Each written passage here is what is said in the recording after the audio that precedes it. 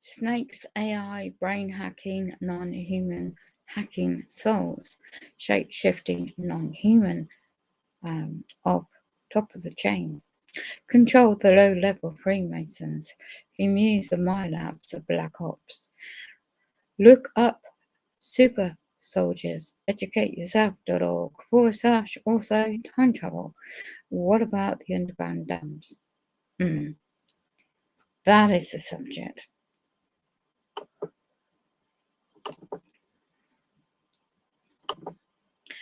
Don't even fall for the fake flags of so-called UFOs.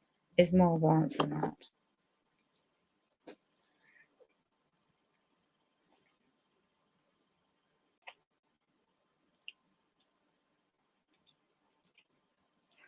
"18th of the 10th, 2022. Yeah, automatically monitor what one does. I'll come back to 18th of the 10th. How perfectly clear is that? But you're still hacking, and you absolutely, it's extremely demonic. This is so.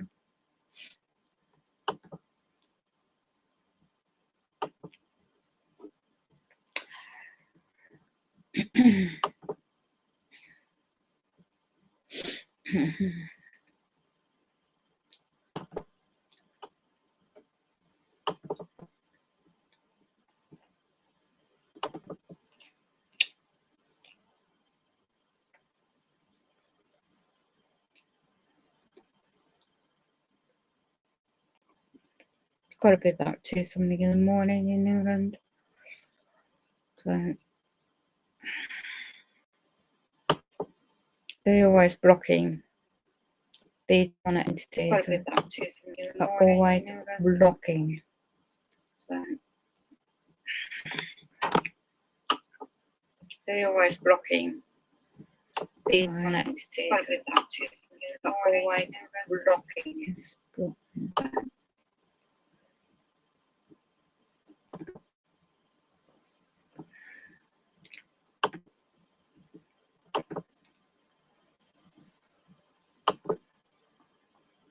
There's people that have no clue. They have no clue what's really going on in the world. Unfortunately, their souls are possessed. Demonically. Extremely possessed. You tell me how others can get all these individuals watching them. The underground world. I mean, it's more than that. You know? You gotta go back in your history. You really need to go back in your history to learn what the heck one is dealing with. To learn what the heck.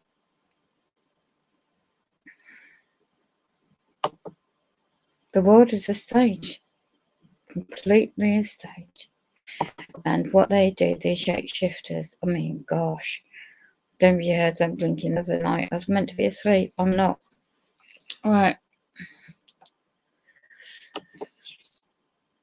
So the mind-body connection, the biometrics, Bill Cooper's ahead of his time. The Project Bluebeam, I mean, this all goes back in history. Time travel. I've got audio I'm playing in the background. Right, first of all, before I play it, and if it picks up. I noticed there was this boulder over on my right that I didn't notice. There's a guy called Richard Bruce. 20th September 2022 is ironic. I've been listening to this. There's also a similar interview. Unbelievable US Gov Mars and time jumping. Right. I think that might be a little bit quiet, but I think this, I'm gonna start with this audio. This is what I'm screen sharing. First of all, You want this website, and it's so relevant to educate yourself.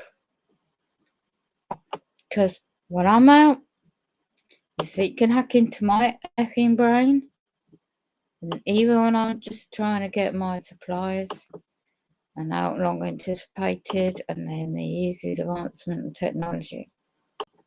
So you can have a look around, and I know there's a lot of these links are quite old actually.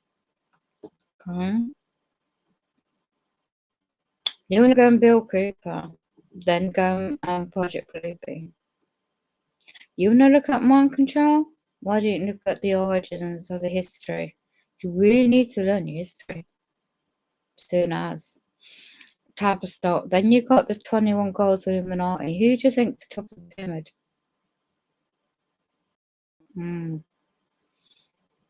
So,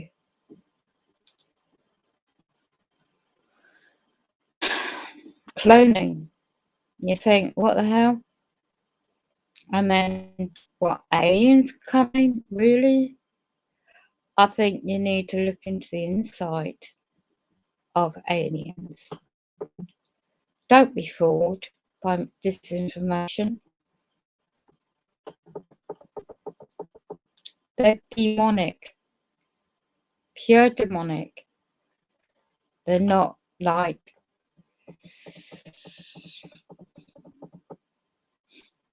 there's Phil. I mean, when I looked into his lectures from 1995, he was hired as an engineer to underground to do the drilling and other experts he did a long time ago. We'll go back to the 90s. He was doing talks. What is the New World Order agenda? What does it stand for? Nobody bothers to investigate. Extraterrestrial alien UFOs, come on. Really? These are non-human entities possess the souls of others. Now, there are shape-shifting abilities. A different species. It's not aliens. It's all about raising the vibrations, because at the moment they're pissing me off. They're creating frequency to make me really angry and pissed off. You know? The mind control. The MK Ultra. Trauma based. Right? Psychological tactics. It's a bit like a war machine, right? All what's going on in the world now is all one great big psyop. It's all been orchestrated a long time ago. Control, control, control. Good gracious me, I wonder why people haven't bloody kids. The way the world is. It's so bloody well selfish. No disrespect. But the way the world is. Nothing new. The psyche, the war is all. Do you know what the new gold is? It's a data collection, AI. Extreme advancement in technology. I was listening to a documentary earlier. This guy coming out from China and some other country nearby. So, if you want to really know the history, I mean, I won't be going to sleep because I'm so pissed off. Well, eventually. But with the technology attacking into the human neurons, affecting the whole mind, body, and the physical body, and then they try and affect your soul. Because while you're trying to survive by the physical attacks and everything else going on,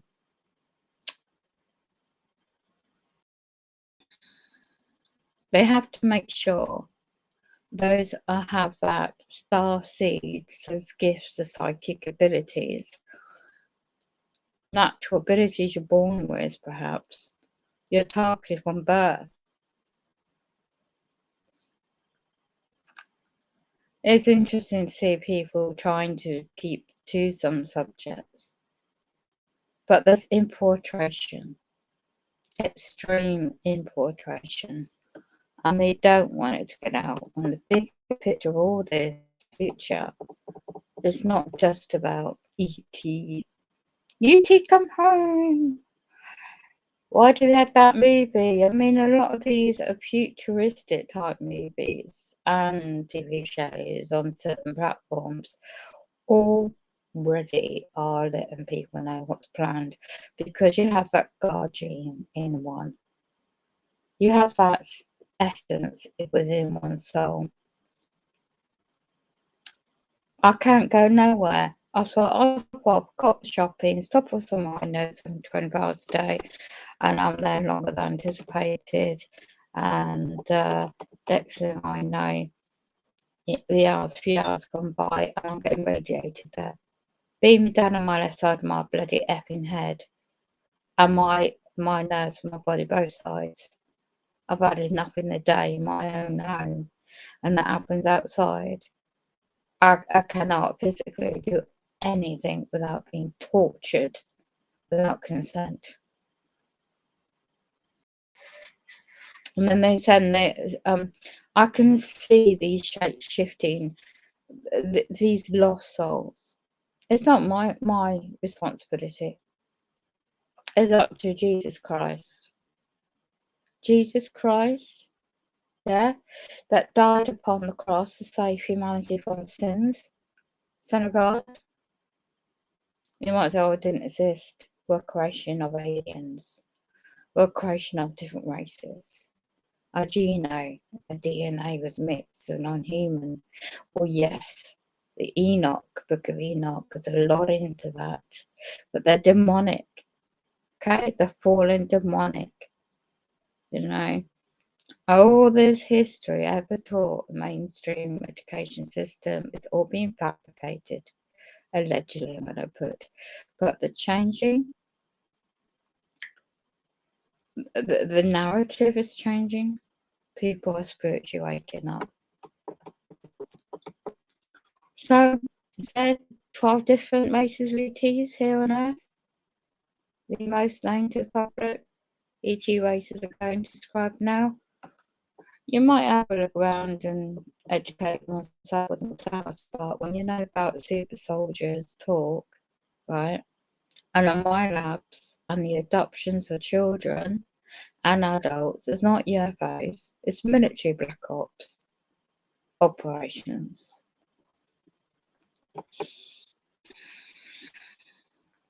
I can see they're just blocking all access to my internet, so I'm just going to play the audio and I ain't going to do no talking. Richard Bruce is really a good channel to do this research on. Explored my father's background for the intelligence agency per se, not just as a Defense Department engineer. The word that came back from CIA is that we can't release any information to the family members of living or deceased CIA personnel, which was essentially a tacit admission by the CIA that my father was listed in their personnel files. We also found my name listed in some of the defense labs that I had been to when I was in Project Pegasus, to include the Los Alamos National Labs in Los Alamos, New Mexico, and the Alamogordo, New Mexico Air Force Base, where I took part in one study. Okay, so the first data point was this incident that seemed to show that around the time that my dad and I first started teleporting to New Mexico, from the teleport at the old Curtis Wright Aeronautical Facility in Woodridge, I think just because this is kind of like a set piece here, where I went back after I wrote. I've been investigating my experiences in Pegasus, as I mentioned, for really from about 1998 or so to 2008, maybe 97 to 2007. Over the last year and a half or so, I've kind of relaxed about the whole thing and not done so much research, because I've got everything down on paper, and I'm going to be able to probably complete my book by the end of the year, certainly during next year. But when I wrote The Discovery of Life on Mars, which was a legitimate work of natural history, I wasn't given the paper by the government, and I wasn't told what to write. I mean, it's based on my original research, and I'm the only person who was involved in actually authoring the paper. But after I finished it, I went back, wait a minute, there were all these times in my childhood where I was kind of tipped off that my destiny held this role of being principally associated with the discovery of life on Mars and human exploration of Mars. So the first incident was this very kind of strange incident where clearly my dad had been drinking. Maybe he took the paper from work where he provided it. Maybe it was given to him at a bar, which is a way that the Central Intelligence Agency sometimes works. But clearly, by the time he had several Jack Daniels and had read what was in that file, he found it hysterical, and he was reading it in a very funny way, and we were laughing also. But he gave us no clue that, in fact, it was my later work that he was reading. Well, okay, and I thought, well, there was another incident involving Mars and Martian. About a year and a half later, I would say in the 1969-70 time frame, so I'm now about 8 years old, 8 or 9 years old, probably around 8.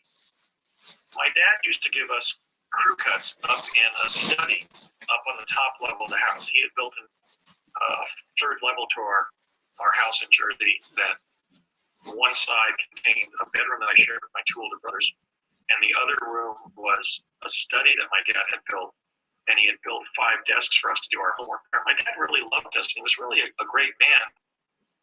He was not only a very gifted engineer, he was a brilliant mathematician.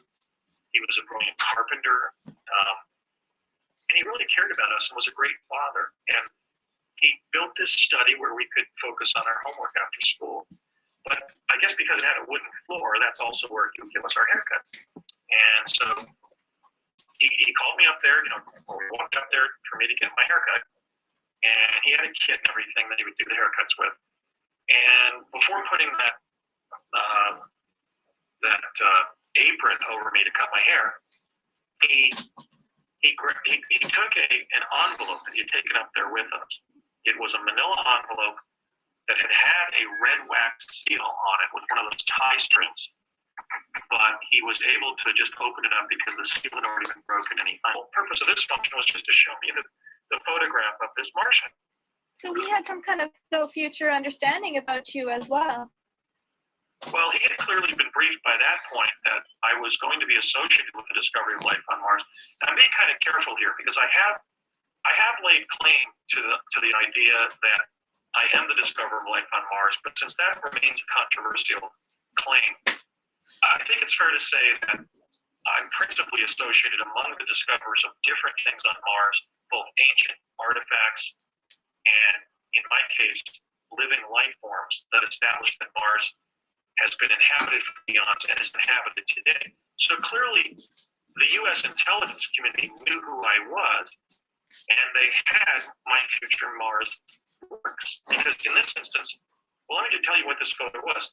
This photo was a humanoid on Tsiolkovsky Ridge, which is a ridge that NASA claims is about 100 feet across, that you can see on the left side of NASA image PIA 10214, which was taken by the NASA Mars Exploration Rover Spirit in November of 2007, beamed back to Earth, and posted on the internet in January 2008. I'm sorry, Andrew, I'm sorry, can you just hold on one second? I have to close the window. It's thundering outside, and it's really loud. This photograph you showed was an image that I extracted from NASA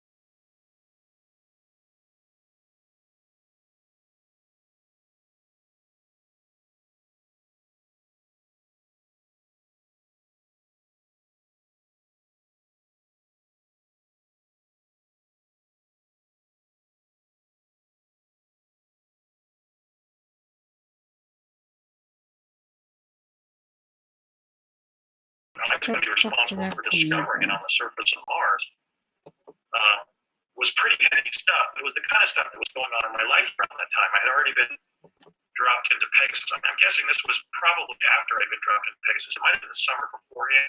It might have been, let's say, summer of 61st, summer of 70. But it was around that age when I first started receiving the specialized education I was given by the Defense Department to later be involved in the quantum access activities that I would do over the course of those next 3 years. They definitely have the Mars data because my dad showed me that very photograph of the Martian that's in the paper. Now, the third Mars data point that I've recollected is around 1970. This was definitely after my father had showed me the picture. My dad's, and after we were already teleporting from building 6, the teleport in building 68 at the Curtiss Wright Aeronautical Company facility in Woodridge, New Jersey. We were always jumping through a device there to the state capitol complex in Santa Fe, New Mexico. So after I had already done that with my dad once in 67, 68, when I was 6 years old, and after I'd already been doing it during the summer of 70 with the kids in my learning lab who were by that point attached to Project Pegasus and actively became time travel, at least we were already teleporting back and forth between New Jersey and Mexico. My dad said on a Saturday morning, I'm guessing, this might have been around spring of 70, or actually no, it had to be after we were already teleporting as a group. This must have been around fall of 70, because I know it was after I'd already teleported with the other children in the program in summer of 70. So fall of 70 or thereabouts, my father says, come on, Andy, we're going over to Curtiss Wright. And I get in the car, and I've been trained how to keep project information secret, so I waited to get into the car and close, hit the door. And I said, Dad, are we teleporting to New Mexico? And he said, no, I'm taking over to Curtiss Wright because there are some Martians there that I want you to meet. And again, I had an earlier incident involving reading the passages from the paper and showing me the photograph. This was another unusual event in my childhood, which was Mars. And I said, what do you mean Martian? As we drove over from our Mars Plains, New Jersey to Curtiss Wright, New Jersey, I really couldn't get my mind around what he was talking about. And my dad got exasperated, which was very unusual for him. He was a very thoughtful and intelligent man, and he was really an ideal father in terms of being patient with children and educating us about things. And he always used a very advanced vocabulary, and he would always explain things very thoroughly, very patiently. But I had asked for most of the 15-minute trip over to Curtiss Wright to get Martians. I don't get it. And he pulled the car over to the side of the road and he said, Martians, son, they're human beings like us, except they're from Mars. And he had, lost his patience. So I said, oh, okay, I get it. So we drove over to Curtiss Wright, and we didn't enter Building 68. We entered a different building. And this building was like an Air Force hangar that had a huge concrete loading dock that we actually walked out onto as we entered this big building. It was like a huge Quonset hut over the concrete loading dock. And I looked over to the right near the edge of the loading dock, and you could see that maybe twice as far beyond that. Maybe the loading dock was about 150 feet of concrete from the door to the edge of the loading dock, and there was maybe another 100 feet of concrete that was actually went out to the tarmac there at Curtiss Wright. So it was one of those big Air Force hangars where they put planes. And over on the edge of the stage, or this loading dock-like platform that we were walking across, there was a small silver metallic spaceship. It wasn't circular. It wasn't a flying saucer. It looked teardrop shaped. It looked basically like a silver flying Z-type car. What is that? A Honda Z? Something like that. Like a flying Camaro or Suzuki or Honda Z-type. In other words, it was an aerodynamically designed spaceship. But it wasn't a flying saucer. It was bilateral, but it looked more like an automobile without tires than a flying saucer. And something that clearly hasn't been depicted very frequently in UFO literature. And it was just hovering there, and I could hear it going put, put, put, put, put, put, put, put, put, put, put, put, like it was riding on a cushion of air. And we went into an office that was right adjacent to this huge, cavernous aircraft hangar. And there's hardly anything in it. I mean, it was just this big empty concrete space with this silver ship hanging there, and there were these big lights that were illuminating the whole hangar. And there was a brief discussion with these three men in a small conference room with just some basic furniture, almost like those little briefing rooms you see the astronauts being briefed in before they then walk across the tarmac and get into the space shuttle or whatever. It was just a small little utilitarian briefing room where people would get coffee, who were on the project. And these men were essentially human, but for one thing, they were speaking in a very high-pitched way, with very high-pitched voices, almost as if they were straining their vocal cords and yet had very high voices. And they were just talking shop. And I didn't understand hardly anything they were talking about. They were talking aerospace. And then they would say, well, I guess it is time for us to leave. Or maybe some kind of attaché came into the room and told them it was time to leave or whatever. So we walked out of this little room into back of the hangar area. And I turned, and my dad turned, and these three guys walked right past me. And the best way I can describe how they looked to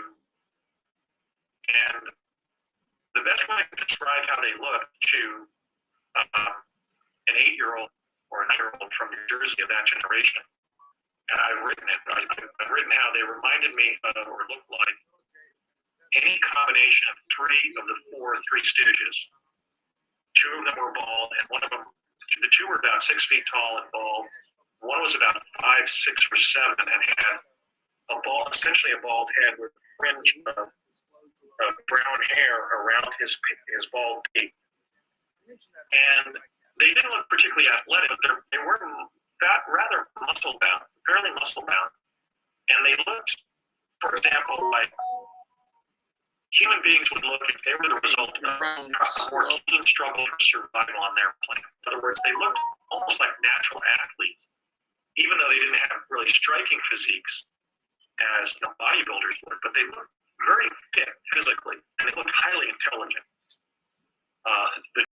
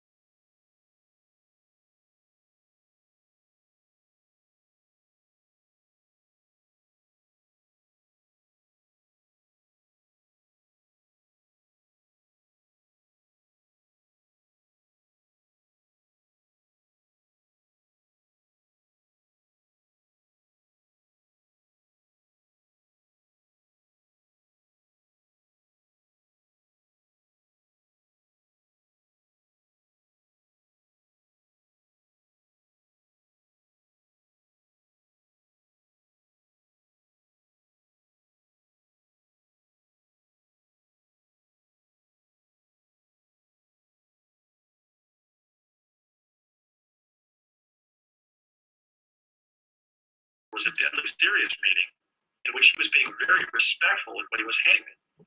And I said, what is it? He goes, it's a paper. It's a paper you write. Look at when you write it.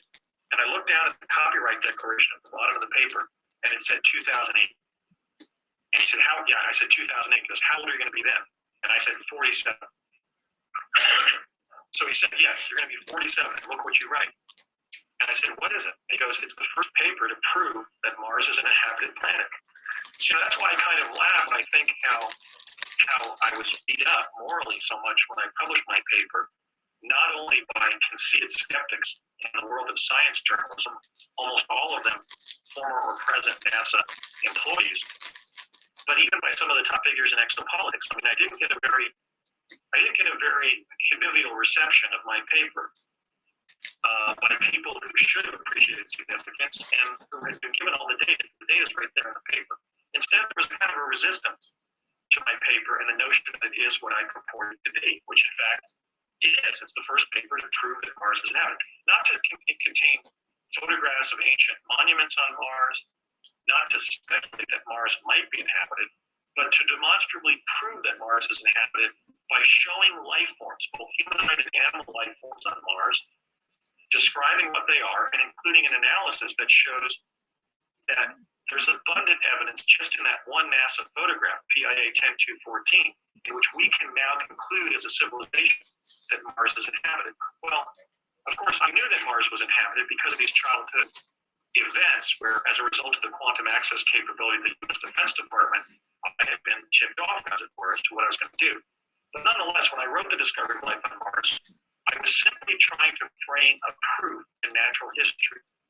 I was writing as if it was a long briefing document for the National Geographic Society. In fact, after I published the paper on December 12th of 2008, I sent it to John Fahey, the president of the National Geographic Society, and asked him to consider consulting with me to publish the data in National Geographic magazine, because I believe the paper encompasses an important breakthrough or discovery in natural history. And I think in the future that will occur. In fact, I kind of see that cover of National Geographic. I think that the Geographic Society will come to appreciate what is in that paper, and will want to do a special edition about the discovery of life on Mars. And not cover it up. And not cover it up. And not covering it up. One of the reasons I sent it to them is why I was so careful about publishing a work of natural history rather than either a work of autobiography that went into all the past Mars data points in my life, or that was a work of science fiction, is that I wanted to do a paper that would stand the test of time. And I also knew that our public institutions, like the U.S. presidency, like the National Geographic Society, even some of the university-educated figures in exopolitics and ufology, they're not just resistant to the idea that Mars is inhabited. They weren't just resentful of my paper. They weren't just disparaging and unfair of me. They are involved in a cover-up of the fact that Mars is not the only inhabited planet in our solar system. And I believe that human beings on Earth, as part of the natural heritage of humankind, have a human right to know the true history of our own solar system. And that includes Earth's dealing with Mars, and also the fact that Mars is very much unlike Earth in its biosphere, but is an inhabited planet with its own unique and also similar human and animal life forms. And so I wrote the paper as a work of serious natural history. It's almost an environmental planning paper, where I went into describing and included photographs of the humanoid beings, the different animal species, the carved statues, and the built structures on Mars to show that Mars is inhabited. And so, nonetheless, I knew when I wrote the paper that, and was beginning to remember these previous incidents in my life in which the Defense Department, the U.S. intelligence community, as it were, had apparently decided not to bring about the event where I would discover life on Mars, but just take that data from the future and use it to influence the past, to channel the present towards beneficent or beneficial outcomes based on knowledge of future events. I call that quantum enfoldment. In other words, when I was on Pegasus as a kid, they had decided to not play God and change future events as a result of being able to detect them or visit them. but they had decided to engage in contingency planning, as they described it, for future events. So one of the forms of contingency planning that they've engaged in is to identify persons of interest like myself, a discoverer of life on another planet, persons of interest like Barack Obama, the first African-American president of the United States, somebody who I'm very proud of, and in fact is a contemporary of mine. We were born about a month apart. And I know based on my meeting with Barack back in 1982 that, like he had gotten these briefings by intelligence community officers throughout his life, because by age 20, he already knew he was going to be president. Not that he wanted to be president, like somebody who wanted to pitch for the New York Yankees. He had been briefed on the fact that he was destined to be president. So in a similar way, I was not just briefed the fact that I would play a principal role in the discovery of life on Mars, but I would write the paper. I would write the landmark paper that would herald the fact that Mars is an inhabited planet. But of course, when I wrote the paper, there were these incidents in my childhood in which that destiny was revealed to me.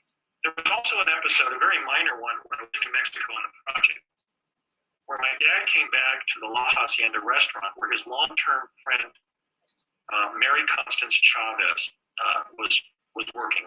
Around that time, she was working as a cashier at the La Hacienda. And Connie was kind of my mother away from home when I was in New Mexico after teleporting there when I was attached to Project Pegasus as a child, half of DARPA. And Connie, or Tilly, as she was sometimes known by her best friends, and my father had met in 1953-54 when he was in New Mexico at White Sands when they were flight testing the Ramjet engine. And one time she'd been babysitting me sort of at the restaurant. I would sometimes just sort of hang out at a table where my dad would go off and have some meeting, and Connie would just, serve me an iced tea or a soda or something. I would just hang out at one of the tables there. And my dad came back from a meeting, and he was almost ashen-faced with distress. And he had just been briefed about something I was going to do in the future. I suspect it may be my rollout of the information about the fact that presidents are being briefed on their presidencies based on quantum access.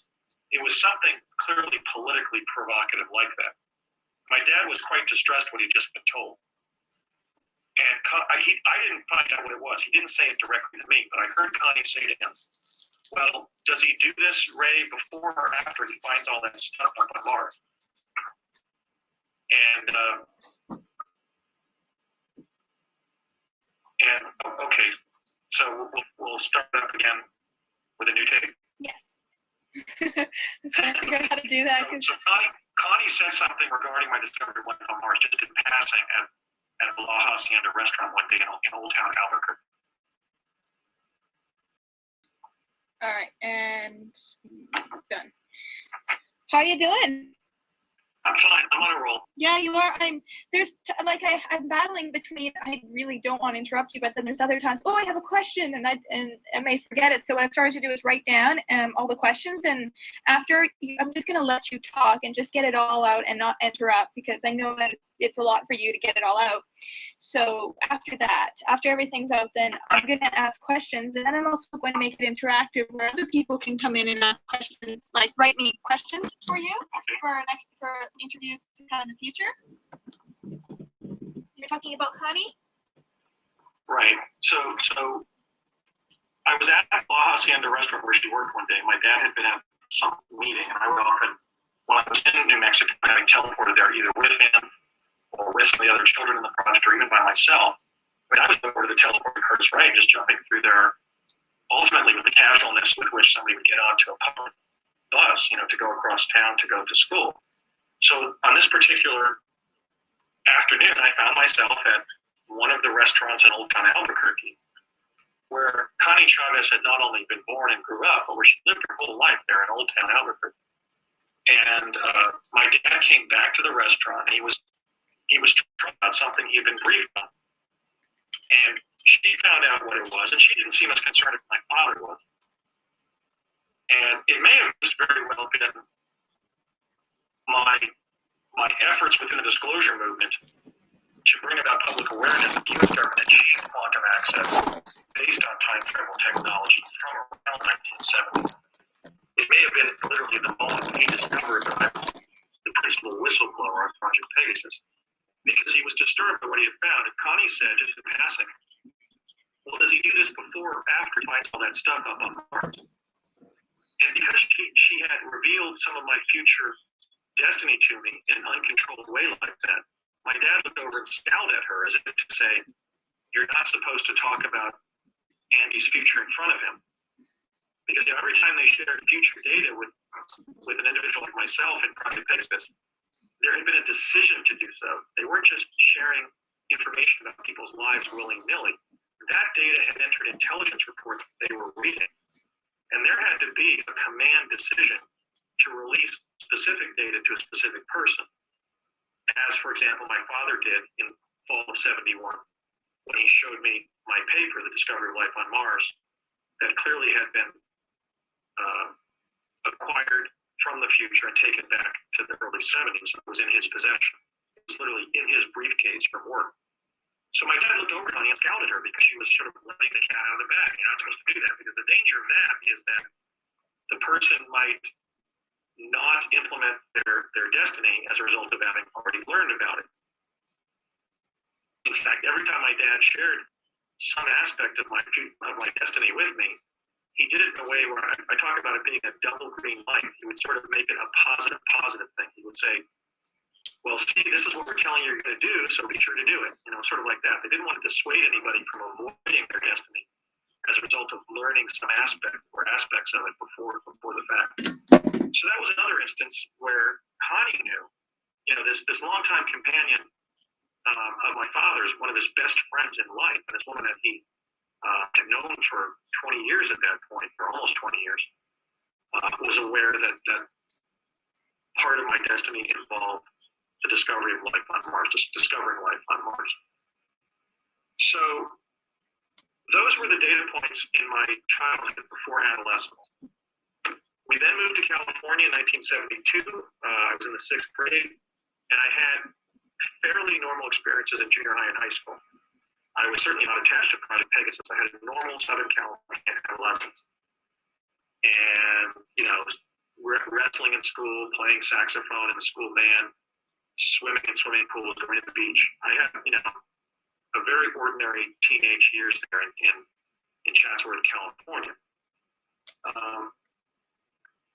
I went off to UC San Diego for my freshman year in 1979-80. And then in the fall of 1980, I transferred to UCLA. Beginning in the summer of 1981, the U.S. government put a CIA officer in my life. Now, unless you have been subject to this, it's really hard to explain how this is done.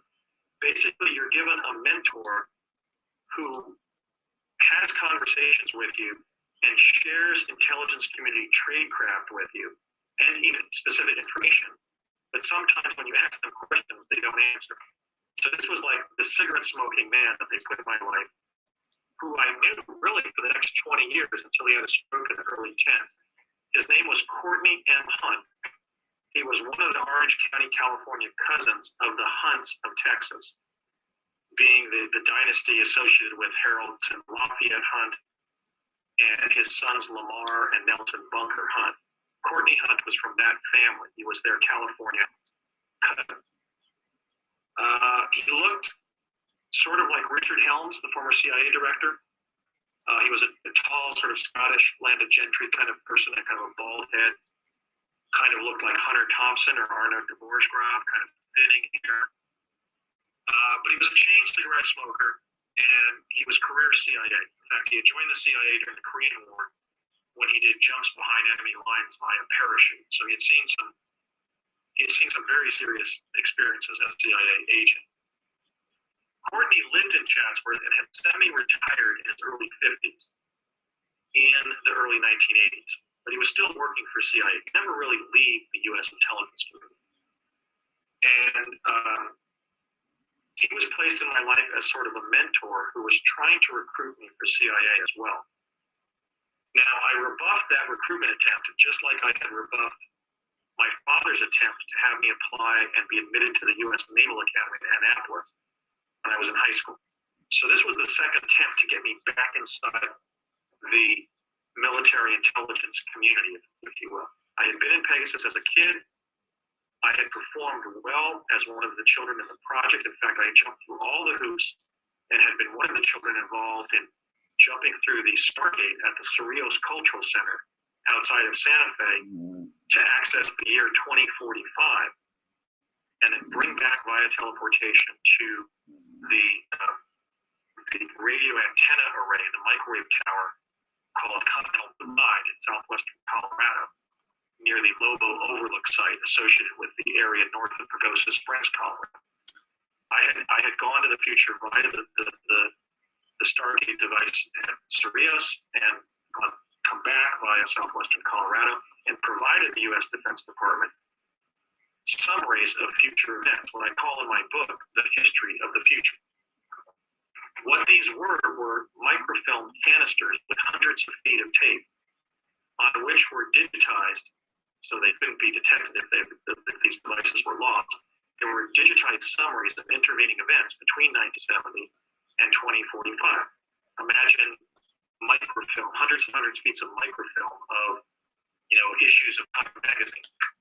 I don't think it was time. I think they were actually, I had been told they were historical summaries of particular events and people, and photographs and technologies and so forth, and world events, and encyclopedic and biographical information about people that had been prepared in 2045 and were being sent back on a tactical basis to give the Defense Department information about the future to basically allow the U.S. government to engage in contingency planning for the most serious events. One of the things the U.S. government, more specifically the Central Intelligence Agency, was concerned about in the early 1970s was the prospect of a new ice age that would destabilize civilization. The concern about that and some of the data that we collected in Pegasus, by the time I was no longer attached to Pegasus in 1972, or by the end of 1972, was their concern that there would be a mass flooding event, either before or after a mass ice age type of cataclysm. So I clearly have been identified as a person of interest when I was on Pegasus because my father ultimately became angry at me when he learned that I was destined to be the chief whistleblower about the quantum access capabilities that Project Pegasus achieved on behalf of the U.S. government. So there was a concern that they get me back within the realm of secret government operations. The first attempt was when I was about 15 or 16. My dad sat me down and said, "Let's talk about your application to Annapolis." And I said, "My what?" And that even got as far as a scheduled meeting with our congressman. It was Barry Goldwater Jr. Admission to the military academies in the United States require an interview by your congressman. And so I had an interview scheduled with Representative Barry Goldwater Jr. that I didn't go to. In fact, his secretary called me and chewed me out for standing up a congressman for an interview to get into the Naval Academy. I basically balked because I didn't want to be bossed around again like I did in Pegasus. I was not treated kindly when I was on Pegasus. We were treated basically as young military personnel. And we were bossed around and told to do things and told to buck up and tolerate whatever they were asking us to do, just like we were now private first classes in the Army. Private's first class, I should say, in the Army. So we were yelled at a lot. I mean, in some instances, we had experiences that were tantamount to torture, or at least to reverse treatment that was designed to either make us comply with authority or engage in military activities or espionage activities as part of the project. And then ultimately, in my case, to make me forget what I had done on Pegasus. So I wasn't really happy with how I had been treated as a child on the project. In fact, as I described in the book, I had made several attempts to sabotage the project by, for example, leaving a note in the Bataan Memorial Building in New Mexico, in Santa Fe, New Mexico, and also by leaving a toy at the old school site in Lamy, New Mexico, where we were being tested after we teleported there. So, here it is. I'm 15, 16 years old. I've only been out of Pegasus for about 5 years. And my dad's telling me, "Look, you're going to the Naval Academy." Well, why was that? Well, I recall a conversation that took place between my father and the defense attaché for Project Pegasus, who was a former congressman named Donald Rumsfeld. Don Rumsfeld would be destined to become defense secretary under Gerald Ford and under George W. Bush. But to me, he was just the guy from the Pentagon who was attached to Project Pegasus. And I remember one day we were sitting at a bar. I was drinking a grape soda, which is what my dad would always order for me, or a Coke. And Rummy was having his martini, which was then his drink. I believe he's a teetotaler today, but during those days he was still drinking. And Rummy was talking about how they had decided in the project that when the kids graduated from high school, they would be admitted to the Naval Academy, and that would be quote unquote used as a pretext to involve them in future project activities. So my experience with Pegasus connect to the notion of a secret space program or a secret Navy in space, because they were clearly intending by 1971-72 to send us to the Naval Academy when we were of age and train us and involve us in later time travel activities. So in any case, whatever my dad shared with Connie, it was disturbing. She seemed a little bit shocked. I think it was the information about me being the whistleblower on the project.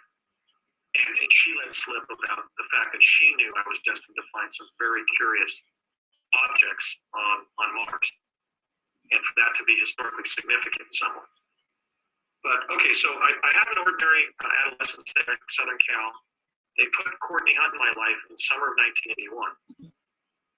Now, for many years, I had been blocked about everything that happened that summer in my interactions with Courtney.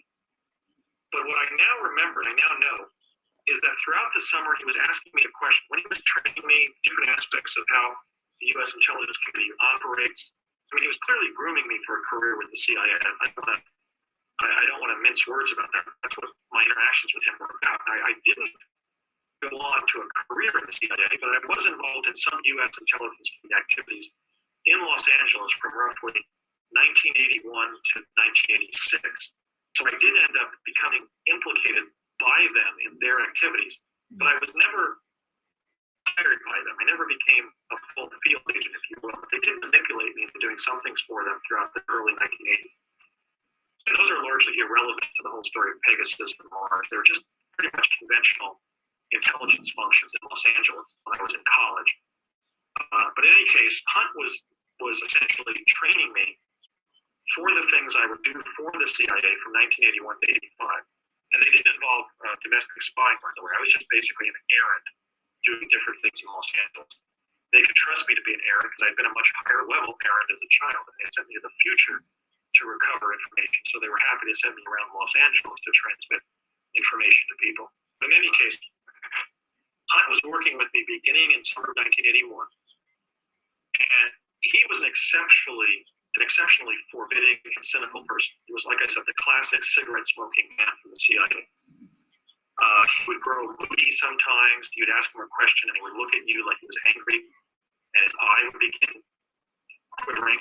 You know, he was kind of like interacting with a pirate captain sometimes. He had a very brutal side to his personality, where he didn't want to be intimidated, and he didn't want sensitive information to be extracted out of him. He wanted to share enough information with me to train me. But the question he kept on asking me throughout the early summer of 1981 is, so do you want to go to Mars? Yes or no? And I was saying things to him like, oh, go to hell. I don't want to work for the government again. Or I was saying, I don't even believe you. I think you're on LSD or something going on to Mars. Or I said one time to him, how am I going to go there? Spaceship? Spaceships, I don't want to get aboard a spaceship, no, and take off like a rocket. And he looked at me like I was crazy. He said, you know how we get there? You did it right here on Earth. And of course, he was referring to teleportation. So he was essentially pressuring me out throughout the summer of 1981 to agree to go out there. So I finally relented, mostly because, when your dad is an engineer for the Ralph M. Parsons Company, who has spent a career basically as the dollar a year of teleportation, and you were in a black project with them, the black project in which teleportation and other quantum access technologies were developed. If you told your mother or your brothers and sisters or your best friend what you had done as a child, or who your dad really is, who you're working for, and then now there's this CIA guy in your life, people simply don't believe you. In fact, I told everybody at the dinner table one time that I was under recruitment by CIA, and my dad made some dismissive comment, and everybody thought I was crazy. But Hunt was in my life. They already had a CIA agent in my life as a mentor. He was already training me by summer of 1981.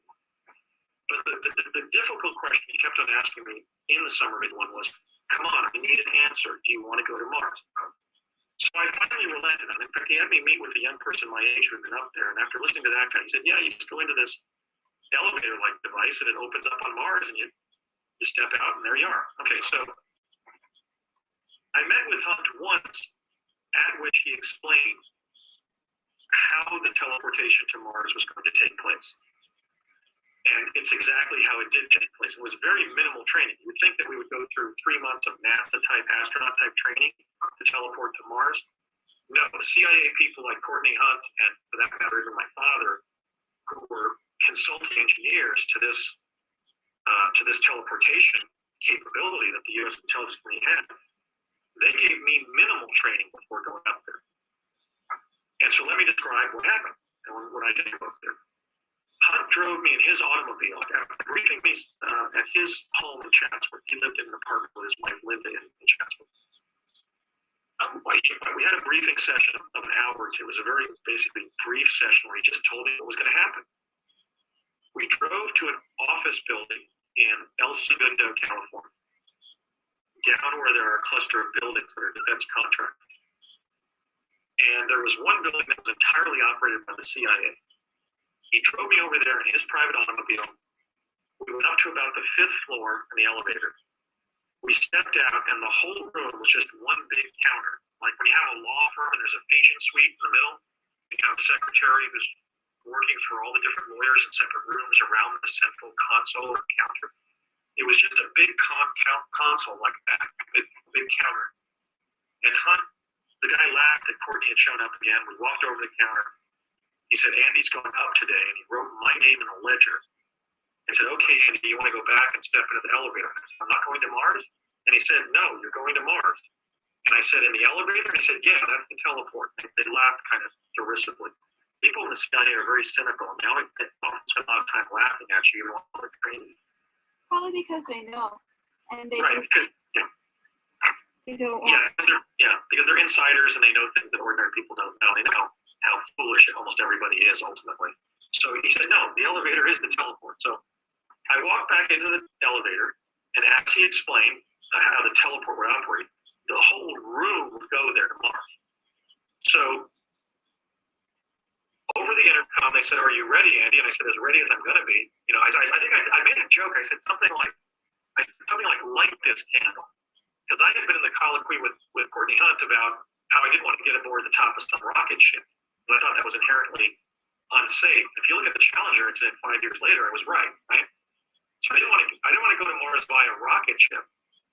But once he explained that it was via teleportation, indeed the identical technology I'd been involved in so substantially in childhood, I ultimately agreed to go. And Hunt explained how the whole room would go there. And that's in fact what happened. They said, are you ready? And I said something like, yeah, as ready as I'm going to be, light this candle. And lights above in the corners of the room where you could see through like this panel started blinking. And I couldn't really feel like the room was accelerating. But I could tell that the room was kind of wormholing because the room got more oblique. And I felt pressure. And I had to kind of steady I had to steady myself as I was steadying the elevator because the corners of the elevator were kind of becoming more oblique. As if the elevator was literally a teleport where the room went with you. So how that was done, I have no idea. I mean, I have some ideas how the teleportation worked that I was exposed to in childhood, but this involved literally entering an elevator-like device. Indeed, it was the elevator for the building that they then sent up to a few flights higher. They sent me up to about the 7th or 8th floor, and I teleported from that position in the building to the facility on Mars that I had very briefly described.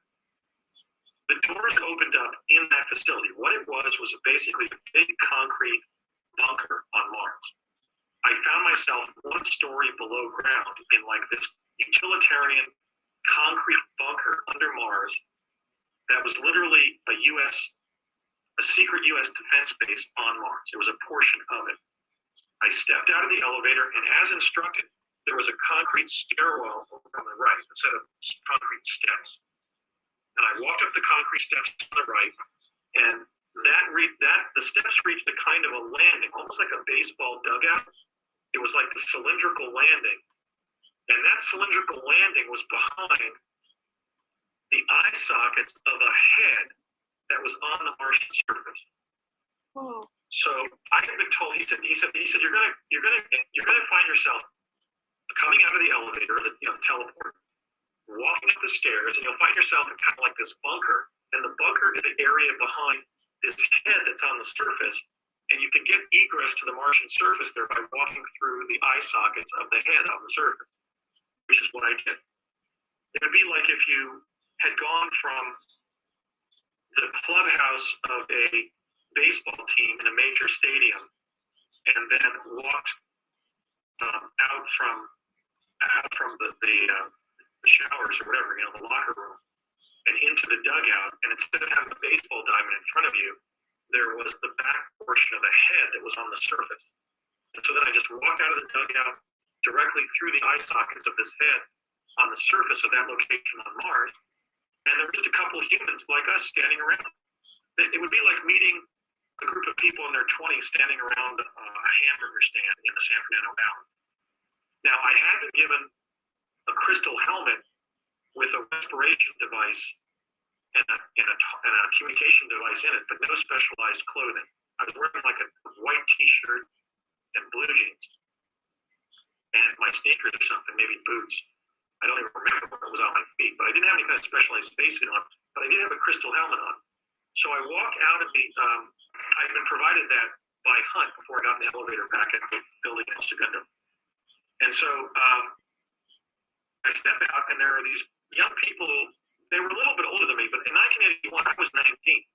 And these young people were like 23, 25, 27. There were three of them. There were two men and a woman, and they were very young people. Presumably because I was arriving as a 19-year-old. So this was a kind of an acclimation trip to teleport to Mars. And I felt very odd. I mean, I felt strange to be on another celestial body. It was a very alienating, kind of weird, hallucinatory kind of experience. And they were standing around, and I was yelling, I guess, even though I forgot that my helmet had a communication device. And I was saying, can I take my helmet off? Because they didn't have any helmets on.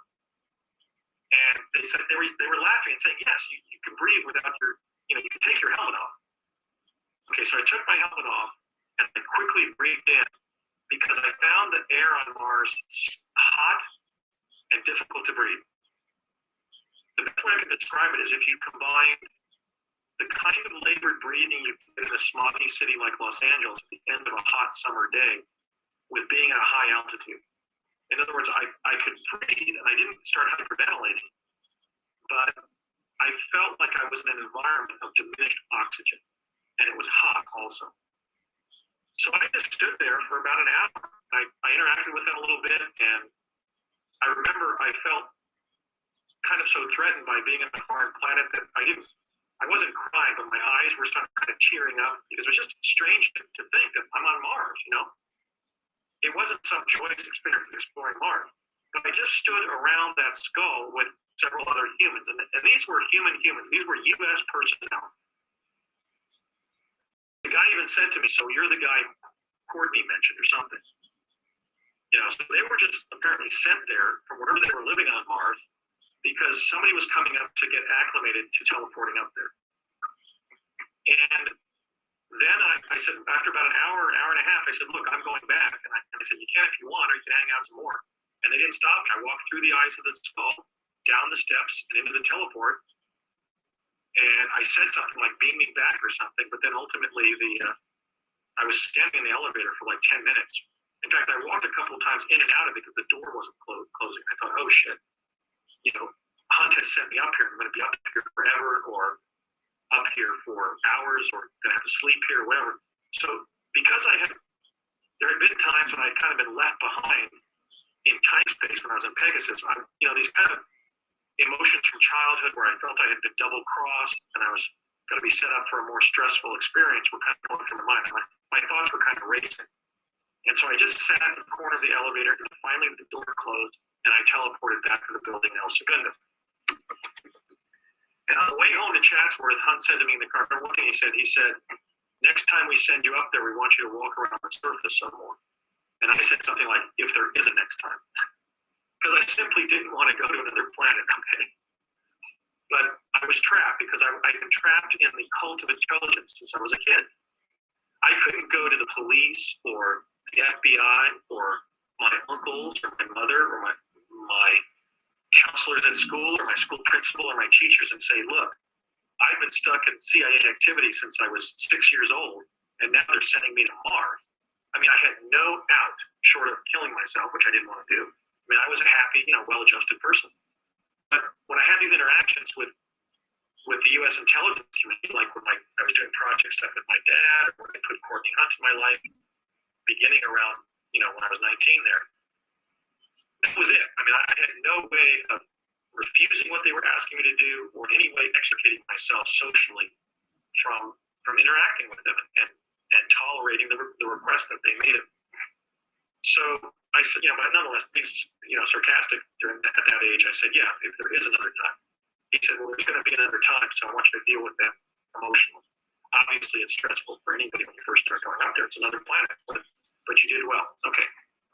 So Hunt dropped me off at the corner of Mason and Devonshire, and I walked home to my family's house. The next time he drove me over there, he went in the elevator with me, and we both went up there together. And we walked out the skull again, but there was nobody there. And we roamed around the surface for, I'm saying 3 to 4 hours, but I always felt so pressured when I was up there that it could have been maybe like 2 hours, but it certainly felt like 4 to me. Okay, so we roamed around. The first thing I remember happening is, he said, there's a guy living over here not far from here that I wanted to check in with. So we walked up to a house. The best way I can describe this house is if somebody made an adobe rock house outside of Tucson, Arizona, with indigenous rocks. It was like a rock and concrete adobe pastiche. And as we walked towards the front door of this tiny little house, and we could tell it was a house, not because it had windows. It didn't have windows, but it had a front door. This creature was sitting on the front lawn that was a hybrid. Now, the house didn't just look like some old adobe house outside of Tucson. Everything associated with the human presence on Mars looked execrable. It looked like project stuff that had been built in a simple way and then neglected for years. So there was, for example, when Hunt opened the door of his house, the screen door was ancient and it fell off in his hand. So clearly there had been human construction on Mars going many years back. Maybe the guy was living in a house that Martians had built, and he was just occupying. But as we walked onto the property where this house was, the identifiable lawn, and it wasn't a grass lawn, it was just a yard, like a zero-scaped yard with rocks on it, paraphernalia laying about. This creature, I think it was partially on a leash. I mean, it reached us, but basically it was a man with a bald head and the shoulders of a man, but he was sitting like a dog sometimes sits with his paws forward, and the lower part of his body was sort of grub-like, almost like a person looks when they're standing in one of those sleeping sacks, or throw pillows or whatever. And when he saw us enter the property, this creature came bounding across the yard, snarling and barking at us simultaneously. The best way I can describe it would be if you had a vicious dog who knew some English. It was like, he was like making this very intimidating bark and snarl at the same time. And just instinctively, when he got to us, I thought he was going to actually bite us. I stepped behind Hunt, and when the guy got within about a foot of Hunt kind of flinched at him like he was going to attack him. And this thing turned around automatically and then undulated back. He undulated towards us by kind of snapping his body. He didn't have legs. Snapping his body and running on his front, on his hands simultaneously, kind of. But Hunt flinched at him, and this thing turned around and with this woeful bail, kind of retreated in a cowardly way, kind of like baying like a cowardly dog, kind of howling. So we then entered the house, and we walked in, and there was a man about 45 years old. He was a Caucasian man with not a beard, but stubble on his face. He had a suntan. He was wearing grimy clothes, and he was almost at the point of total insanity. He was one of the Mars colonists who had been there for months. And when we entered, he started backing up in his house like he thought Hunt was there to assassinate him or something. And then Hunt said, "No, we're just here to find out what's happening with you. How are you doing?" And this guy came forward and calmed down, but he was still jabbering. He was very agitated. And he was talking about several project personnel who had been lost to predators on the surface of Mars. He was saying, like, remember Bob Smith? I don't know what name he mentioned. Well, you met him. Remember New Yorker? Well, yeah, Plessy, he's dead. He's dead. He started almost like crying. He was almost like crazy. He was somebody who was suffering from an advanced state of adrenal exhaustion as a result of being through a prolonged exposure experience. So I'm just assuming that he had been on the surface of Mars for many months. For all I know, he was somebody banished from our culture, maybe somebody who had committed a crime, and the CIA had required that he be some kind of permanent personnel on Mars. But this man was not happy. He was just, he was holding on to his sanity by a very thin thread. But you have to admire him because he was living on a foreign planet, another planet, and he was able to communicate what had gone on. But he was very, very agitated. And so Hunt just kind of listened to him, and then he said, "Well, this is Andy. I'm taking him up here. He's been up here once before, but I'm going to show him around a bit." And the guy actually shook my hand. So anyway, he was just somewhat of a pudgy white guy. He had a little bit of a pot belly. I mean, he wasn't in great shape. He was slightly overweight, and as I said, very tanned. He had a 3 or 4 day growth of beard. He didn't shave very often, but he was very, very exhausted emotionally by the circumstance that he found himself in. So we then left his house. There was some further discussion between him and Hunt, but I can't, under the stress of the event, I can't really recover now what they talked about. But he did mention that who I was, and he was going to be showing me around here on my second trip to Mars. And we just walked around, and I got a sense of the rocks on Mars. There are some very beautiful dark turquoise rocks. The soils run from ochre through rust red to drab green to blood red.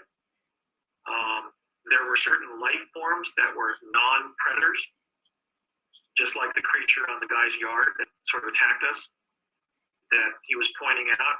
And I'd say, are they dangerous? He would say no. And I remember as we were leaving to go back to the skull, I remember how night was falling, and it was different than dusk on Earth. I think it happened quicker than I expected. I'd have to consult an astronomer to really reconstruct how I experienced night beginning to fall on Mars, or at least it was getting darker.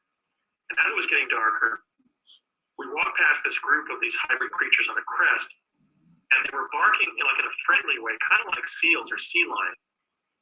And I said to Hunt, something like, "Is that some more menacing noise from them?" And he said, "No, in fact, they're saying goodbye to you."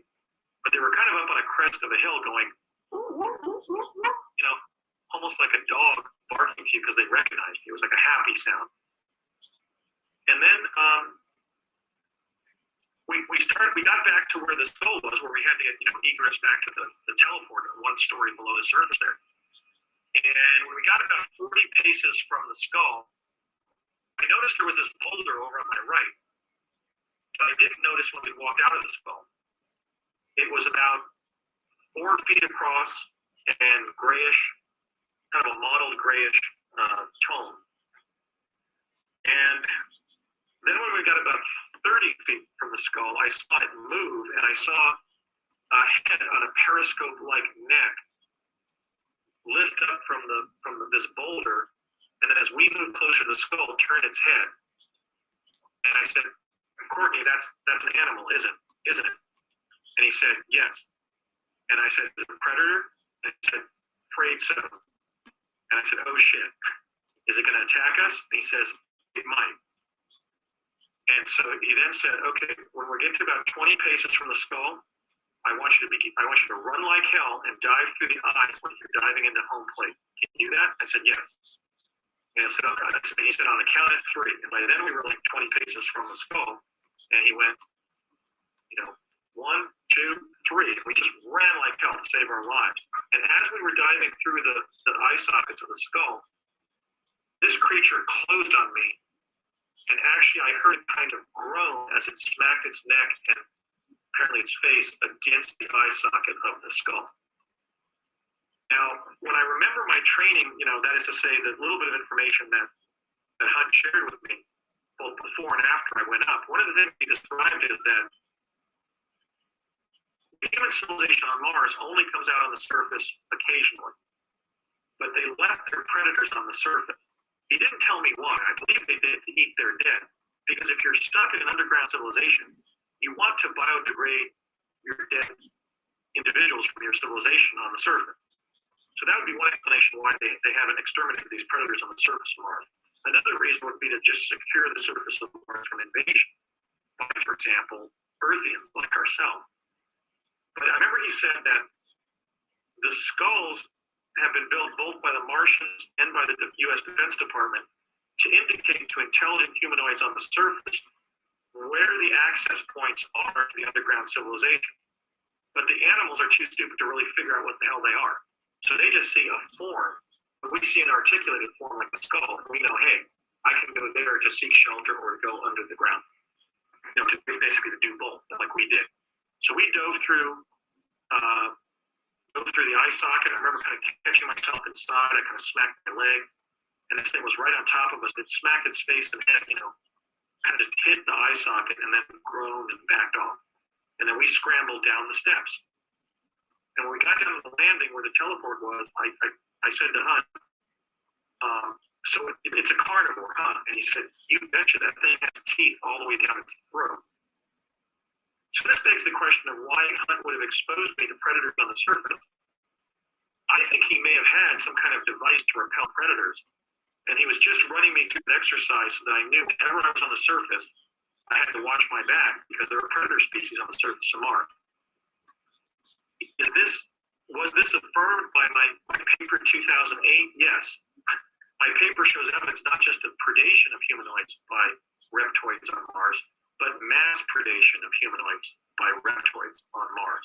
In fact, in 10214 and in 11049, I've isolated details of reptoid creatures literally, in one case, eating a human, and in another case, guarding a recently killed human. So humanoids are not on the top of the food chain on Mars. And that's another aspect of Martian ecology that's going to be difficult for human beings on Earth to accept. And Mars is essentially like life on Earth would be if the carnivorous reptile species like plesiosaurs, or let's say even the smaller dinosaurs, survive so that occasionally, or rather frequently it would seem, they eat humanoids. So that's now been established by my experiences on the surface, and if people don't choose to believe that I was on Mars, which in fact I was, I'm telling the truth. We have had a capability that has been placing people on Mars via teleportation since at least 1981, because that's when I went out there.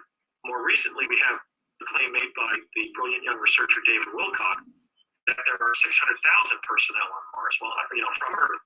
I have no reason to discount that because I was sent up there 28 years ago, and we got there in about 5 minutes in this jump room at this particular CIA facility in El Segundo. So I don't doubt David's claim because we certainly had 3 decades now to place U.S. personnel, potentially chrononauts from other nations on Earth, on the surface of Mars, and I continue to tell the truth and share what I know and bear witness to what happened. I have been on the surface of Mars, and I was there without specialized clothing, and during the latter half of the first trip and during the whole second trip without any kind of specialized breathing apparatus. Mars has an atmosphere. It has both humanoids like us and humanoids unlike us, and it has a variety of different animal species, both animals that resemble animals presently on Earth or animals that used to be on Earth and that are now extinct, or animals that have never existed on Earth because they're hybrids of different existing Earth species. The plesiosaurs, for example, that are on Mars, such animals did not survive the KT extinction on Earth. So what we can begin to derive in terms of our understanding of biology on Mars is that Martian life forms are both similar to and diverge from life forms on Earth, which may be an important paleological finding in the sense that it shows that life forms on both planets seem to have emerged from a common origin, but that at some point, excuse me, in prehistory, the two planets diverged, and yet modern humans are on both planets, but there are species on Mars that are extinct in our age on planet Earth. So that was 1982. That was 26 years before the discovery of life on Mars. The question is, well, why didn't you talk about the fact that you teleported to Mars when you wrote your paper? And that's simply because the fact that I had been on Mars was irrelevant when I wrote the paper. If you look at the structure of the paper is a work of natural history that seeks to prove a single postulate, and that is that Mars is an inhabited planet. My subjective claim, or anybody else's subjective claim, that they've been placed on Mars via the advanced teleportation capabilities of the permanent secret government, the U.S. intelligence community, the U.S. military-industrial complex, as President Eisenhower called it, is irrelevant to the case I make in the paper that Mars is inhabited. The reason I wrote the paper the way I did, I didn't talk about. First of all, I didn't want to blend or just alter the story based on a narration of the fact that the very story I was telling I had been told about when I was a kid. So I couldn't do that. That was off the shelf, off the table. And then I pondered whether I should talk about the fact that I had been on Mars, and I thought, well, look, people are going to have enough difficulty believing the case I'm making in this paper that Mars is inhabited. I won't talk about myself or my experiences. I'll talk about what the evidence shows. I'll make a legal case, a natural history case for life on Mars, which is what I did in the paper. So I find your personal story more interesting. I know, and it may be more significant, but the value of the paper, and the reason I structured it the way I did, is it's basically a work of natural science or even belletristic literature in which I present the photos and what the photos mean. So separate and apart from any subjective claim I would make that I and others have already been to Mars, even somebody skeptical of that position can at least embrace the data. They can investigate the data in my paper and say, I think this author did prove that Mars is inhabited. So then I can now that paper has been published, I can now share with others some of the backstory, the fact that I was not only aware of my destiny as the author of that paper, but in fact, I have been on Mars because the U.S. government has been sending people there for decades.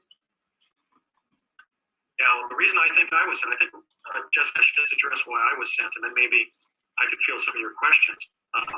The reason I think I was sent is not they were planning for me to be permanent personnel on Mars or to become an astronaut or whatever you would, I guess chrononaut is the term I've been using, because our space personnel, or CIA personnel, have been getting to Mars via teleportation rather than rocketry.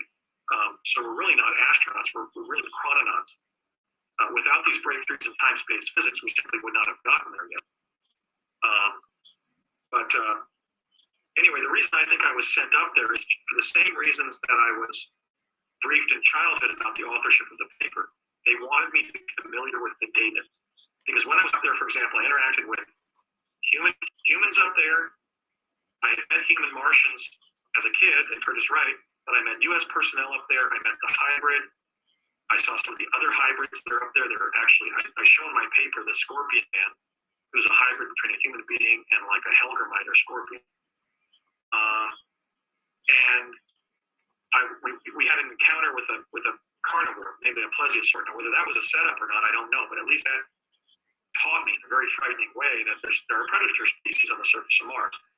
Now, the last Mars data point that is relevant to my publication of the paper, The Discovery of Life on Mars in 2008, dates from 1997. This is already, I can't believe it, this is already 16 years after I was on the surface of Mars as a 19-year-old. After I completed my law school and graduate education, I attended Northwestern School of Law at Lewis and Clark College in Portland, Oregon. I had studied urban planning at Cal Poly San Luis Obispo and earned my degree with distinction. And then I had spent a year studying environmental law and policy under the tutelage of Malcolm Grant at Cambridge. So I then came back to the U.S. in 95, 96 timeframe, and I was studying for the Washington Bar, which I ultimately passed in July of 1996. Around that time, my mother, in 1996-97, my mother developed breast cancer, and I began to take care of her beginning in 1997. And from that time until 2003, I was really invested substantially in taking care of my mother and doing things for her, and also protecting her. And one of the things I had done was I commissioned the building of 2 gates on the left and right side of her home in Chatsworth. I wanted the original gates that had been there to be fortified so we could lock them and lock the backyard so that the burglar could get access to the back of the house when she was there. So we commissioned some carpentry from a friend of mine. I don't want to identify this person by name, but he's somebody who is a brilliant U.S. academic. I don't even want to give his field, but he's a brilliant U.S. academic who, because of his birth and upbringing in sensitive European capital, had been offered in the mid-90s, had been offered the station chief position in one of Europe's most sensitive cities at that time, in the mid-90s. Again, I don't want to say what city it was because I want to protect this individual. He helped me a lot, and we had an agreement that I wouldn't reveal his identity. But he was studying his social science field at a California university, and he was recruited for CIA as the station chief or position for this particular European capital city because he was conversant in the language of that country and English and French. And so he was highly sought by CIA. And when we were finished, and he helped me build the gates to my mother's house, which again, nobody would, besides my late mother, would know who he was, because he gave us a receipt when we paid him. But anyway, we went down and had lunch or an early dinner at a Chinese restaurant in Chatsworth. And when we went out to his car, he said, "I want to show you something." And he said, "Get in the car." And he reached behind the seat or in the glove compartment from the car. He pulled out an envelope. And he says, "I'm going to show you several images, and you may find them quite disturbing." And the one image that I remember he showed was of the object on Mars that in my paper, The Discovery of Life on Mars, I named the grotesque humanoid skull. This is one of the skull-like objects that are on the Martian surface, very similar to the one that I and Hunt walked out of on the Martian surface, but definitely a different object. And this skull is in my paper, and in fact, I showed some of the Martian humanoids, the more ET-looking Martians with the large heads and the spindly bodies, the rather bulbous heads that can be seen sort of recreating outside this skull. And he showed me, in other words, another detail from my paper. Just as my father had shown me the humanoid on Tsiolkovsky Ridge, there was apparently project continuity, at least within CIA, because now he's showing me another picture from my paper, the one of the other humanoids on the surface of Mars. And he said, "You may find this somewhat disturbing." And I said, "Well, what is this?" And he said, "These are ancient artifacts and life forms that in the future you're going to include in a landmark paper that you write about your discovery of life on Mars." And he didn't even give me the title, he just said that. And I said, "You're kidding me." And I said, "No." And I said, "When do I do this?" And he said, "I can't tell you." Now, at this point, I had already forgotten these Mars data points from Charlie. In fact, in the late 90s, after all that college and graduate school and law school education, I wasn't even thinking about what I had done in childhood when I was attached to Pegasus. I wasn't even thinking of having gone up to Mars in 1982. This is already 16. Actually, let me think. This is 97. This is 15 years later. 15 years later, I've gone from age 19 to 34. You know, a lot had happened. I mean, so I said, "You're kidding me." He said, "No, you're going to be writing a very important paper in which you show that Mars is inhabited." So, and he says, "But we want you to see these images, not necessarily so you remember them, but because we want you to take CAD/CAM training." In other words, he was instructing me on behalf of CIA to get schooling in computer-assisted design and computer-assisted manufacturing. You know, basically computer-assisted drawing. Because he says, we know that you use some kind of sophisticated extraction technology to take these as excerpts, you know, to extract this data from NASA's own images from Mars, but we don't know how you do it. Or we presently don't understand how you do it. Well, that was because the technical data in my paper involved several technologies, including the names of computers, computer programs, and so forth, from 2008 that hadn't been invented yet. So here the CIA was concerned in the late 90s that I learn CAD so that I have the technical skills to extract data from NASA's photographs after I find life forms in them and artifacts and need to drop them into my paper. So this was a kind of, again, what I call quantum enfoldment. They were again working with a person of interest, making sure that he was briefed about something that the future would hold, so he would do it. In other words, they've been using quantum access for contingency planning as a channeling function, to channel things towards the outcomes that they want to make sure happen or happen correctly. Like they want to, you know, they're going to our presidents, tell them, look, you're going to be destined to be president of the United States someday, and we want you to know that just so you can psychologically prepare for that. In a similar way, here they were trying to make sure that I took specialized schooling so I learned CAD so I could actually author the paper in the way that I did, because they were likely assuming that by 2008 you couldn't do such work on your laptop. But in fact, I did. All I did to drop the photographs into my paper, The Discovery of Life on Mars, was open the full resolution JPEGs of the original NASA rover Spirit photographs from NASA's archive page on the internet, open them in my paint program on my Hewlett Packard Entertainment PC model 6700 DV, and simply use the cutting tool to take out small details of the photograph. I just basically used an extraction technology that anybody with an extra hour on a Saturday afternoon could teach themselves.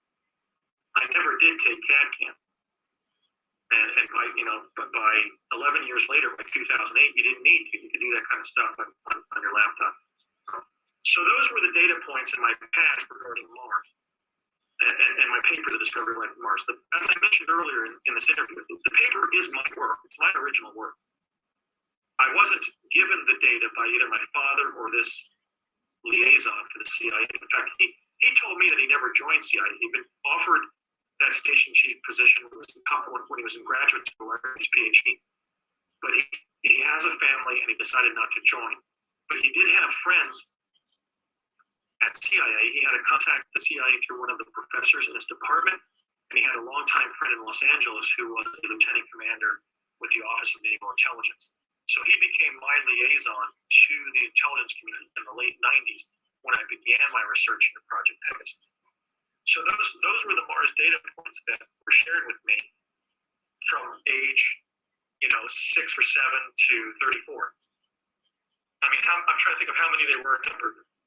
There were my dad came home with the intelligence file, and then there was the picture he showed me of the alien, the Martian when he was giving me a haircut. And then there was the Martians and Curtis Wright.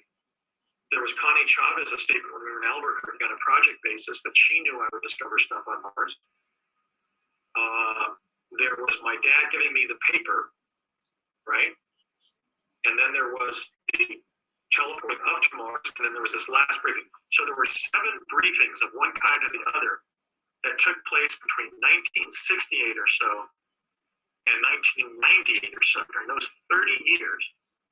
So that 11 years after the last briefing, they were as certain as they could be that when I got motivated in 2008 to study NASA's photographs, I would participate in the unfoldment of my own destiny and discover life on Mars.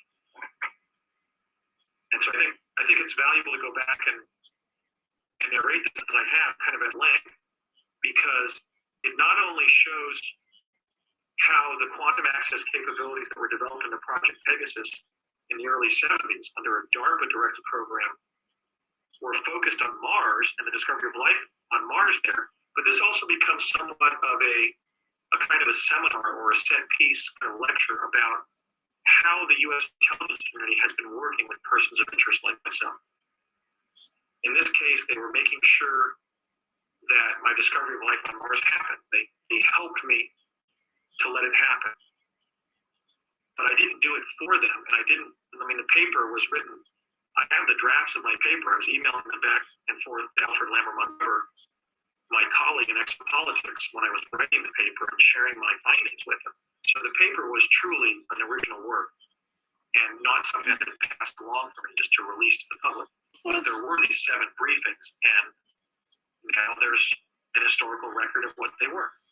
So if they know that, then why are you still being repressed? Well, I'm not being repressed. I certainly could have been assassinated at any time in the 40 years since I was a 7-year-old on Project Pegasus. Oh, for example, speaking and exopolitics and so forth. Well, I just think that, like any great discovery, I'm being treated the way that Galileo Galilei and Nikolai Copernicus and Giordano Bruno were treated when they advanced such heretical notions as the fact that the Earth rotates around the sun. I think what we've seen here is a social lag effect regarding the fact that Mars is inhabited. Alfred and I, in our original lecture, we were lecturing about this. There are really many reasons why there is this official denial regarding the fact that Mars is inhabited. In fact, the academic who briefed me in 1997-98, that was the last of the 7 briefings that I got, he briefed me on the fact that my announcement that Mars is inhabited, that was going to occur sometime in the future, was going to engender substantial public fear, ridicule, and even hostility and contempt of me. And so part of the purpose, I didn't mention it, but part of the purpose. That's what I was referring to. Yeah. Part of the purpose of the briefing in 97-98 was to let me know that when I decided to move ahead in the future and make my announcement of the fact that Mars is inhabited, embodied in my paper, The Discovery of Life on Mars, and my later research monographs that I'm currently writing, and the public lectures and the public position that I'm taking, he was warning me that, look, when this happens in the future, you're going to be subject to withering contempt. So you just have to keep your chin up and know that ultimately, especially with the improvement of better photo resolution of your images and images by others, your case is proven to a historical and a scientific certainty. So I was really given not just data from my paper that I published in 2008, I was given the kind of quantum coaching that the U.S. intelligence agencies have been engaging, at least the CIA has, for 4 years now. They were reaching out to me again as a person of interest and making sure that I would psychologically survive the contempt and ridicule that would be lumped on my head when I published my paper. And I was aware of that by the time the paper was published, because I was having discussions with Alfred about the fact that I was recovering these memories of the briefings. Now let me just, because it's come up, let me just give you some ideas as to why I think my announcement of this simple discovery in natural science or natural history has been met with such negative responses by both university academics, science journalists, and figures in exopolitics and ufology. I think the first is probably groupthink. And so the criticisms of me and of the data, I think, are being made in defense of the establishment scientific view that life cannot and therefore must not exist on Mars. In other words, just the consensus wisdom that Mars is not inhabited. Like the planet's not hollow. like how they say, oh, I'll save it for the next. Okay. You know, like they're focusing on just the fact that we've just been to the moon and not Mars. That Apollo has, put 12 human beings on the surface of the moon, but nobody's been to Mars. The group consensus is that not only nobody from Earth has been on Mars, but that life doesn't exist there because it's too cold or too barren or what have you. But in fact, my paper shows that Mars is inhabited because it has pictures of humanoids, and I didn't Photoshop them into the paper. Their original data from NASA proves that Mars is inhabited. All I did is I was observant, and I found that data, and I packaged it in a way that made a convincing argument of that fact. Okay, so groupthink clearly has had its impact in causing this negative reaction to my announcement, my discovery of life on Mars. Another factor I would cite would be brainwashing. If you look at a lot of the criticisms of me, like some of the blanket criticisms that were made in chat rooms anonymously, it seems to be actual government disinformation that was scripted just to reinforce the public's brainwashing that Mars is not inhabited, and at the same time suppress my data to the contrary. So I think it's difficult to reason with brainwashed people, but unfortunately, all of us were brainwashed even in our schooling that Earth is the only inhabited planet in our solar system. So that's very difficult for people to overcome that brainwashing. It's also the same with the Earth. And so certainly if our good friend Dr. Brooks Agnew is successful in launching his expedition to the inner Earth, we might learn, for example, that as many people have long alleged, that the Earth itself is hollow. But these kinds of ideas, that the Earth is hollow, that the moon is hollow, and that Mars and possibly other planets in our solar system are inhabited, go against the grain of the brainwashing that the public has been subject to, and that was being reinforced in the government disinformation that was being directed at my discovery of life on Mars, both in science journalism that was being written and in anonymous blogging where I was simply being criticized personally in a groundless way by obviously some members of the general public, but also undoubtedly government disinformants who were just attacking my character. They're paid to do that. My discovery. They're paid to do that. Yeah, and some of it was so very superficially, obviously, government disinformation.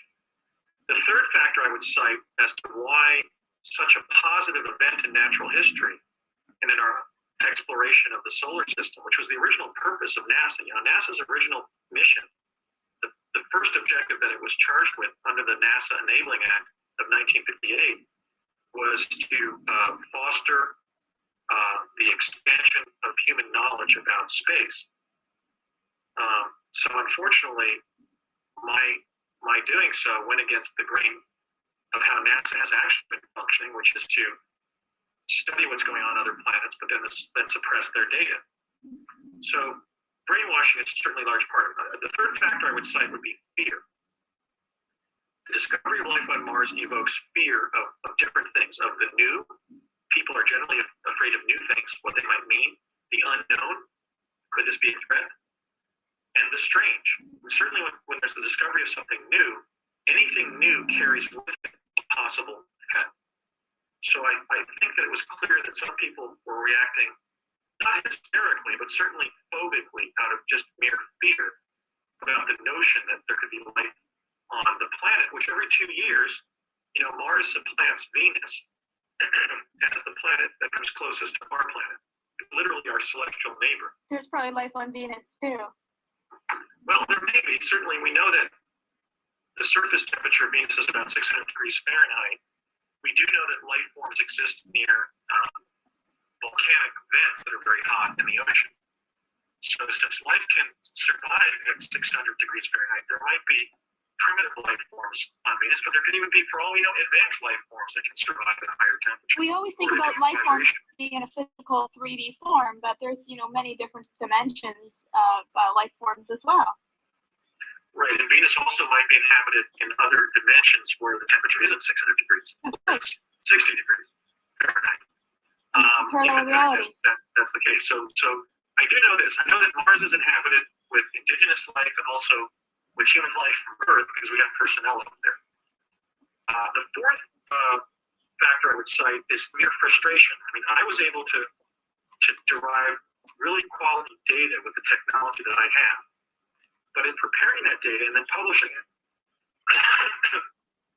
I found that there is no standard of visual resolution on the internet. So some people are criticizing me they simply have inadequate technology. They're assuming that if they can't see it on their screen, it's not there, and I'm crazy or lying. But that's not the case. But we only use 30% of our eyes, so there's a heck of a lot that we're not seeing. It's just so silly that people, respond or think like that. Well, that frustration is both technical and perceptual. On the technical level, I used an excellent set of technologies to get high quality images. When I, for example, show my images on my computer screen or in a PowerPoint demonstration to the mass public, 3/4 of the people who attend my lectures agree that they see what I see in the pictures.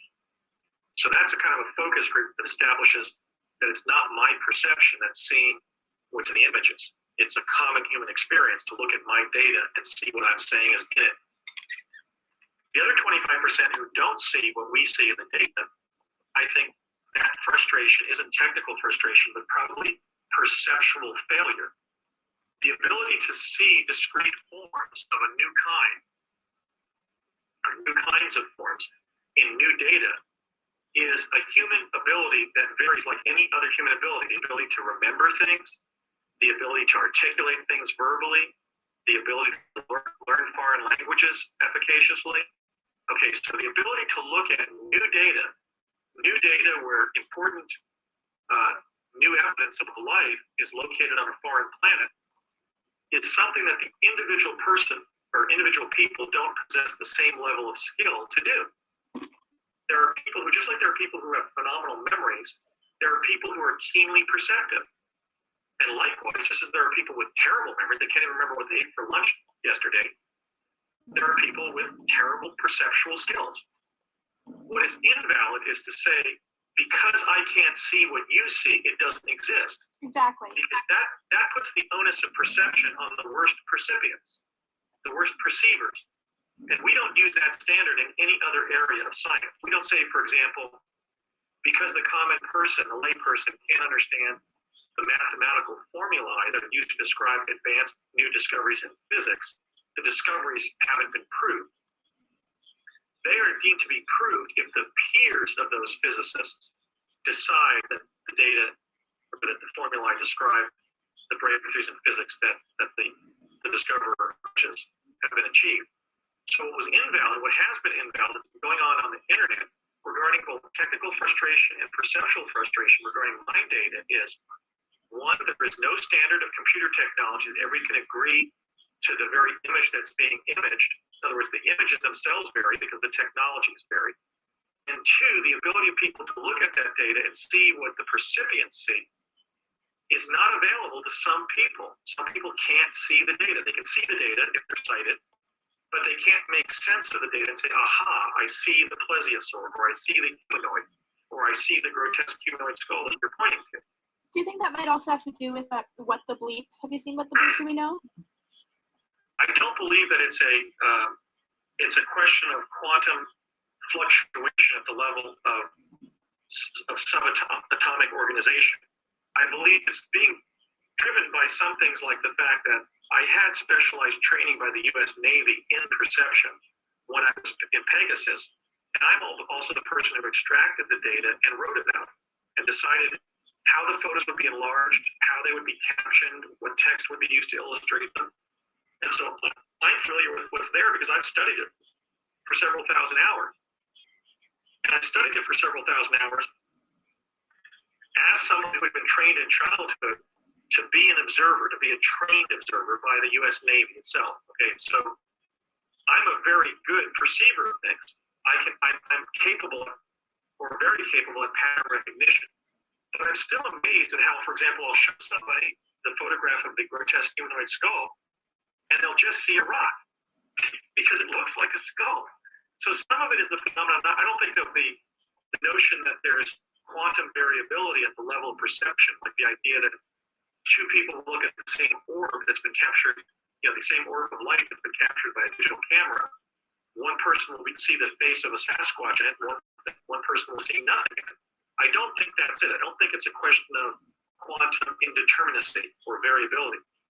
I think it's a matter of perception, but I also think it may be cultural and social as well, in the sense that we have the example of when Western ships began visiting the New World, some Aboriginal people couldn't see the ships because they had never seen them before. That's what I was referring to from What the Bleep. Oh, right. Okay, that idea from What the Bleep I would definitely think has been operating here. People have had difficulty seeing life on Mars because they've never seen it before. And the Scorpion Man, for example, is as clear as any slightly blurry image of Mickey Mouse. I mean, it's a fully formed creature, but still people can't see it. This has required some growth on my part, some spiritual growth, because people's frustration factor. As a lawyer, I think I became a lawyer because Abraham Lincoln and Mohandas Gandhi were lawyers. I mean, those are the two figures in history I admire the most. I was interested in using the law to try to bring about true democracy between people, fundamental justice, and the derivation and defense of the truth. That's why I was inspired to become a lawyer by lawyers like Lincoln and Gandhi. And I was used to think about their character and how so much of leading ultimately becomes tolerating other people's limitations and your own. But this was one of those challenges to me because I was leading efforts to bring about public disclosure of life on Mars, because I had to tolerate people who didn't believe it, people who were going to criticize me, who were going to condemn me for making that claim, who were going to tell me, look, I can't see what you see. So I had to strive to be a bigger person and tolerate the fact that not everybody in society was going to agree with my discovery, the surmises that underlie my discovery, and also some people were going to very, very unfairly attack me. And I've just decided to absorb those blows and move on, because I know ultimately that my discovery will be validated by other researchers and indeed accepted by society. The other factor, this is a critical factor, Alfred and I discussed this, and we really think we're identifying something that really hasn't been discussed at all in exopolitics or ufology. And that is that since the post-war saucer flap began, since let's say 1947, and through the motion pictures, for example, in the 1950s and 60s about alien visitations to Earth, the mass media has been used, and I would say through the movies of the 1970s, like Close Encounter of the Third Kind, and then E.T. the Extraterrestrial, even the best movies about extraterrestrials coming to Earth have been used in a way to condition the public to expect that first contact by human beings will forever remain an inevitable possibility that will never occur. Okay, so such moments have been dramatized in films like E.T. or like the very excellent film Contact. But the net assumption of such films and the way that the mass media has been used to condition the public is to describe such an event, but also postulate it as a possibility that is both inevitable to occur and that will never occur. And an example of that was in fact E.T., where, what do you know? Henry, the human child, finds an E.T. in his backyard, but by the time E.T. is leaving Earth at the end of the movie, they've used an extraterrestrial's experience to do a retelling of the gospel, telling of Jesus Christ's experience on Earth. And when E.T. is leaving Earth, his ship looks like a Christmas bulb, and they're leaving a stand of evergreen trees and going back to his planet. So E.T.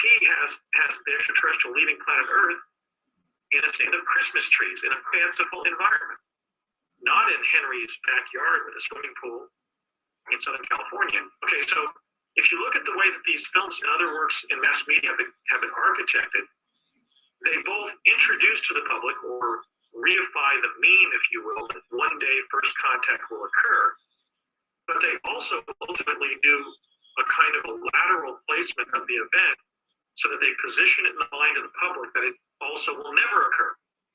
And we basically have identified this basically as a form of social conditioning to expect first contact, but also the fact that it will forever remain inevitable.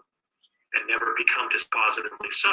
Well, the problem is the first contact with extraterrestrial life forms began in January of 2008 when the Mars exploration rover Spirit that NASA placed on the home plate plateau of Mars in the inner basin of the Columbia Hills range namely the West Valley of the Columbia Basin of Mars, began sending back images that contain dispositive evidence that Mars is inhabited. My paper basically summarizes or analyzes that dispositive evidence. So I still think, though, that people are having an inability to overcome the notion that Mars is inhabited because they've been conditioned to believe that first contact will someday occur, and that day will be never. Okay.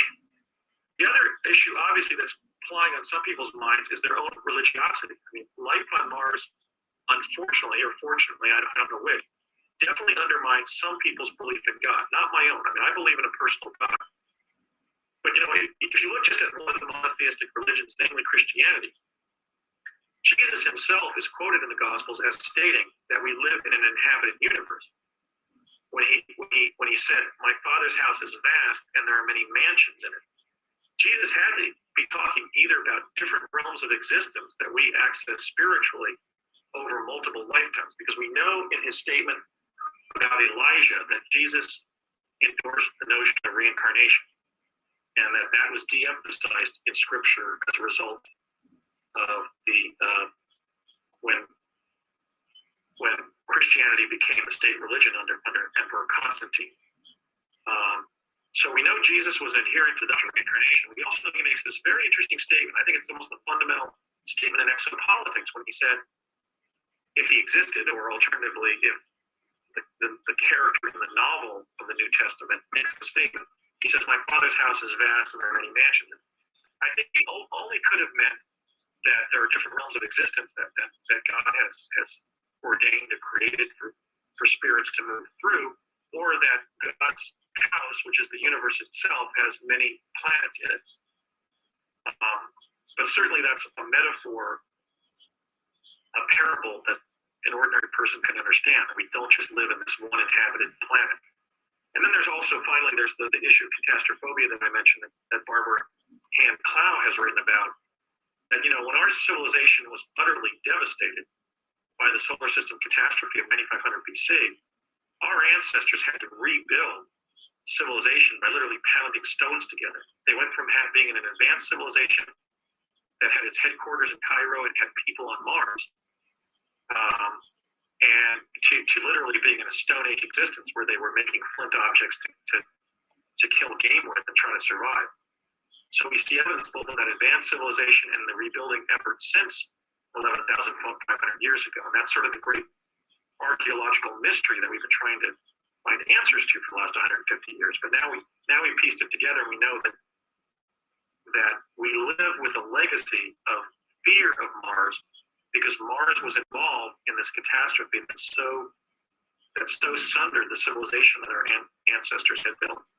So those are the many factors that I think can help us understand why, when I published my paper, The Discovery of Life on Mars, I was subjected to very little intelligent criticism and a lot of very unintelligent criticism. But, Jessica, I've been speaking at some length here. I may have some questions, so how about if you fire away? I'd like to field some of your questions. Okay. Have you heard of Borsica, the Mars child?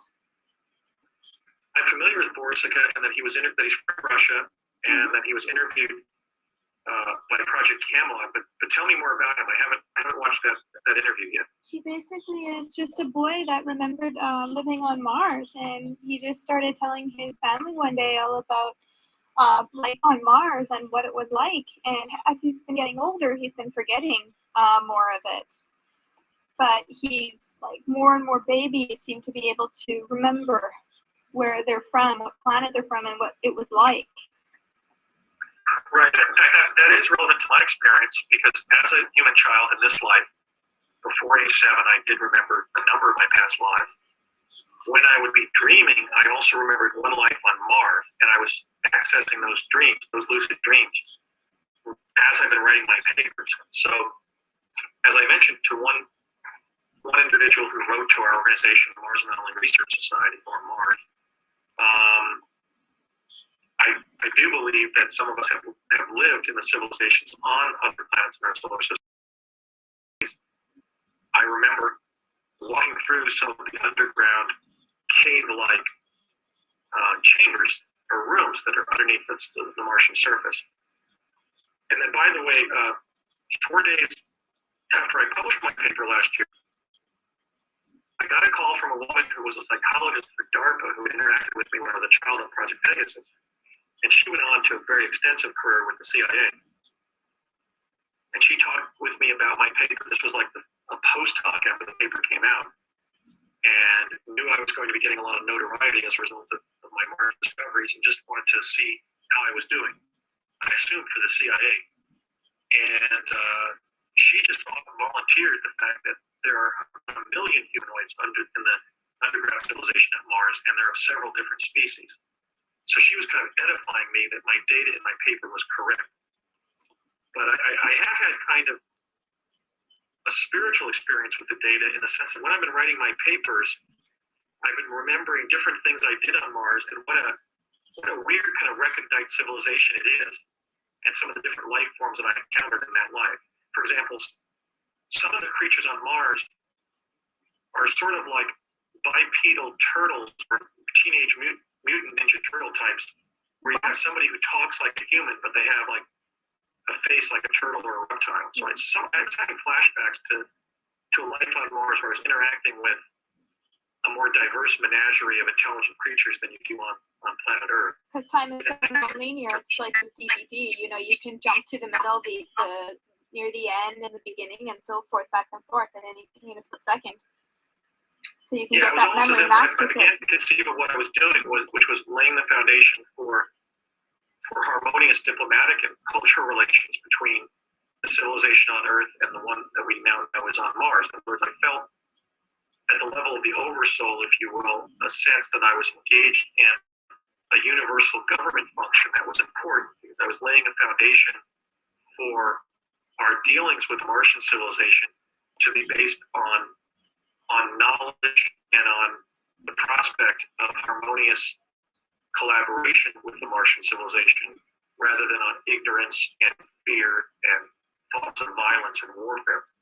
So I think that past life on Mars and my current work may be linked at the level of my soul, in the sense that because I had the past life memories, I knew that it was a good thing that the data be positioned in a way that leaves open the prospect that the people of Earth and the people of Mars can creatively and harmoniously and peacefully collaborate with each other. And I know they were doing that with one of the Mars species back in 1970 when I met the three Martian aviators or astronauts, and they seem like very nice chaps. And so I think that past life on Mars may be informing this part of my mission in this life. I think so as well. Okay. Wow, we're just starting to have so many questions. Fire away, Jessica. Okay. When you were talking about how people knew about you in your future, that they knew what kind of work you'd be doing and so forth, you mentioned about how even Obama knew that he was going to be president. That reminds me of that article I came across with the Lincoln and Kennedy coincidence, and even Marilyn Monroe involved. And they were doing. I'm not familiar with what you're describing. We talked about this article once before, the Lincoln Kennedy. How similar that they both look alike at the timing and the synchronicities with all the presidents. Yeah, the famous coincidences. Yes. Regarding their lives and deaths and so forth. Yes. Mm-hmm. What are your thoughts on that? Because it's interesting because it started like with Kennedy time, right? Well, actually, sorry, before Abraham Lincoln. Well, what do you mean? Just what are my thoughts on that? Well, they knew that he was also going to be president as well, so it seemed like if they weren't advanced even in that time and had that information and knowledge, then was it time travel? Was it informed? Were they informed that way? I think that the Kennedy-Lincoln coincidences are a function of the fact that President Lincoln and President Kennedy were great spirits who chose to incarnate as presidents of the United States, who were linked in a common identity as spirits, that they were on the same team, if you will. And so the coincidences or synchronicities are a function of their spiritual kindredship. I don't believe that the coincidences surrounding their lives and their assassinations are linked to quantum access, but I do believe they may be hallmarks of the way in which those two great men,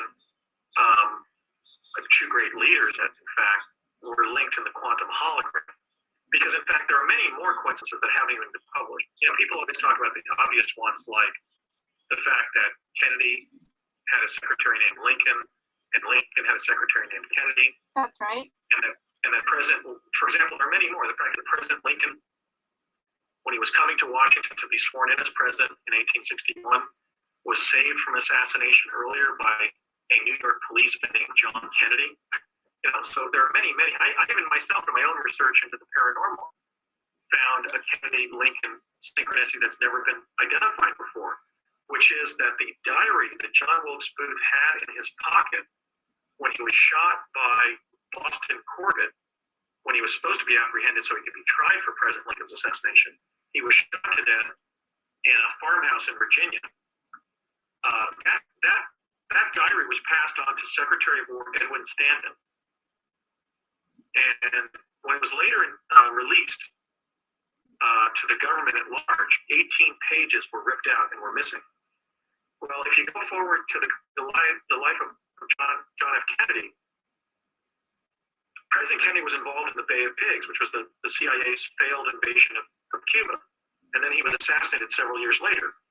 Well, on the Watergate tapes, Richard Nixon, also viewed as a negative figure in history, like Stanton sometimes is portrayed, deleted 18 minutes of the Watergate tapes. And those 18 minutes were about what he was calling the Bay of Pigs thing, which was Kennedy's assassination. He was using the shorthand Bay of Pigs, the Bay of Pigs thing, to as a form of shorthand to tell his staff when he was talking about the assassination of President Kennedy by the CIA, partly as a retaliation for the Bay of Pigs fiasco. So here you have essentially both the Lincoln's assassin and a later president talking about Kennedy's assassination with 18 units of missing data. And so when I began to dig into the Lincoln Kennedy coincidences and read how many there are, I began to realize that there are others. But I don't think that's a result of quantum access. I know that they were sending us back to view former presidents. For example, they were sending me to the Lincoln assassination site to see who shot him and to see whether every time they sent me there, the same person would be involved in his assassination or whether he would indeed be assassinated on that night's visit to Ford's Theater. So now that by focusing on the Lincoln assassination, Project Pegasus was able to prove the existence of multiverse. That is, that the past and the future are multidimensional, at least within a limited context of several different timelines that can be selected. But I don't think these very profound quantum synchronicities regarding Lincoln and Kennedy resulted from quantum access capability of the U.S. government. Is that the same? Rather, I believe that they simply are the fact that Kennedy and Lincoln are embedded in the quantum hologram as the spiritually advanced people they were, who sought the U.S. presidency as a way of having a benevolent effect on human history. If that makes any sense. It does. Is that the same synchronicities with David Wilcock and Edgar Casey?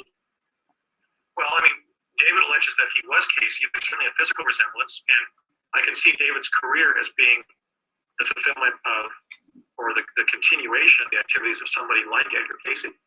I think that would be more explainable based on reincarnation. They just For example, parallel each other too much.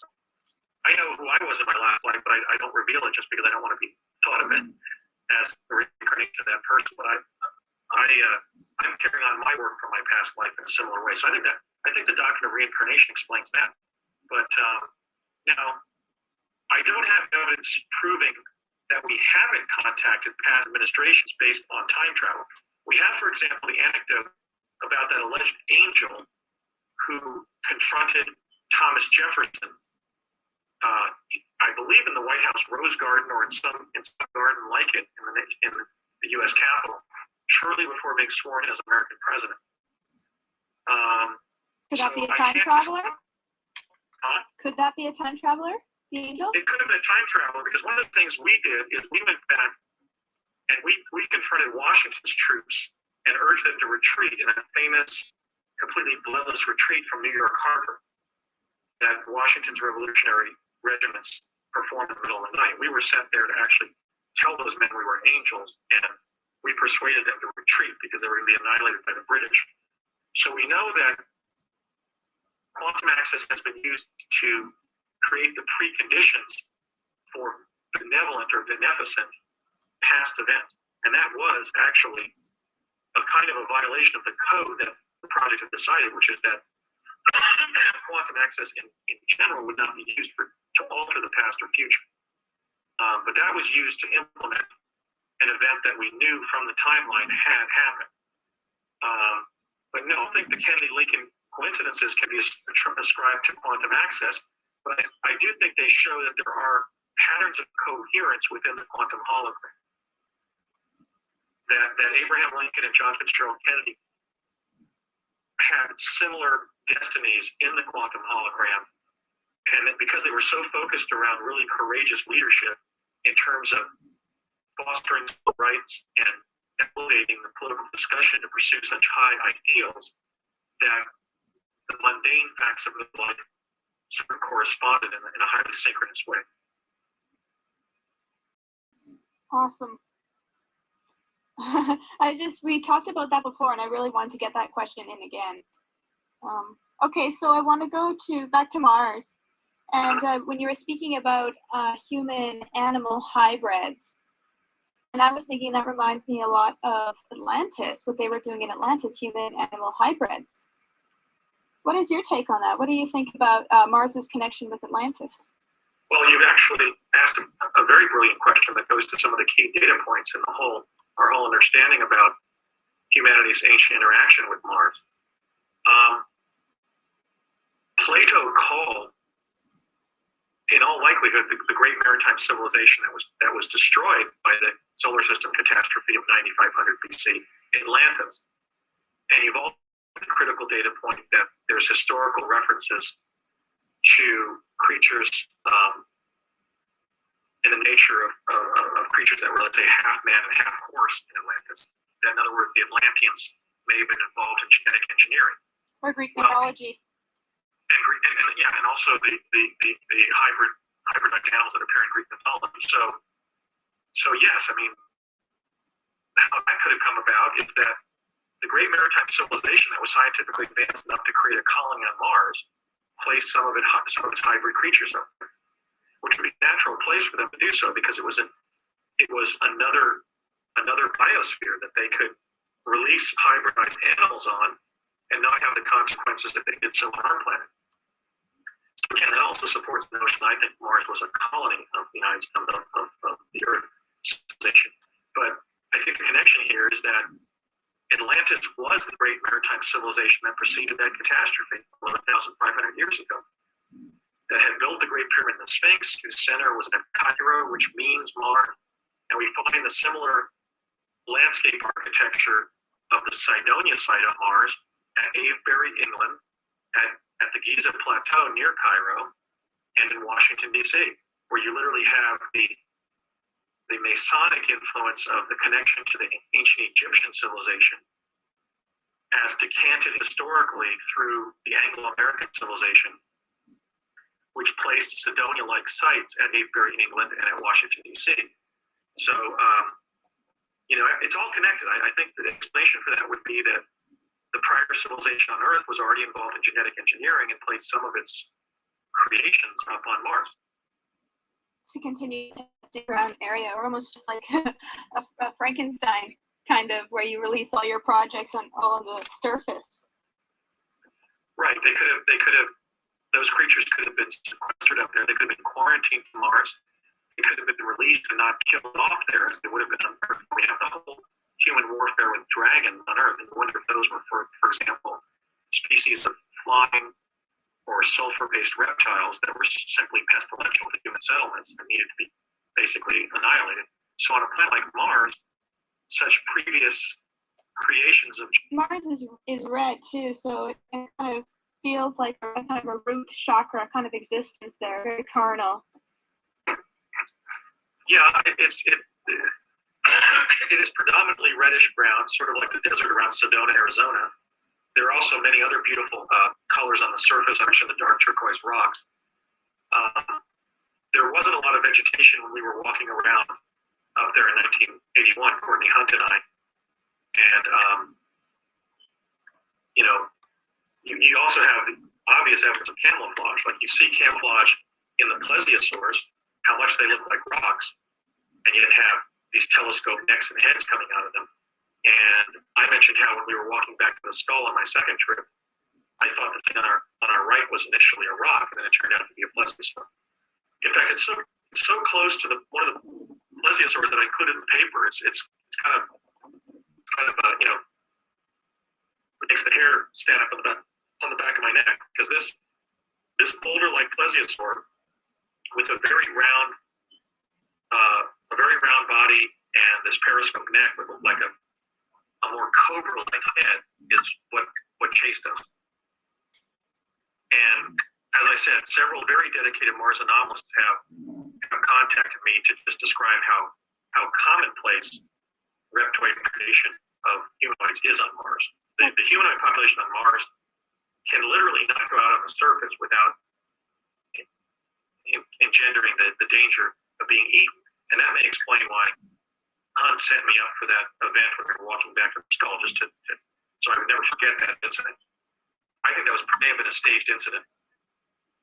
So reptilian kind of people, were there dragon-like entities there as well, or they were just kind of, you said like Ninja Turtle, Teenage Mutant Ninja Turtle? Well, I'm just flashing back to my past life there, and I remember that you'd be in a group of fellow Martians, and you might be talking to a bipedal hominid-like creature that looked primarily like a turtle. So in other words, the descent of intelligent creatures on Mars varies from the descent of just Homo sapiens on Earth. It was just a stranger culture in that way, I remember. And I also remember how Tolkien-esque and well-crafted a lot of the underground areas were. They were very well engineered, but carved from the indigenous rocks and caverns and so forth. Were there giant dinosaurs there as well? Like I don't remember either coping with giant dinosaurs, and I haven't seen any giant dinosaurs when I was on Mars in 1981. The reptoid presence there, in terms of, let's say, the plesiosaurs, which at least on Earth were carnivores, and the one that we had encountered with was certainly acting like it wanted to eat us. Was it large?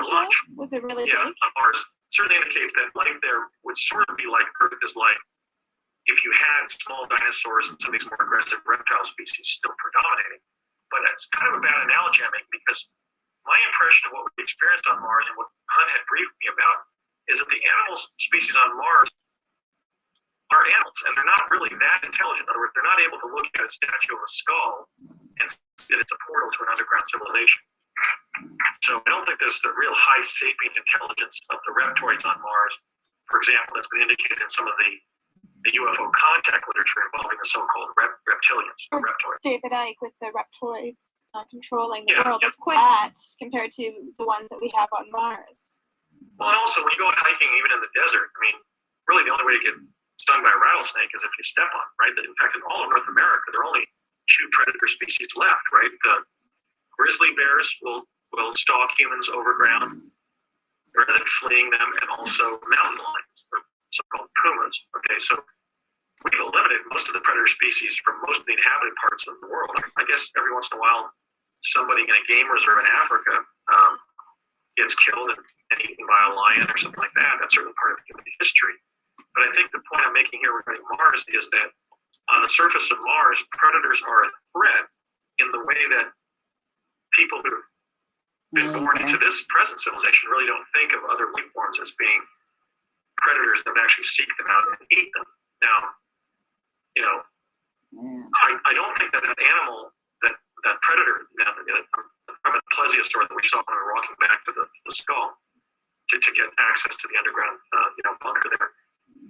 It was certainly aware that we were critters on the ground that it wanted to eat when we started walking kind of fast to the skull, but it kind of looked at us for a long time. So I think it was kind of processing that we were a potential food source for it. It wasn't like there was this very highly intelligent dinosaur that was stalking us and we had to shoot it with a ray gun. It was basically a pretty dumb animal that finally concluded that it should lunge at us and try to eat us. So I think the analogy maybe would be more to the dangers humans encounter in our present civilization, like where they go scuba diving and they're bitten by a shark. Sort of more of a random kind of rapaciousness from some of the predator species. Do you want to talk about the hybrids that you're aware of on Mars? Yeah, well, the second category I mentioned are species that once existed on Earth are extinct, and I go into great length in my writings about the plesiosaurs on Mars. The Martian ecosystem is also characterized by creatures that have, for example, the head and shoulders and arms and hands of humanoids, and bodies that are either similar to what we would consider as either insect or reptile. In fact, in one part of 10214, an encampment where there are extraterrestrial seeming humanoids is also a location where there are these multiple lizards on the ground that I call Gumby lizards, because they look like they were cut out of plastic, like the animation character Gumby. Okay. The cartoon character Gumby. Yeah, of course. Yeah, so their bodies are just kind of like that. They're kind of rubber. I think they're real creatures and not some kind of cartoonish figures that were placed on the surface of Mars by NASA or in the photograph, as models. There are also, and I mentioned the interaction with the human with the grub-like lower body, where he was sort of snarling and barking like a human dog would, a hybrid between a human being and a canine. But he had a lower body that looked very much like a grub. Even some of those white multi-segmented grubs that some Aboriginal tribes on Earth eat as a food source. And he didn't have any way of locomoting besides sort of snapping his lower anatomy together and sort of undulate across the yard, trying to maintain some semblance of direction with his arms and hands. So I think the best way to conceive of this is that some of the creatures on Mars are truly hybrids between human beings and insect and animal species. Another example of that obviously is the Scorpion Man. I include a picture of the Scorpion Man in my paper, and he has the bottom, the lower extremities of a scorpion. Wood on Earth. He has a multi-segmented body with multiple appendages and a tail that comes up in the back, just like a scorpion, of the order Scorpionida on Earth. So there are human arachnid type hybrids. Too bad you weren't an artist. Sorry. Too bad you weren't an artist. I'm just, if we had someone who could draw this, it would be incredible. Well, we have the photos. I mean, the Scorpion Man is one of the images in my paper, and when I show it publicly, there's often actual public shock, and you can actually hear an exclamation where people in the audience are actually stupefied because they're looking at a creature on Mars that is a hybrid between the upper anatomy of a human being and the lower anatomy of a very large scorpion. So I think your point about Atlantis is well taken, because these are so divergent from life on Earth and imply cross-speciation that may have been introduced artificially by humans engaged, humans on Earth or humans on Mars engaged in genetic engineering. We can't discount the possibility that these are either ancient or recent genetic engineering experiments that have been artificially placed on Mars. I think some of the genetic engineering was done inside Mars as well. The people there, that leads me to the next question about the people as well that are living there. But I'll let you answer that first question for. Well, we know the following about the humans living under Mars. Right. We know that in 1970 they were in liaison with our Defense Department, because my dad and I met 3 of them at Curtiss-Wright, and they left in an advanced spacecraft that was traveling at speeds that the U.S. Air Force supposedly wouldn't reach with the Aurora project for 10 or 15 or 20 years after that time. What did that spacecraft look like? Well, I mentioned how it was sort of teardrop shaped. It was silver, and it was sort of hovering like a, is it a Nissan Z car? I mean, Okay, that's right. That's right. I remember it was now. basically this aerodynamic, I remember. That's okay. looking craft that was by the loading dock there. You don't My need to point there repeat. is that we know from everything that occurred during that brief encounter with the three Martians at Curtis Wright that as of 1970, they were clearly more advanced than us. We also have the softer, more fuzzy logic data from the remote viewing that a very gifted team of remote viewers under Dr. Courtney Brown at Emory University in Atlanta, Georgia, performed, and he's described in several of his books about remote viewing and the Mars connection to the remote viewing program. And he has stated that the civilization under Mars is 150 years more advanced than ours. I don't know if that's the case, but certainly in 1970, they were flying something that was beyond what the U.S. space program had achieved. And so would such a civilization be capable of cross-speciating hybrid animals by genetic engineering? I would say yes, because we know that our own civilization has now started doing that, unfortunately.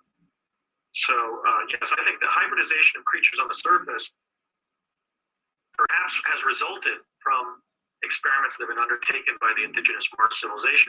But we also have the possibility that they are remnant species from the time prior to the solar system catastrophe of 9500 BC, when the so-called Atlantean civilization on Earth was sending people and potentially some of their own projects up there, or even carrying out cross species on Mars.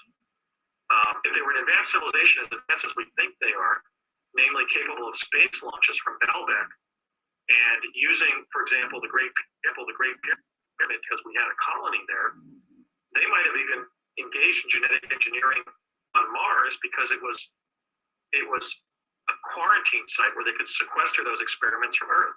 So I think it might be all of the above, but I certainly wouldn't discount the possibility that the indigenous Martian civilization may have brought about those species through genetic engineering. Or if they are doing the genetic engineering on Mars, like now in the present.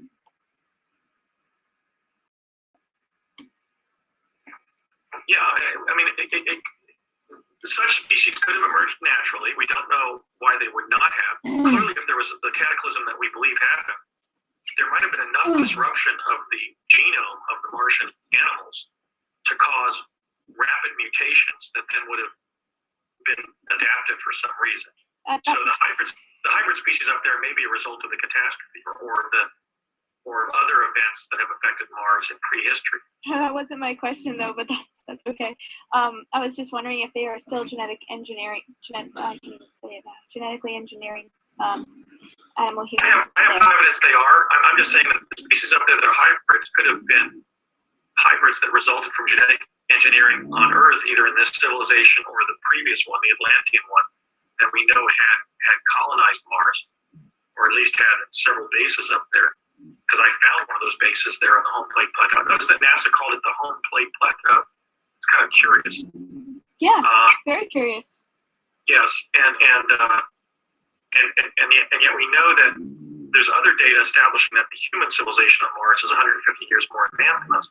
So these hybrid species could be recent experiments, or several hundred years or what have you, or even more recent from the Martian civilization.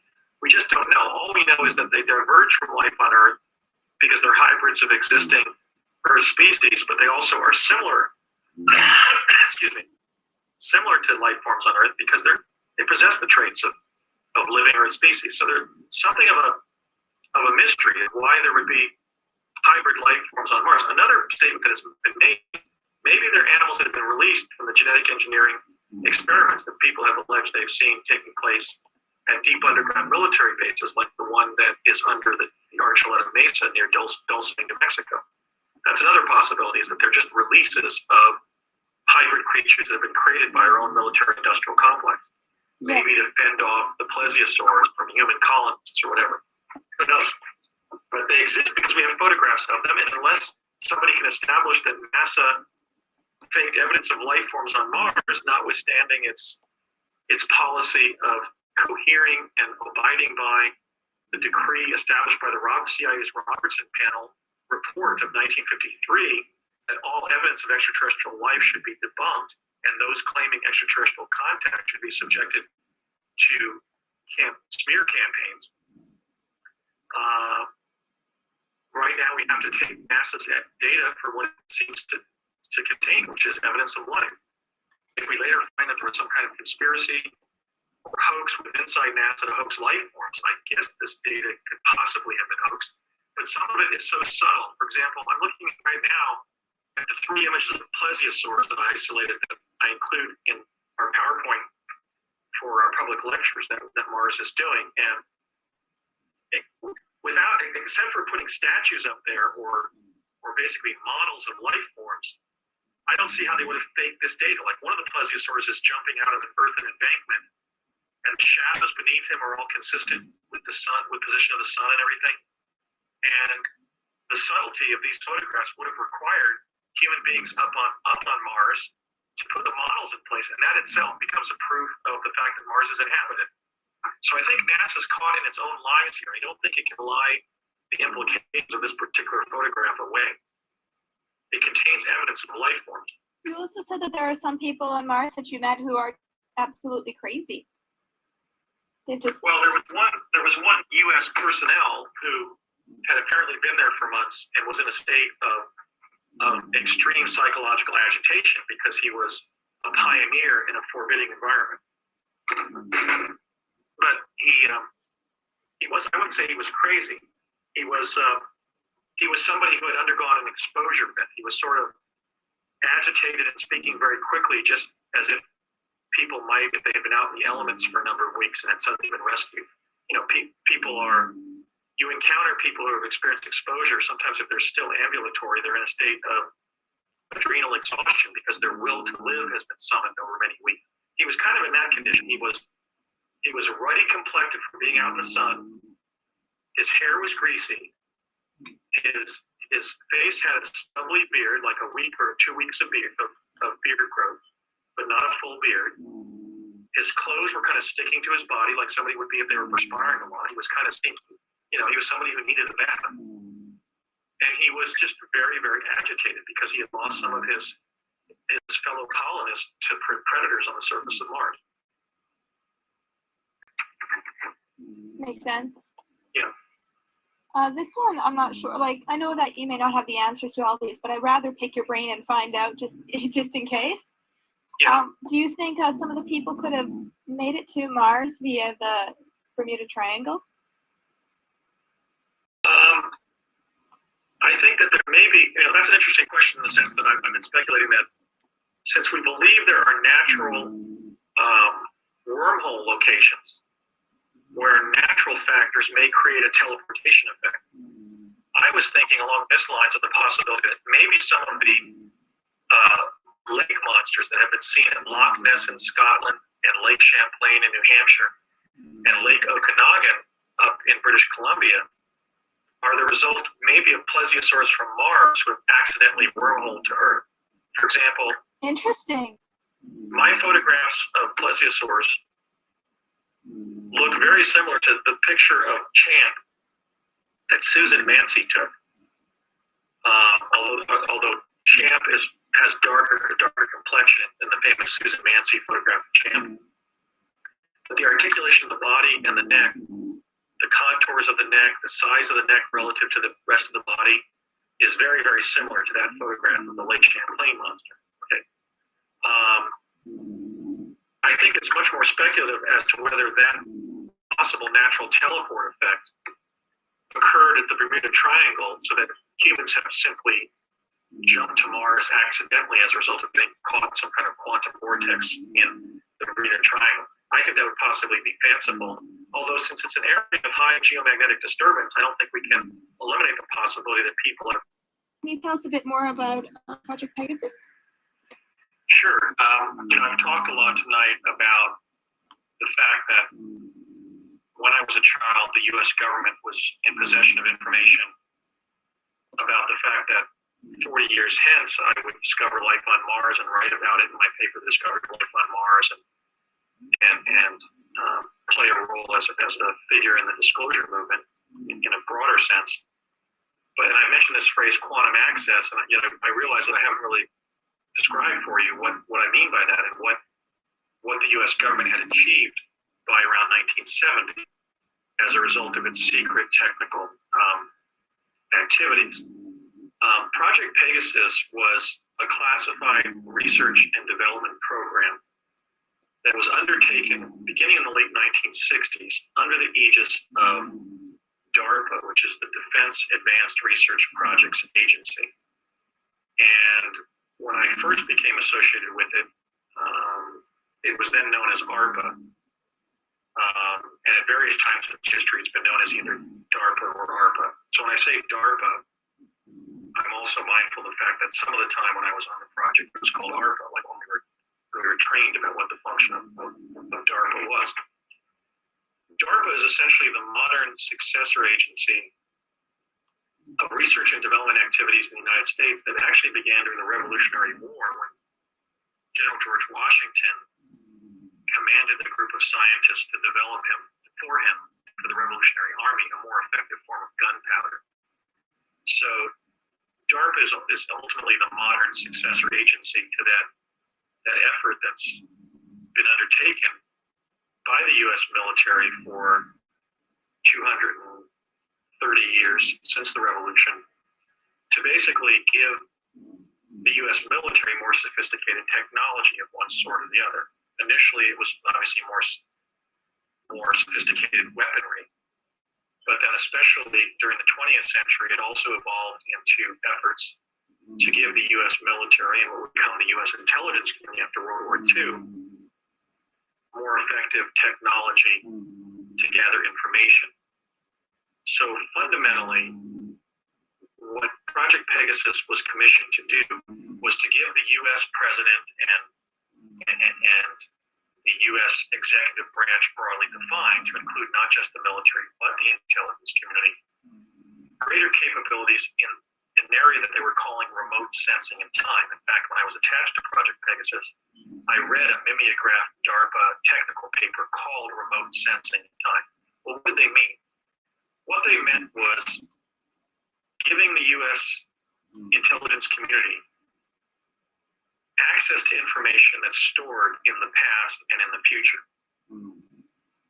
Now, this was going to be achieved through different forms of what I'm calling quantum access. And that quantum access ran the gamut of everything from conventional remote viewing by gifted psychics, all the way to physical time travel to the past and the future. And when I was attached to Project Pegasus as a child, beginning in the fall of 1969 and ending in the summer of 1972, I was engaged in everything from performing remote viewing for the U.S. military to being physically spun so that I would go out of body and view things, to sitting in a device called the Montauk chair, which was a magnetic resonator that boosted human consciousness so that the psychic sitting in the chair perceived events occurring in his or her own future that one could then be questioned about to determine what the future held. And also two very advanced technologies, including teleportation and chronovision.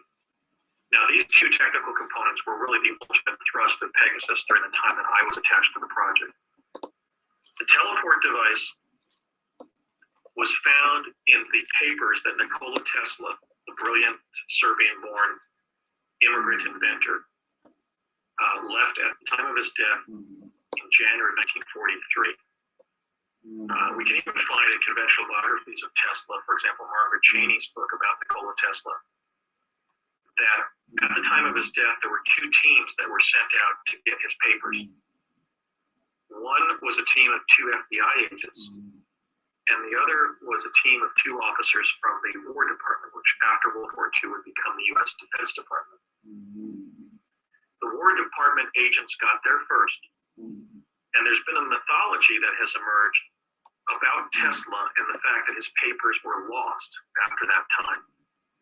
That is not the case. The War Department, in fact, forwarded Tesla's papers to the internationally renowned physicists that were then gathering in Los Alamos, New Mexico, to build the atomic bomb. At that time, a laboratory was created that was originally called the Los Alamos Scientific Laboratory, and later it was renamed the Los Alamos National Laboratory. Tesla's papers were sent there because if anybody on the planet was going to be able to help the U.S. War Department figure out what Tesla meant by these very arcane drawings and mostly technical specifications and mathematical formulae that he included with his papers, it would be the brilliant physicists then gathering in New Mexico to build the atomic bomb.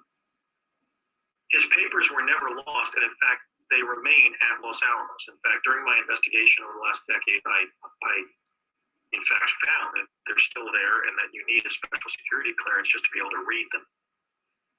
Okay, so after World War II, there was an effort to figure out what all the different devices and schematics and drawings of technical devices and mathematical formulae and so forth that were found in Tesla's papers and that were being held at Los Alamos did. I mean, what were they intended by Tesla to create? Tesla had been alleged to just be sort of fallen apart during the last 15 years of his life and just supposedly was just consumed raising pigeons. In fact, he was in a feverish state of intellectual activity, and he essentially devised basically the shape of things to come, the technology of the 21st century. So there was an effort after World War II under DARPA to build prototypes of the devices that Tesla had left in his papers at the time of his death and figure out what they did. What was he inventing? One of these devices was an object that consisted of two parentheses-shaped armatures that when they were set up in a room in Building 68 at the old Curtiss-Wright Aeronautical Facility because Curtiss-Wright had been a kind of a laboratory for development, for research and development activities during and after World War II. There were multiple numbered buildings there where all manner of different defense projects were underway. And so in one of these buildings, they set up one of the Tesla devices, and all they could understand is that when they turned the device on, an energy field was generated between the two armatures of the device. The armatures looked like almost like large stereo speakers or the radar booms on a U.S. naval ship. They were parenthesis shaped and painted gray in color, and they were about 8 feet high on a kind of a stand. And the stand was recessed into the base of the object so it could sit on the ground in a completely freestanding way, like a stereo speaker. And when the device was turned on, its energy field was propagated between the two booms of the device. Let me describe what it looked like. If you stood about 10 feet away from the device, the energy field looked like water gently falling in a public fountain, kind of like a water sculpture in a metropolitan park. But if you stood up about a foot away from the energy field, it looked like a raster on a TV set, basically a black and white snow pattern. And you could see that at 3-inch intervals on the concave edge of the device were these little portals of blue-green light that were causing squiggles to emanate across the field of the raster, across the pattern. In fact, they were more like the green running lights on computers, and as this light was projected across the energy field that looked like raster on a black and white TV set, the squiggle of energy going back and forth at 3-inch intervals looked more like a whitish blue color. And the engineers working for DARPA had no clue what this device did. And one day when they had the energy field on, one of the products walked through the energy field to retrieve a screwdriver on a bench across the shop floor. And I know that this is how the technology derived, or the understanding of what this device did, because this was part of our training when I became attached to Project Pegasus. We had practical field training at the different project locations that supplemented what we were getting on these speed learning machines called the Kistoscopes that I've linked to the Office of Naval Research. And what we were told is that when he walked through the energy field to get the screwdriver, he found himself apparently tumbling forward and tumbling sort of directly at the same time. It felt like he was tumbling forward, but he found himself moving through a vortal tunnel in the fabric of time-space. And the only way I can describe this as having somebody who experienced it many times in childhood is it's kind of like the near-death experience. You find yourself moving at a great rate of speed through an illuminated tunnel, a tunnel that has sort of opened up in front of you, and you can kind of see this event horizon that moves towards a pinprick of light in the distance. But you're kind of in this tunnel of light, and you feel like you're moving forward, but you also feel like you're moving still. You feel like you're moving directly forward, but you also feel like you're falling forward on your face. It's a very strange environment. The closest thing I can describe it to would be dramatizations of people's near-death experiences in the so-called tunnel of light. It was a tunnel, and it was illuminated, but it was illuminated with weird patterns that, at least partially with weird patterns that kind of looked like those phosphine things you get in your eyes when you press your eyeball. You get these weird psychedelic patterns. There were these weird psychedelic patterns in this tunnel, but you still sensed that you were in a specific environment of light. And if you look at the side of the tunnel, you saw all this stuff rushing past you. So it was kind of like being sped up in reality and having the whole universe sort of zip past your face. What was rushing past your face on the walls of the tunnel? Like, what things do you remember seeing? Well, one time I remember as we were jumping from Woodridge, New Jersey, which is where Curtiss Wright was located, to the state capitol complex in Santa Fe, I looked at the wall of the tunnel and I saw like a farmer in Kansas or something, like looking through the wall of the tunnel at us, like something had just zipped in front of his face. So I think sometimes the tunnel might have even been appearing on the surface. I know based on one of my fact trips to New Mexico that people have captured anomalous photographs in the state capitol complex in Santa Fe that look like tunnels or linear light patterns that may have been an after effect from what was happening. It was kind of like going through the quantum hologram and seeing that it had multiple internested dimensions embedded in it. So it's basically these light patterns of random events just going past you. Various different timelines too, and probabilities, right? Everything that could happen. I believe so. So like if you're moving forward, you felt like you were falling into a dark tunnel. But if you look to the side, you could see these wavy bands of like black and white light, like if you were looking at different TV sets. And it was all rushing by very quickly, and you would see different people, places, and events just zipping past the wall. You're moving forward, and you're seeing these illuminated dimensions of different little tableaus of events going on the side of the tunnel. Sometimes I could make it out. Sometimes it just looked like wavy light. And that's what happened when you jump through the device. Now, I first jumped through the device, we know, sometime between 1967 and 68. Because after we popped into view in Santa Fe, and my dad told me, I told you to stay in one place because I've just spent the last hour and a half trying to find you here. Because we ended up in different locations in Santa Fe. Basically, the tunnel would just sort of, you see the pinprick of light would suddenly get bigger, and suddenly you popped into view at some other location. There was no device on the receiving end. And so the first time that I can remember, at least, I may have gone in as a 4-year-old, but I know I jumped through the device when I was a 6-year-old between September of 67 and September of 68, because my dad got a car there at the state capitol complex in Santa Fe, and we drove over for a meeting with Dr. Harold M. Agnew when he was director of the W division, which is the weapons division at the Los Alamos National Labs. Well, why is this significant? Well, that's where Tesla's papers were sent. The true history of American time travel research is that when Tesla died in 1943, his time travel technologies, which allow the quantum access of which the 21st century will be built, were weaponized. And they've been kept as official state secrets in the bomb factory at the Los Alamos National Labs. Because when we met with Agnew in his office at Atlanta, I know from investigating his biography that he was not yet the director of the labs. He was the director of the weapons division. And we know this took place between September 1967 and 68, because during that meeting, he asked my father how old I was. And my father and I both said simultaneously 6. Okay, so we can date the meeting to that time frame. Another significant thing that was said during that meeting, my father was basically showing me teleportation, but that particular trip was to bring a prospectus to Dr. Agnew. Dr. Agnew, I would later find in my project experience, sort of playing the role of the federal science administrator over Project Pegasus. He was at the Los Alamos National Labs. The teleport that we were using to get back to New Jersey, however, was at the Sandia National Laboratory, adjacent to the Kirtland Air Force Base near Albuquerque, New Mexico. But Agnew was scrutinizing this prospectus that my dad had written, I believe to involve civilians, including children, in the teleportation experiments that were then underway, because there was a discussion about what the prospectus held. And I remember that Dr. Agnew challenged the budget that my dad had written up, and my dad said too low, and he said no, too high.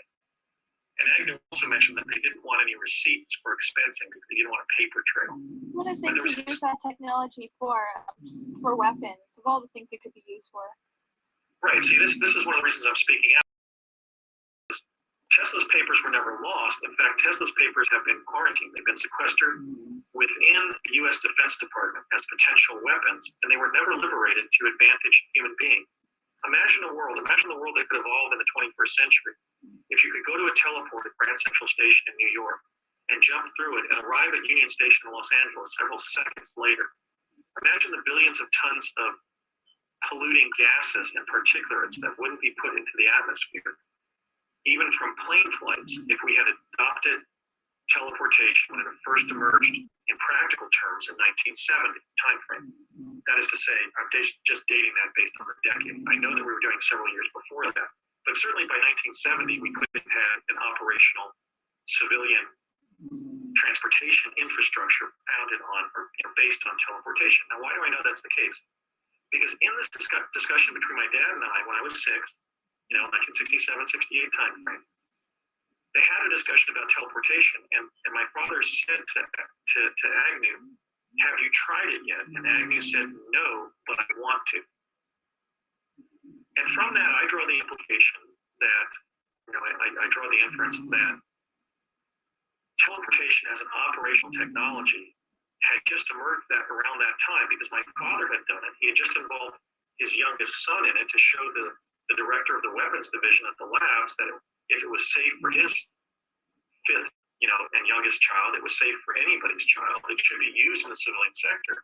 And when they had this back and forth about the technology, it was clear that the technology had just emerged as a practical matter, and that Agnew hadn't even tried it yet. So I think that establishes not only that this particular trip establishes not only a time when we know that teleportation had already been achieved and was operational, but also probably indicates the time that it actually emerged. Because if it emerged much earlier, Agnew would have already tried it. Now, who was Agnew? Agnew was the prize pupil of the Italian physicist Enrico Fermi at the University of Chicago when the atomic pile there went critical. He was also at Los Alamos and Alamogordo when the atomic bomb was designed and tested. And he was in the chase plane, the Great Artiste, when the first atomic bomb was dropped on Hiroshima, Japan during World War II. So Agnew, in fact, was a significant figure in American science history and the history of technical development in the 20th century. He was the only person present at 3 critical stages of the Manhattan Project, namely when atomic fission was achieved, the criticality effect, when the bomb was invented, and then when the bomb was dropped. So he's a major figure in 20th century history. He's also significant not just because he was the federal science administrator who would later shepherd the secret U.S. time travel program, but because of his relationship with Enrico Fermi. Now, I know the teleportation we were doing in the project derived from the works of Tesla because my father said to me point blank at lunch one day in Albuquerque after we had teleported there, have you heard of the scientist named Nikola Tesla? And I said that I had. We had studied him in the program, in Galileo, the curriculum that they were giving us. And he said, oh, yes, I see. Okay. And my dad said, yeah, most of what we're doing in the project derives from the works of Nikola Tesla. But there was other major set of technical activities that was also being undertaken by Project Pegasus. And the linkage is to Enrico Fermi through Harold Agnew, Fermi's prized physics protege, as it were. And that's this. There was another device called a chronovisor. The chronovisor was basically an electro-optical device that propagated a field of supercharged particles that was so dense that it created a lensing effect holographically, where a past or a future event, the light from a past or future event would be bent into the laboratory so you could look at it. And so if you stood in the hologram that was generated, you would experience being at that past time and place. Okay? This was the technology that in more recent times has been referred to as the looking glass technology. The term looking glass was never used, however, when I was on Project Pegasus. These devices were always called chronovisor. Now, what was the derivation of chronovisor? Well, in the same way Tesla's teleportation device had been ultimately become understood by the Defense Department by accident when the technician walked through the energy field and found himself teleported to Africa, by the way. He fell through a boreal tunnel to Africa and took weeks to find his way home. The chronovisors were also discovered accidentally. What happened was there were two Vatican musicologists named Ernetti and Gemelli, and they were really distinguished Vatican prelates and scientists, and they were studying the harmonic patterns in Gregorian chant, because Gregorian chants, often sung, of course, by monks, or at least originally sung by Gregorian monks, have unusual properties where people not only experience spiritual positive experiences, spiritual grandeur and healing, but also physical healing. So these two very humble and decent Catholic priests wanted to see if they could figure out why Gregorian chants have special properties that can help humanity. And they were working with a microphone to try to split the signals of the voices in the Gregorian chants.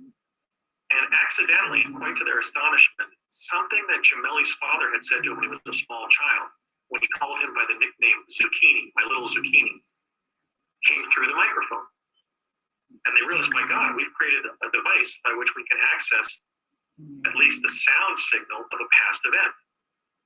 And so what did they do? They took this accidental technical discovery to the leading Italian physicist at that time, who was Enrico Fermi. And by 1952, Ernetti, Gemelli, and Fermi had developed a chronovisor that was not just aural, but visual. And that, in fact, they had a television-like screen that would tune in a past event. In fact, by 1952, they were claiming that they had a two-dimensional TV-like image of the crucifixion of Jesus of Nazareth, establishing the historicity of Christ's actual life. And obviously, this was a technology fraught with great potential, but also great danger, because on the one hand, the device would allow government researchers and consultants, presumably historians who might be hired by the Defense Department, to look into the past and see how the past really was. Also be able to direct it on the future and see what the future would hold. But it was also a device that if it was publicly disseminated and it got out of the defense labs, if it got out of the Catholic University of Milan where Ernetti and Gemelli were working, and then later the defense labs in the United States, when the Vatican approached the United States government about this device, after Ernetti and Gemelli had partnered with Fermi to reduce it to a moving picture. The danger of it was that it would eliminate everybody's privacy. I mean, potentially the chronovisor is a device not only where you can see Abraham Lincoln giving the Gettysburg Address, but where you can see Abraham Lincoln going to the bathroom. And so there was great alarm in the governments that knew about the chronovisor that it remained a secret technology. Now, who was I? I was a child brought into Project Pegasus to be trained on teleportation and chronovision. Now, why was that so? Well, on one level, I was my father's son. I mean, I discussed how he had been on several sensitive aerospace projects as an engineer at the Ralph M. Parsons Company, which is one of the world's leading process engineering companies, a company that, in fact, would go on to build a whole city in Saudi Arabia, at Yanbu, Saudi Arabia. Ralph Parsons had been one of the lieutenants to Stephen Bechtel during World War II, when Bechtel took a $100,000 investment and by making Liberty ships for the Navy, developed a fortune of about $50 million before the end of the war. So Parsons had been a principal lieutenant to Stephen Bechtel, one of the principal industrialists of the 20th century. But the other lieutenant to Bechtel had been John McCone, who would go on to for Stephen Bechtel, and the Bechtel Corporation would go on to a distinguished career at the Central Intelligence Agency.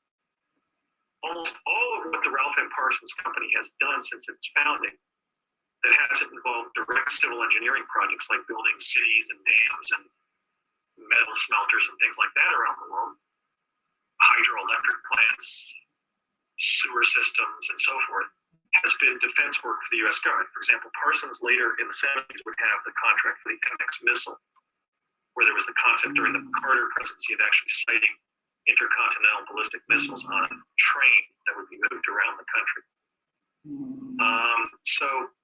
So Parsons had this linkage to the CIA, and I know based on my father's statements to me when I was on Pegasus and my later research, that as a Parsons engineer, he had been tasked by the government to stay on top of advances in teleportation. Those were the so-called dollar a year men. You may remember the Sarbacker memorandum from the UFO literature. Robert Sarbacker was another one of these gifted engineers or scientists who had been tasked to stay on top of flying saucer technology for the Defense Department. My dad's assignment by the CIA was to stay on top of teleportation, to be able to describe to the Central Intelligence Agency and later administrations and so forth what had been achieved in that area. He certainly had the ability to do that because I have his papers from Lehigh where he earned a Bachelor's of Science in Electrical Engineering in 1951, and about half of what he did was in physics. And I know he was also a brilliant mathematician because most of what he did at the Edison labs between 1956 and 64 was solve high-end math problems regarding electronic components that would become ultimately part of the computer revolution when the patents for those technologies were bought up by Robert Noyce of Intel Corporation. So my dad was more than an electrical engineer. He was a brilliant mathematician, and he knew his physics. And so he had been, as a trusted engineer and pillar of the community, he had been trusted with this assignment, teleportation. And so he was certainly an informed witness when he told me at one of the restaurants in Old Town Albuquerque when I was, an 8-year-old on the project, that most of what we're doing derives from the works of Nikola Tesla. But in this linkage between Agnew as the manager of the project, the person who was looking at budgets and so forth, interacting with different agencies, there was the linkage to Fermi and what Gemelli and Ernetti had achieved in chronovision.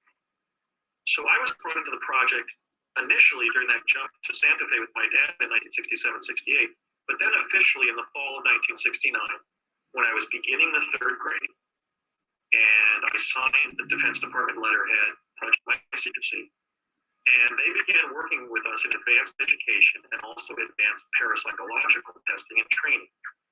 Okay, so the Learning Lab was a place where I was getting saturation learning about the history of science and society, but it was also a place where they were honing my ability to see things at a distance as a psychic, to see things that were right in front of me and see what was actually there, and to report back what I saw, and to express myself, to even express myself using novel forms of communication where the person I was talking to was a project insider, would understand what I was describing, but somebody else wouldn't. So I was basically getting parapsychology training, advanced academic sort of knowledge-based training, and what the U.S. intelligence community would call alpha intelligence training. That would include things like perception, memory work, surveillance techniques, communication, self-defense, and so forth. I received the kind of boot camp type training you would give to somebody after they were hired by the CIA, short of jumping out of a plane. We didn't jump out of a plane, but we jumped in one of those parachute setups that they train paratroopers on. And we did different things. We learned how to go up behind somebody with a knife and slit their throat. We learned how to talk in this gibberish that the other person could understand. They basically turned us into little spies, because one of the applications I know they were thinking of using the teleportation for was to drop us into foreign countries as children to spy there. In fact, I was teleported in one case to a Parsons engineering site in Saudi Arabia. I don't know where it was. It may very well have been Yanbui. But they clearly were giving us military training, the training you would give to soldiers and to CIA agents, because I know they were thinking of using us as spies in real time. Okay, so we began jumping back and forth to New Mexico in the teleport device after we had received a year of this type of training in the learning lab, the parapsychological training, the advanced academic training, and the intelligence training, and also some physical training, martial art type stuff. We were trained in a form of self-defense that combines karate and aikido. So there were a couple of times in my life where somebody comes at me and I just swipe them out of the way. I use their inertia to send them flying on their face.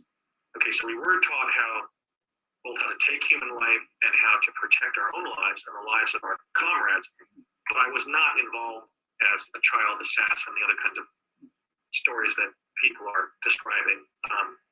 We were just given enough training to be placed in foreign locations in real time or in past and future locations and survive to gather the information they wanted us to gather there and return home safely. So I was spending 3 days a week, Monday, Tuesdays, and Thursdays in the learning lab, and then making up my other schoolwork on Wednesdays and Fridays. And then we would go home for the weekend. We wouldn't be talking what we just did in the learning lab or in Project Pegasus, because we'd have some fun exercises, activities in our main classroom on Friday and kind of forget what we had done. We were also being drugged. We were being given these little capfuls of mint green fluid that I think was probably scopolamine. Jessica, are you still there on my computer? Yeah, I'm still there. Okay, just a second. Because I was finding that after they would administer this medication in the learning lab, when I would then go home and play with my brothers and sisters or my playmates in the neighborhood around my house, I would totally forget what I'd done all day at school. I also remember waking up on Army Field Hospital cots, extremely achy and dehydrated. So I know that they were manipulating us using medication. I also know that they had scared the hell out of us out of some things they did to us to secure our secrecy. But I know that after a year in the learning lab where we played a card game involving clairvoyance called concentration, where the teacher would hold a card up to her head and concentrate on what she looked at. And she would play that game for like 90 minutes. And I would get the card right all the time. So I had been identified as a very psychically gifted person in the project. We also, began all the saturation learning on the speed learning machines. That was very exhausting. And we had sat in the Montauk chair and visited the episodes in our own future. There was this funny anecdote in which we were walking back from a room where the Montauk chairs were and going back to the learning lab per se. And David, one of my friends in the program, turned to me and said, "So who were you this time?"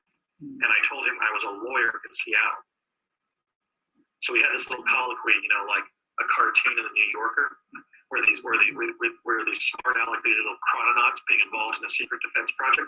And we knew that every time they put us in the Montauk chair and sent us psychically to our own futures, we would get a slice of whatever the future was on that timeline we were sampling. Where all the choices cool. Where all the choices in the intervening time between 1970 and that data point in the future had been made, all those choices. And yet I said I was a lawyer in Seattle. Now, at that time, I didn't have any relatives west of Pennsylvania, except my Uncle Ed, who was living in California at the time. And there were no lawyers on either side of my family. I had no enculturation in the law. So it was very odd that I did end up, in fact, a lawyer admitted to practice in Washington State. I'm not living in Seattle, but I may in the future. So we did a lot of laboratory, learning lab experiences in 69-70. That was my third grade year. And some of the kids who were performing at too low of a level, either psychically or in terms of observing things and reporting back what they had seen, were simply asked to leave the learning lab and return to their homeworks. But I was retained. And after the learning lab ended, after that first year, all we had really done that was non-ordinary is we had multiple trips to our own futures in the Montauk chair, and we had been spun to induce out-of-body experiences. And I remember leaving my body and going up to this environment where there were two planes of information soaring past each other in different directions. And I was flying along towards the vista of the horizon. And I could perceive that there was some kind of non-linear fourth-dimensional framework around the three-dimensional reality I found myself in. And And when I was brought back and they stopped spinning me and I was debriefed by a nurse, some of the health teachers in my school district were Army nurses, which was part of the way that we were being handled as kids. They were using these U.S. Army enlisted nurses who had civilian roles as health teachers in our school district to handle it. And this particular health teacher asked me, she was from a local middle school, said, "So what do you see this time?" And I described what I saw. She said, "Yes, many people are reporting that. We think it's the framework or the machine that's generating the hologram that we're living in. We're calling it the Matrix." What did you tell her you saw? I told her that I left my body. And I saw, when you go out of body, when you're being spun like that, initially you feel like you're falling. And then you dissociate and you find yourself wafting out of your body. And you're actually looking at your body like you are during NDE.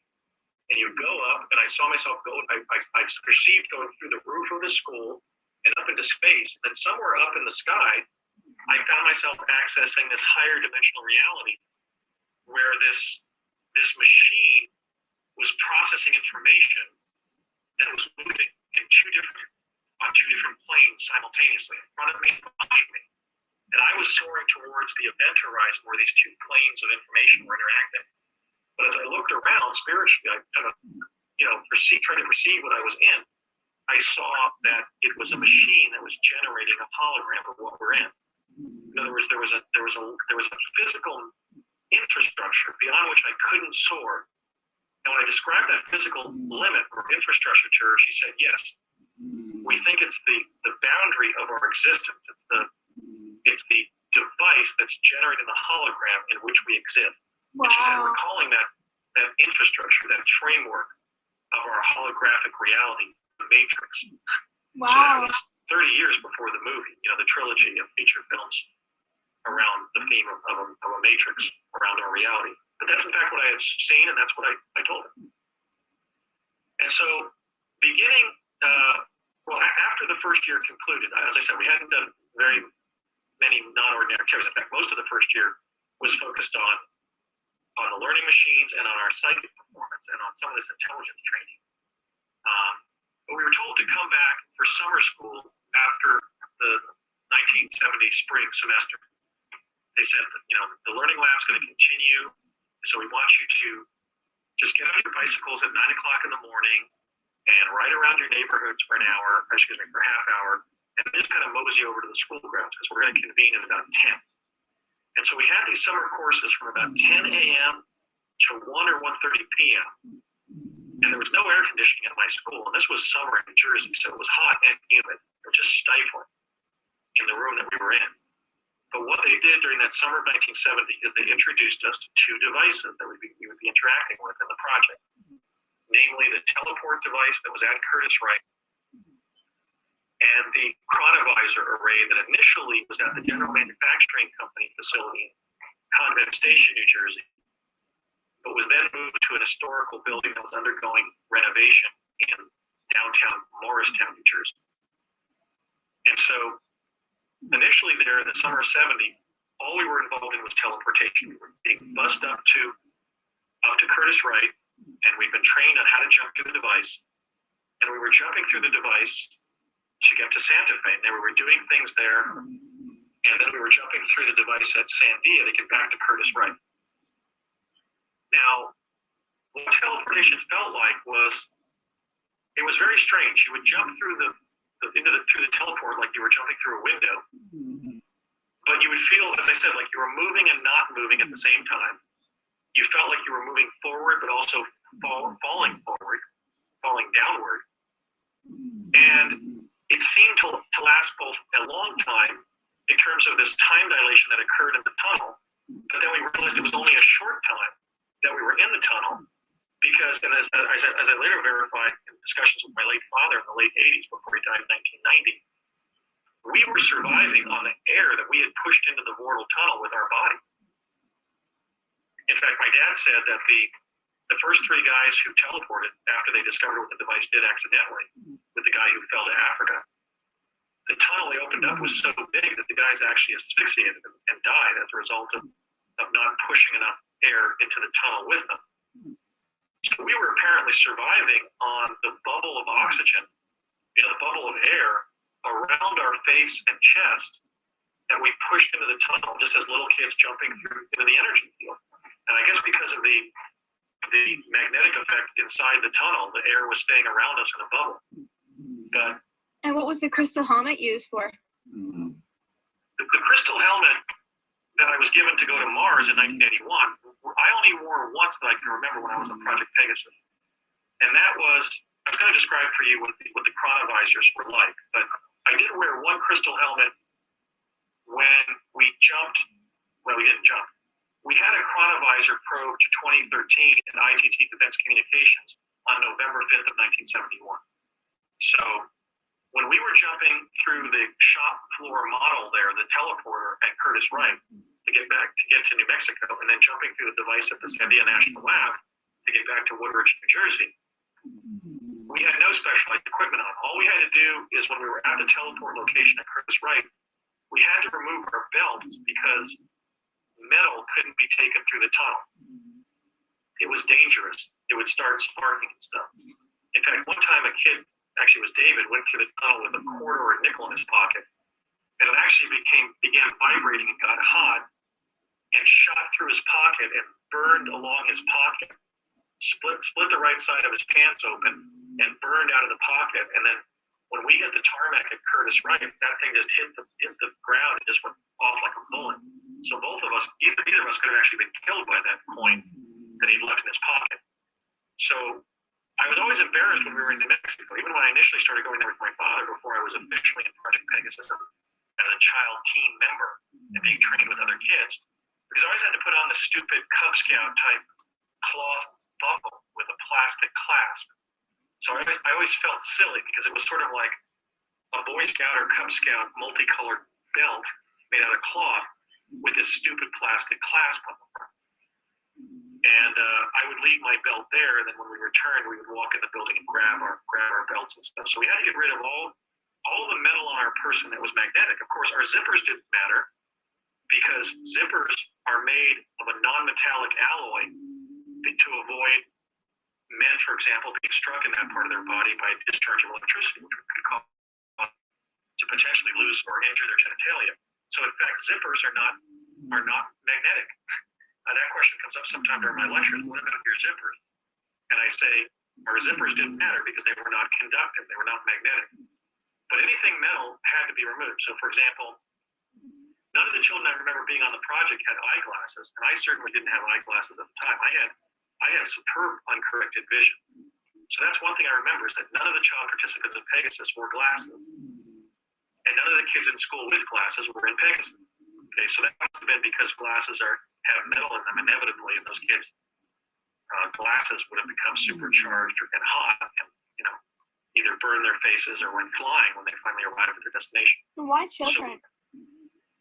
Why children? Why would they have the children teleport? Yeah, that's what I was going to get to. So I've given you sort of the basic thrust of the program. It was an intelligence gathering program that was going to be based on physically teleporting people through Tesla-based teleportation to past or future events, or just dropping them in as spies in real time in foreign locations, and also chronovision to derive information from the quantum hologram itself about past and future events.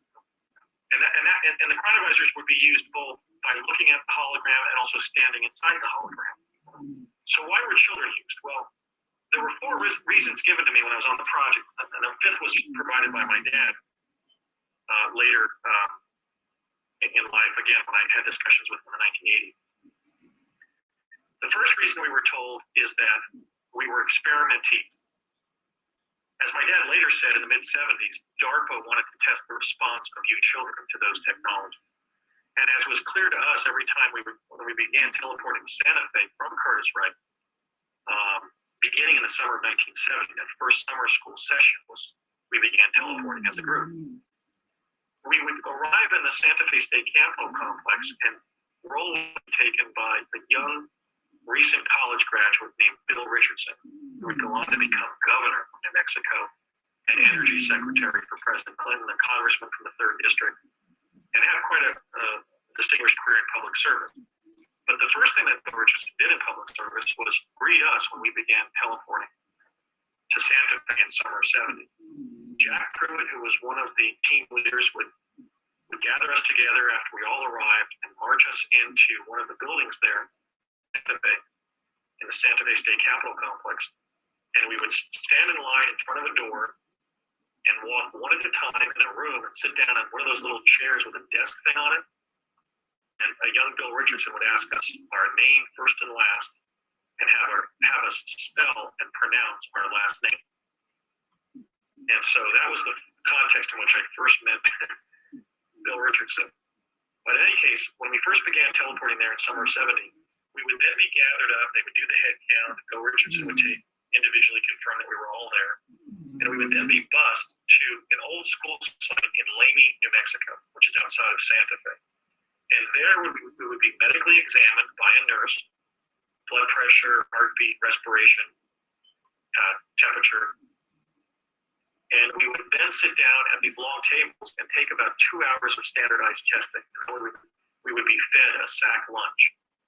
And my dad later revealed to me in the late 1980s that I only missed one of those questions in all those batteries of tests that I undertook during multiple teleportations to Santa Fe during the summer of 70. And I said, yeah, I was quite proud of it. I was bragging about it on the project. I would always say, Andy only missed one question. He said, I think it was a math problem. He said it was one of the more difficult math problems. You didn't carry the number correctly or whatever.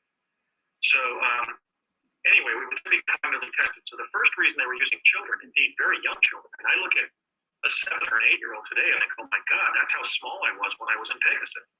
They were really putting me through very frightening experiences as a young child. I look at a 6-year-old. A lot of 6-year-olds today are really acting like big babies, for lack of a better term. And I think, was I really that young and small and vulnerable when I first teleported with Dad to Santa Fe? But I have to look back, and that's in fact how old I was. So the first reason that they're working with children is because we were experimentees. They wanted to test the effects of these different quantum access devices on our anatomy and our physical medical functioning. They saw you as expendable then. Well, we weren't exactly expendable because they had tested the teleportation with Navy enlisted. They had lost 3 guys, and then they had figured out that the mortal tunnel that was propagated had to be short enough for people to respirate with the air that they pushed into the tunnel. Then my dad said that I wasn't the first human child to teleport. I was more like the first American child to teleport, because the second wave of testing that involved civilians, the U.S. Defense Department, you may have read about this from other sources, was actually engaged in the nefarious activity of negotiating with governments in South and Central America and bringing orphans to the United States, street urchins off the streets of Rio and Maracaibo and Santiago and Mexico City and other Latin American capitals, and bringing the kids up here and involving them, especially as guinea pigs, as expendable people. But if they survived the defense research and development activities they were involved in, they would then be adopted into American households and receive everything they needed as children. They would get a roof over their head and food and clothing and education and love and so forth. So part of the story of Pegasus is the fact that, and that the people of Latin America should know and in a way take pride in, is that the first child teleportees to experience teleportation and to contribute to the evolution of quantum access in the early 1970s were actually unfortunate children from Latin America who the U.S. government essentially contracted with Latin American governments to bring to the United States and use in experiments. And of course, that went unnoticed in New Mexico because New Mexico has a very large Spanish American population. So if there was a child, for example, with black hair, they were just presumed to be a Spanish or Native American native of New Mexico. But in fact, many of those kids being taken on and off of defense labs and military bases in New Mexico were street urchins off poor, unfortunate kids who were homeless and living on the streets of metropolitan areas in Latin American cities. I was in the third group. My dad said I was the first American child to teleport because he took me on those early jumps from Curtis Wright before I was even officially in the project. And he said I was probably about the 20th or the 25th child to teleport. So I don't take any credit to being a time-space pioneer in that sense of literally being the first. Certainly, I was the first American child to teleport, but I was, as he said, probably the 20th or 25th or so human child to teleport. That credit goes to the kids from Latin America who were involved before me. So by the time that I was teleporting to Santa Fe in summer of 70, they had already found that the technology was relatively safe, even for children. Now, the Navy guys had been lost because they asphyxiated. There was also an incident when I was jumping to Santa Fe later in 1971, where one of the children from another school, a thief from another teleport, arrived in Santa Fe standing in 3 inches of water in a public fountain that had been leaking in the state capitol complex. And he lost his feet. He basically arrived standing in that fountain and slid off his ankle. Now, some of the kids were doing weird stuff when we were in the Mortal Tunnel, like just like on an amusement park ride. They would try to move their bodies around and sort of go tumble and sort of the zero-G type effects of the Mortal Tunnel. But I would just do what I was told, which is I'd been told to jump through the teleport like I was carrying a football through a window, holding my midsection sort of bunched up and jump through it. So I would remain in that position until we found the football in Santa Fe. And what I suspect that this child did is he must have somehow altered his physical position when he was in the Mortal Tunnel, because he arrived at a weird angle and actually popped into view in the fountain. So something may have gone awry, either because of how he moved when he was in the Mortal Tunnel or some distortion of the tunnel itself. But when I ran past his location, I could see that he was writhing on the ground with just stumps where his feet should be. Oh my. Screaming, my feet, I'm only 9 years old. What am I going to do without any feet? And there were already 3 team leaders there. The man was holding him down to the ground, and there were 2 women with walkie-talkies there, because these team leaders were obviously in different locations around the state capitol complex. And one of the women saw that I had saw the child with his feet gone, and that I looked into the fountain. I saw his red kid sneakers with his feet and the stumps of his ankles, releasing a small rivulet of oxygen and blood up to the surface of the fountain. They were right below the water. They were just right in the 3 inches of water. And I was obviously shocked at what I was looking at. But she grabbed me by the shoulders and ran me away from this scene of mayhem, shouting in my ear, "You didn't see this, Andy. It didn't happen. You didn't see this. It didn't happen." Like reinforcing that concept. And then I was taken to a doctor's office in Santa Fe, where they gave me a big, rather painful injection in my left buttocks and some kind of sedative. And then my dad arrived after an hour or 2 and took me down. We just hung out in the restaurant with Connie. So it was dangerous experimental activity, and I wasn't immediately injured. I believe that my health was undermined by the process. But one of the children did have a catastrophic injury and unfortunately lost his feet. And then I had a discussion with my dad about whether that could happen to me. And he said, yes, theoretically it could happen. But we know it doesn't happen to you because we've looked through the chronovisor at images of you, and we found you doing things in your late 80s. And I said, what do you mean? He goes, you're still working. You're still practicing. I think he said practicing law. I think he tipped off when there was a lawyer. He said, you're still going about your career. He said something like that. And giving lectures and stuff when you're in your late 80s. Okay, so we know that you, I go, well, what does that mean? He goes, well, we know you survived the project with all of your parts. But unfortunately for this child, he lost his feet. So. Do you want to talk a little bit about the Battle of Gettysburg? Well, before going on to that, I want to complete my answer to your question in the sense that so we were experimentees. Okay. The second thing we were is what I call necessities, and with a double E, like teleportees. We were necessities. Cute. And that is because the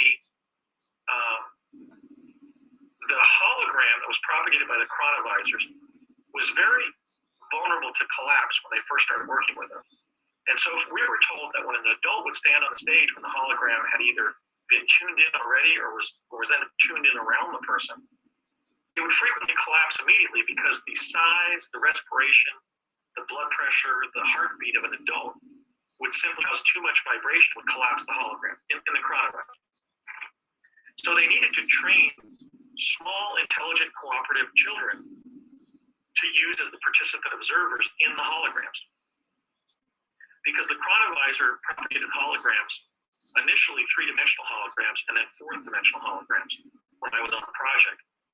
So that initially we could be in a past time, for example, as a central presence in that time, but not be injured there. We were just sort of visible to humans and animals in that time and place, but we were just there as a light form that could perceive things. We weren't physically there. But then ultimately they were using chronovisors to literally insert us in past events where we could eat and sleep and stay there a long time and so forth.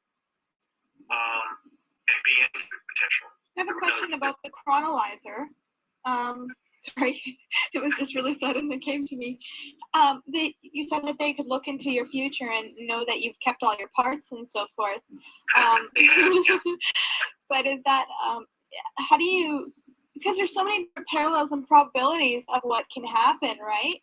I mean, sometimes people can get a reading by a psychic and the psychic can say, this is going to happen. That's one of the more profound questions of what was going on Pegasus. When I was on Pegasus, they determined that the multiverse exists because when they kept on sending me or another child, for example, to the Lincoln assassination site at Ford's Theater, which I visited at least 5 or 6 times when I was there one of the summers, we were teleporting there for summers and doing secret defense project activities there, and then we were teleporting back to New Jersey, arriving on the afternoon of the day we had left. There's a summer So in my activity. research, what happened to me, I identified that there were 4 hidden summers in New Mexico that I accessed during the 3 years I was in Pegasus. We did 70 and then back, 71 and then back. And then in fall of 70, we jumped to the summer of 73 and lived that in New Mexico.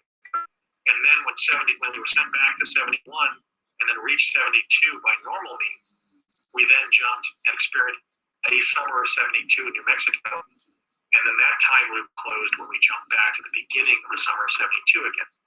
So during those 4 summers in those 3 years, I was involved in both teleportation-based and chronovision-based journeys, mostly to past times.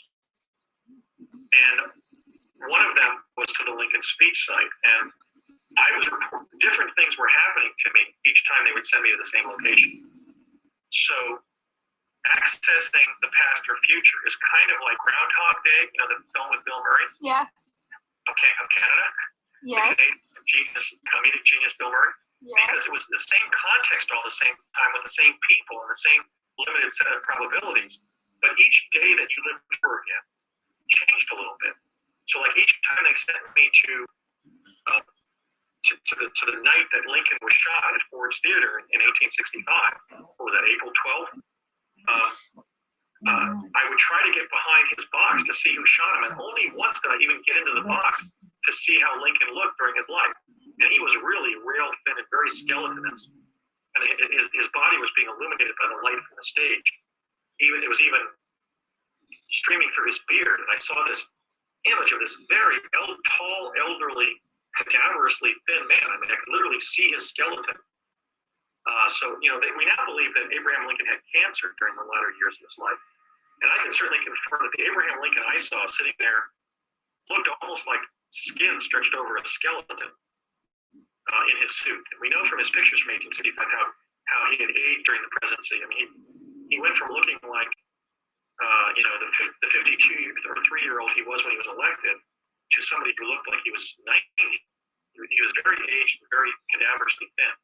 But every time they sent me back there to knock on the door or just to enter the box and just try to see Lincoln and just sit there and see who would come in and shoot him, or whether Mrs. Lincoln would shoot him or Major Rathbone would stab him or whatever.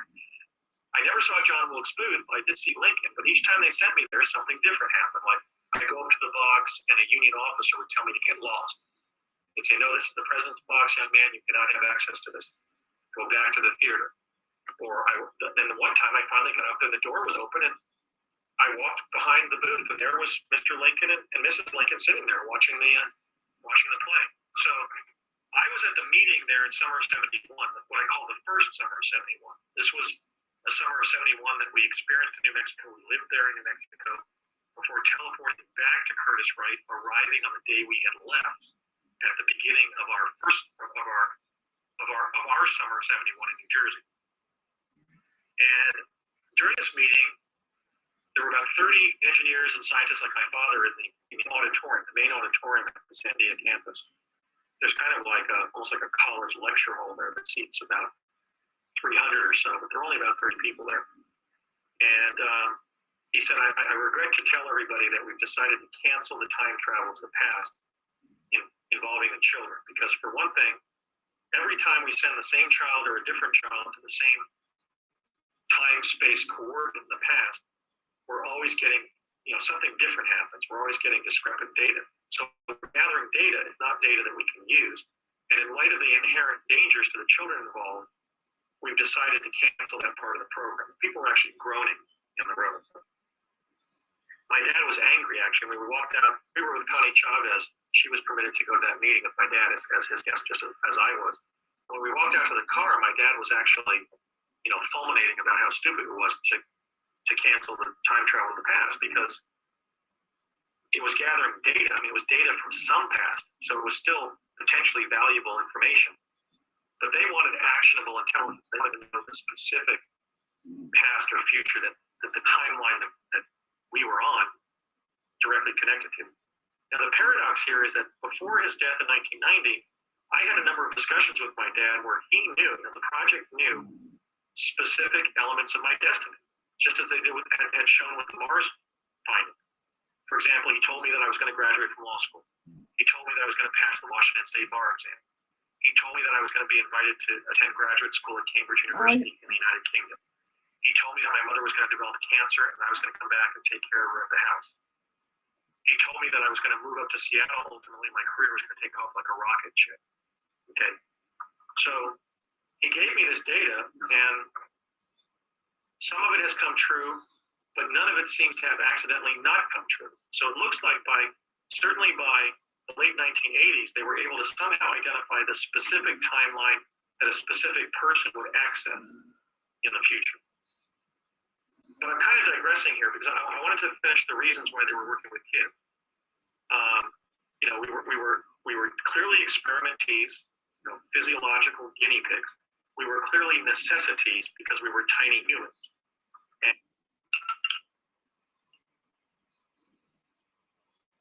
You're able to track the person through the hologram and all parallels and probabilities as well. In other words, the study of the hologram using remote sensing technology sampled the hologram. But a person's life is ultimately the residue. As Ernetti had said, every person from birth to death leaves a trace in the quantum hologram of light and sound. So I think the way to look at it is, you could tune a camera on an amusement park, and you would see different people entering the amusement park and going on the different rides and different chaotic patterns. Some people might get on the roller coaster right away or whatever. Some person might buy some cotton candy or whatever. But when one person goes to the amusement park, their day at the amusement park is one light and sound signal through the whole realm of potentialities at the amusement park. So I think that explains the dichotomy that we confronted in the program. Good metaphor. In other words, my multiple trips to the Lincoln assassination site are a set of squiggles that were unique, discrete squiggles in the quantum hologram that I was making. But they were trying to gather intelligence from the quantum hologram, not trace our activity. So every time they sent the same or a different kid to the Lincoln site, they were getting a different squiggle. So I think that's it. I think certainly by the time my dad died in 1990, the CIA had a way, in fact, Courtney Hunt used to call this running a line on somebody. They had a way to discern your actual destiny. Because there are many people who have people come up to them and say something about who they are, who just somehow know about them. And it seems like they're foreshadowing of things to come. And maybe they haven't had physical experience time traveling, but perhaps on some spiritual level that it's occurred, or a point where we will understand time travel and it will be for all of the people to be using, and we'll be like, hey, let's go back to ourselves at this time and so forth. Or somebody knows you in that future timeline and they go back to you at a certain time in the past. Yeah, I think that psychically we can clearly sample the quantum hologram. So those kinds of events may be explainable in terms of a very psychically gifted person. Their mind can go out and pervade those other dimensions where those identities mean something. But at the end of the day, the life that we live is the result of a set of decisions that cause, when we have the collapse of the wave function at the level of quantum mechanics, the person ends up living a discrete life that can be traced. You know, like let's say you had a professional baseball player. They got up to bat at different times at only so many finite baseball games. It's not really helpful to say, well, you know, Tom Seaver never pitched against me, or you never hit a grand slam during the World Series. Because whatever that person ended up doing on the baseball diamond was their career, right? But theoretically, they could have had multiple different careers just by making different choices. Like maybe they would have gotten an offer to change to what club they play baseball for, you know, or had been traded.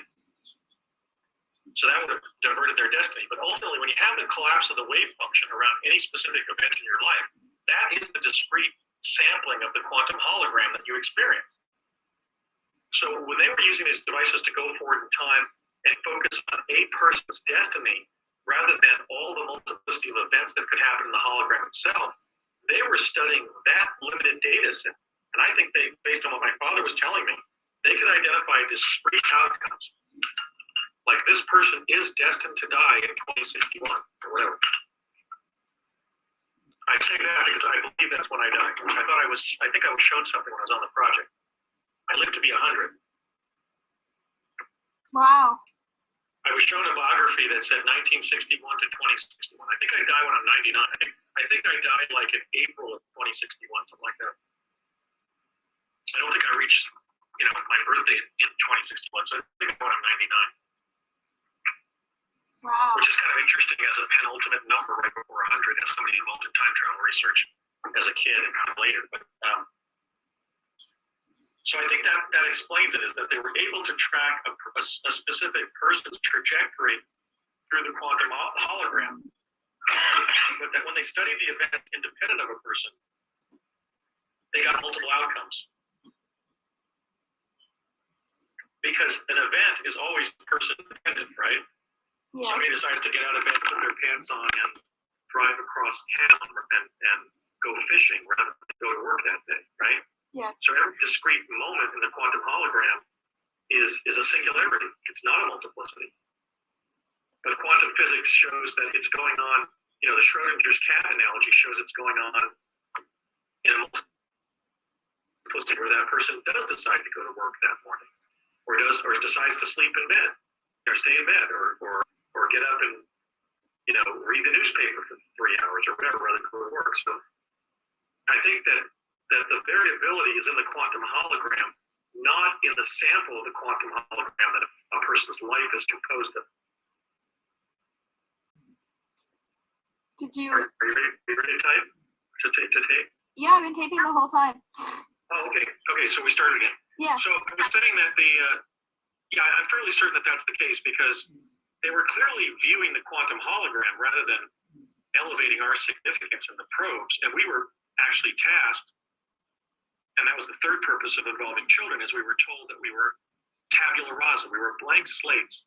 And that is to say that in the holograms generated by the quantumizers, children would see things that adults would tend to miss because adults have biased perception resulting from their experiences. So I remember them using the phrase tabula rasa and explaining that it was a Latin phrase that meant blank slate, blank table. Interesting. Very interesting. Yeah, and so that was part of it. And we actually received specialized training.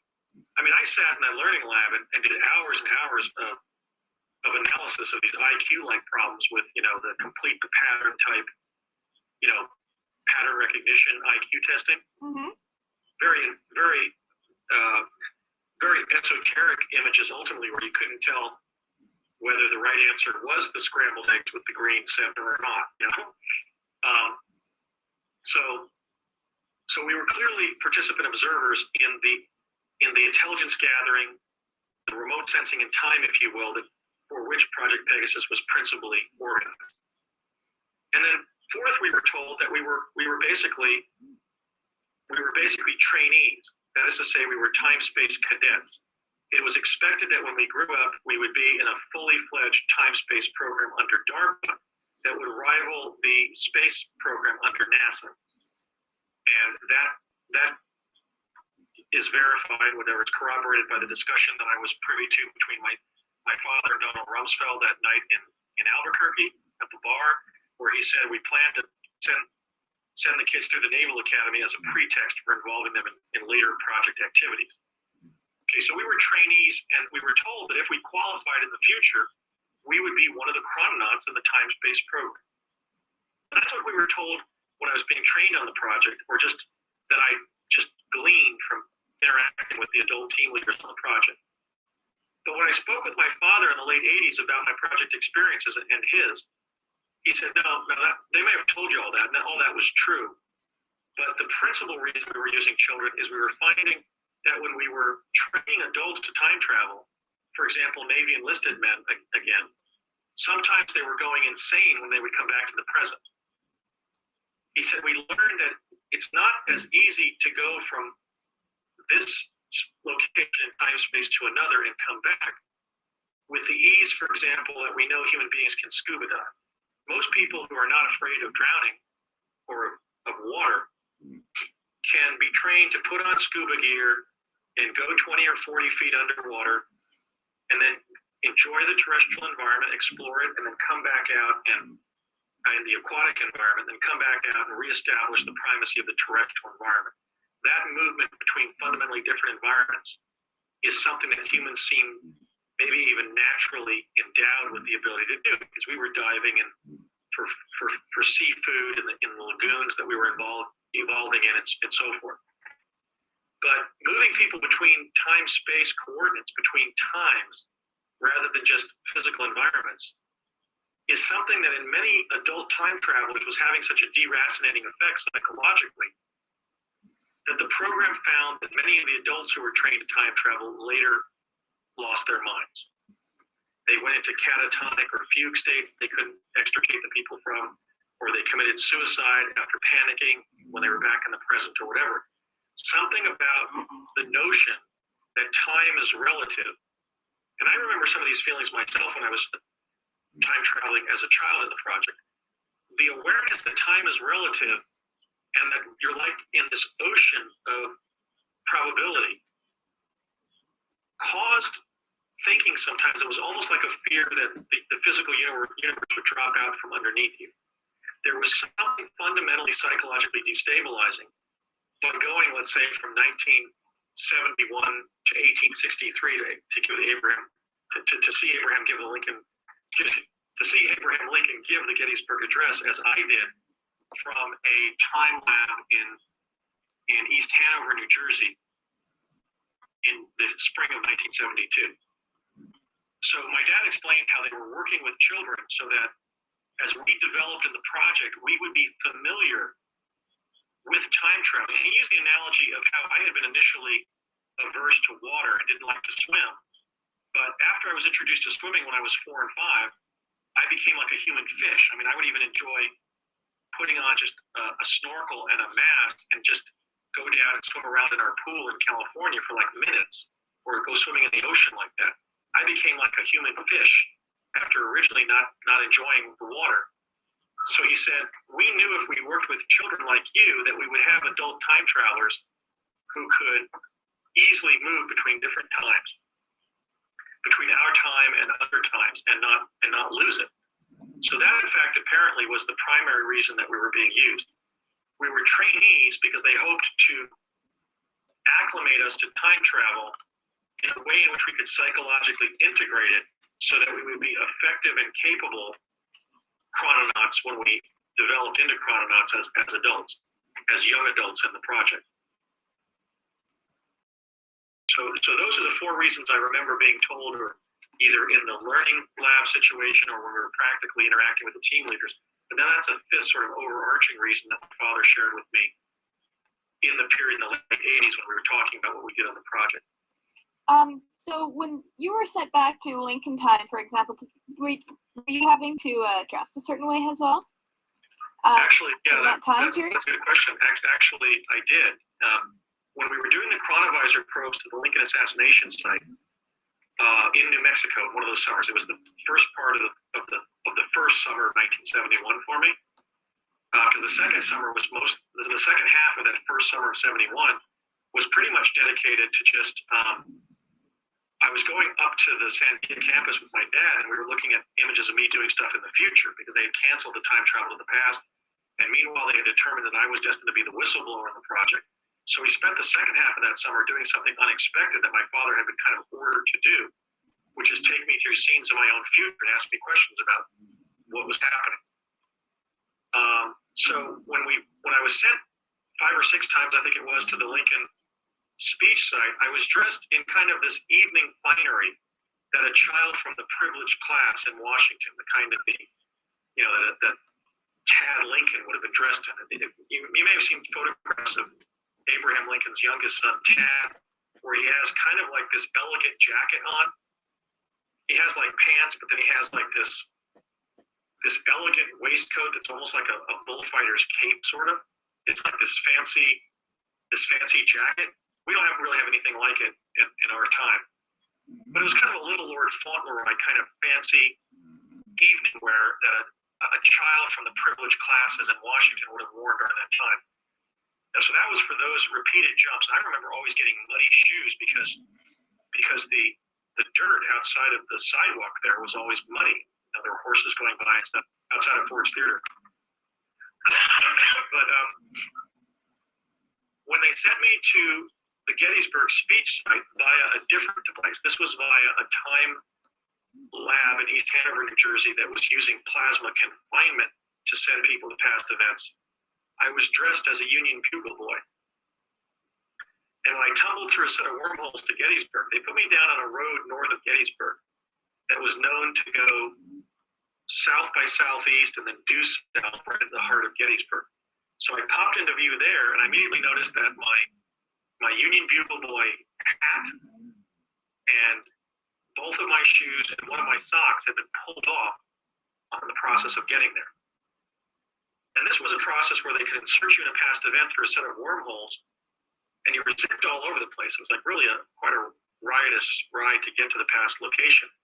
But then when you were in that time-space location, you would get like this massive Kundalini effect, and you would just find yourself back at the plasma confinement chamber back at East Hanover.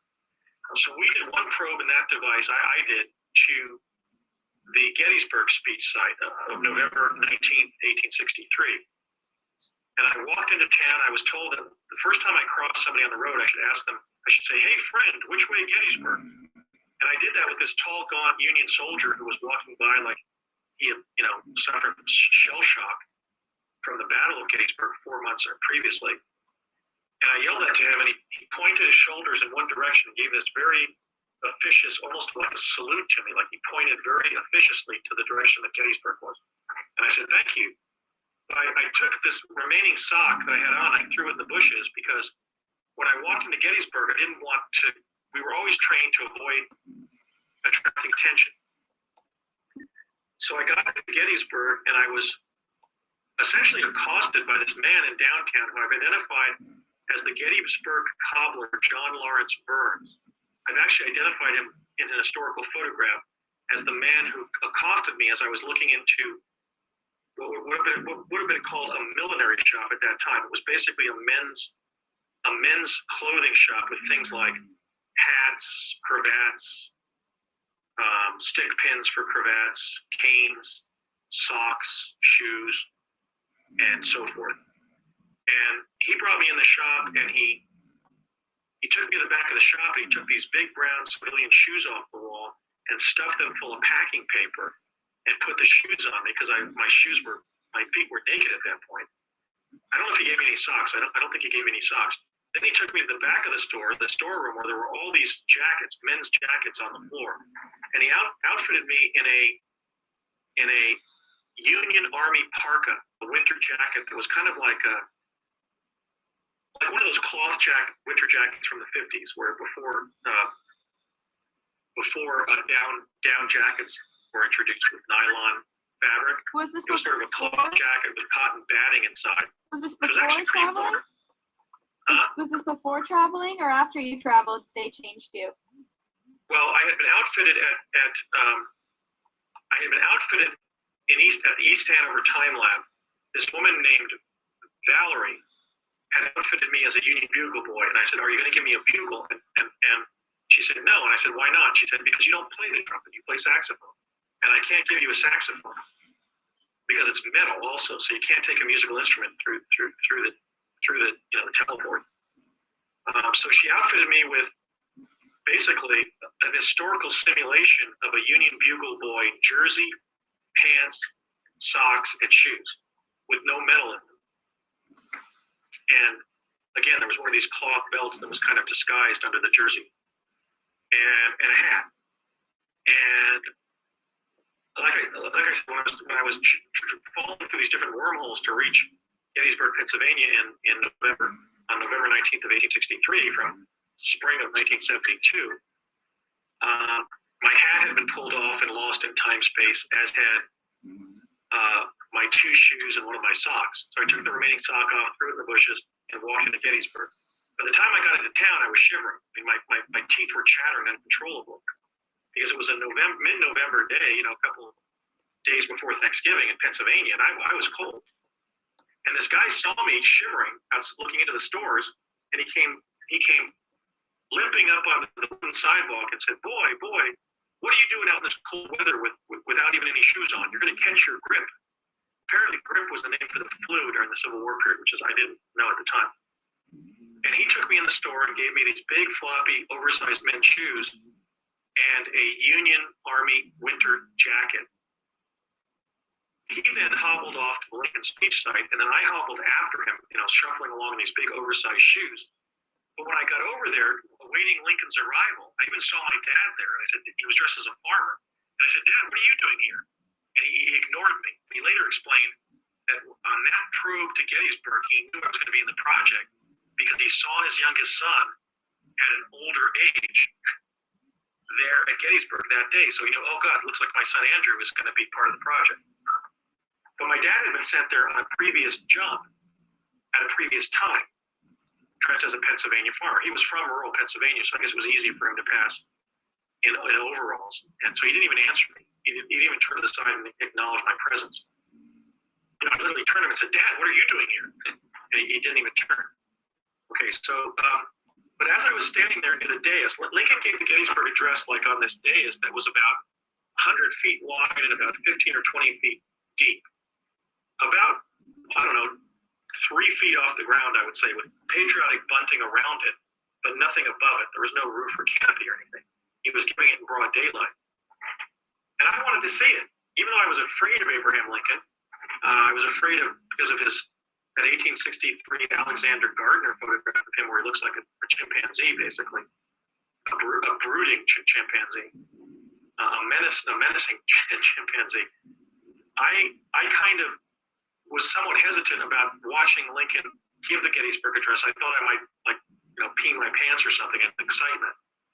But what ended up happening was that there were these two Union officers over at the corner of the dais. And one was this really mangy-looking guy who was peeling an apple and eating it right in front of my face.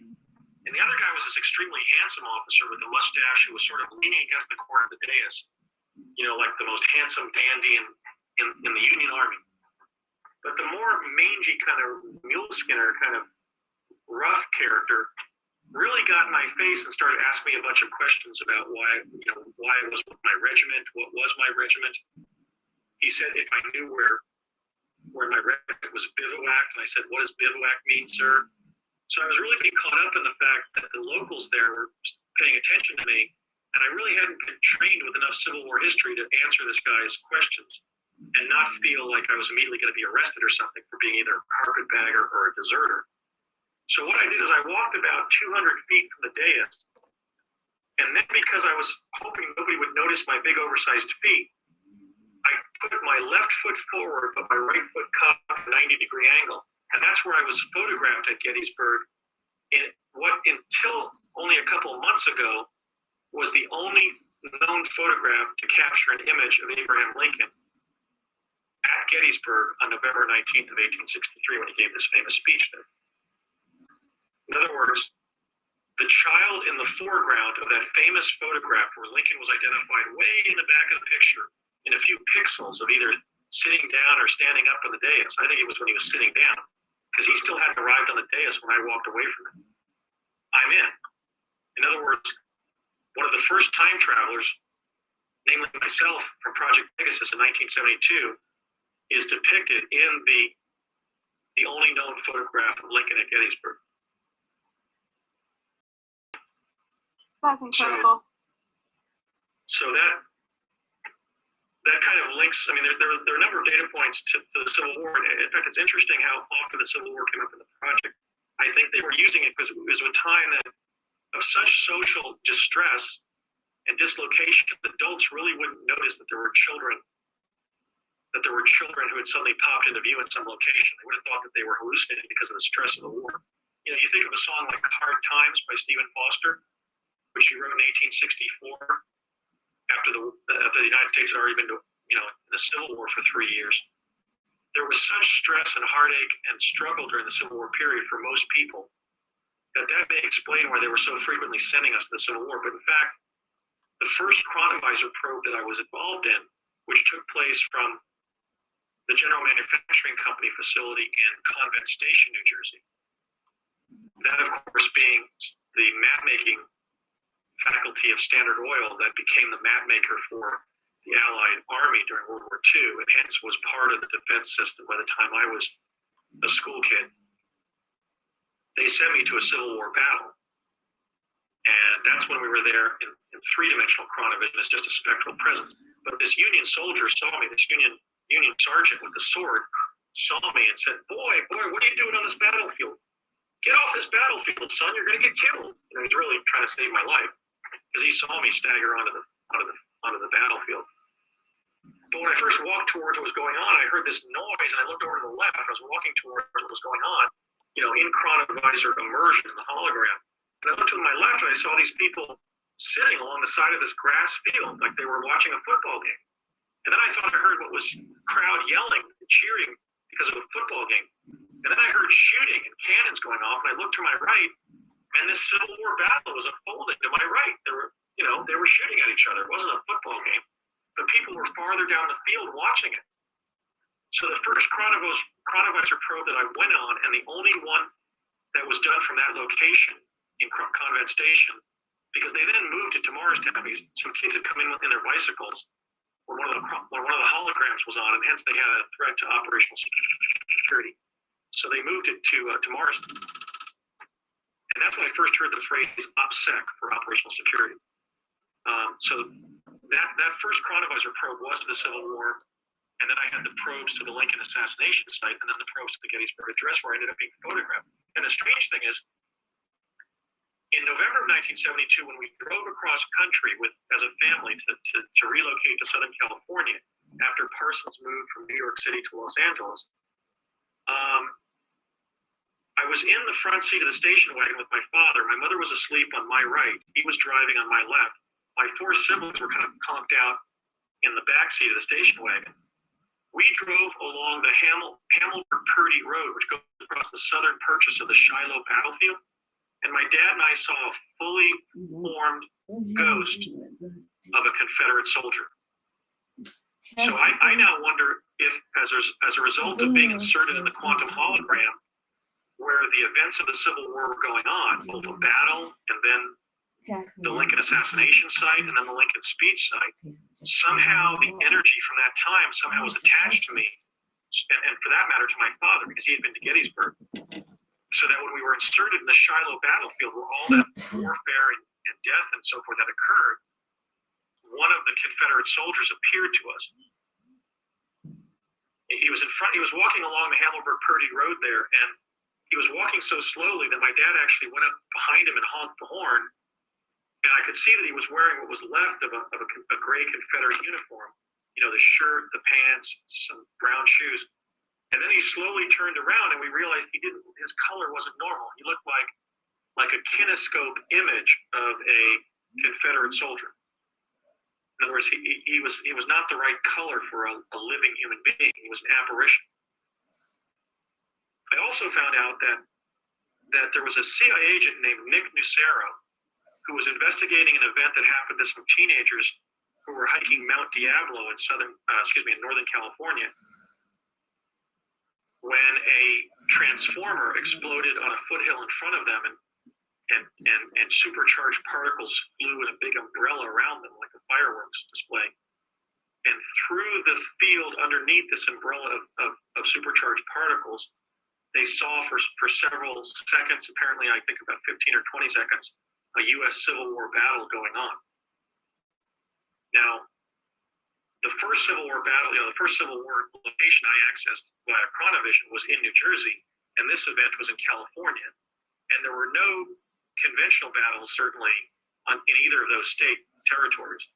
And I asked the lady at the chronovisor there at Convent Station, how could you have sent us to a Civil War battle if there weren't any Civil War battles in New Jersey?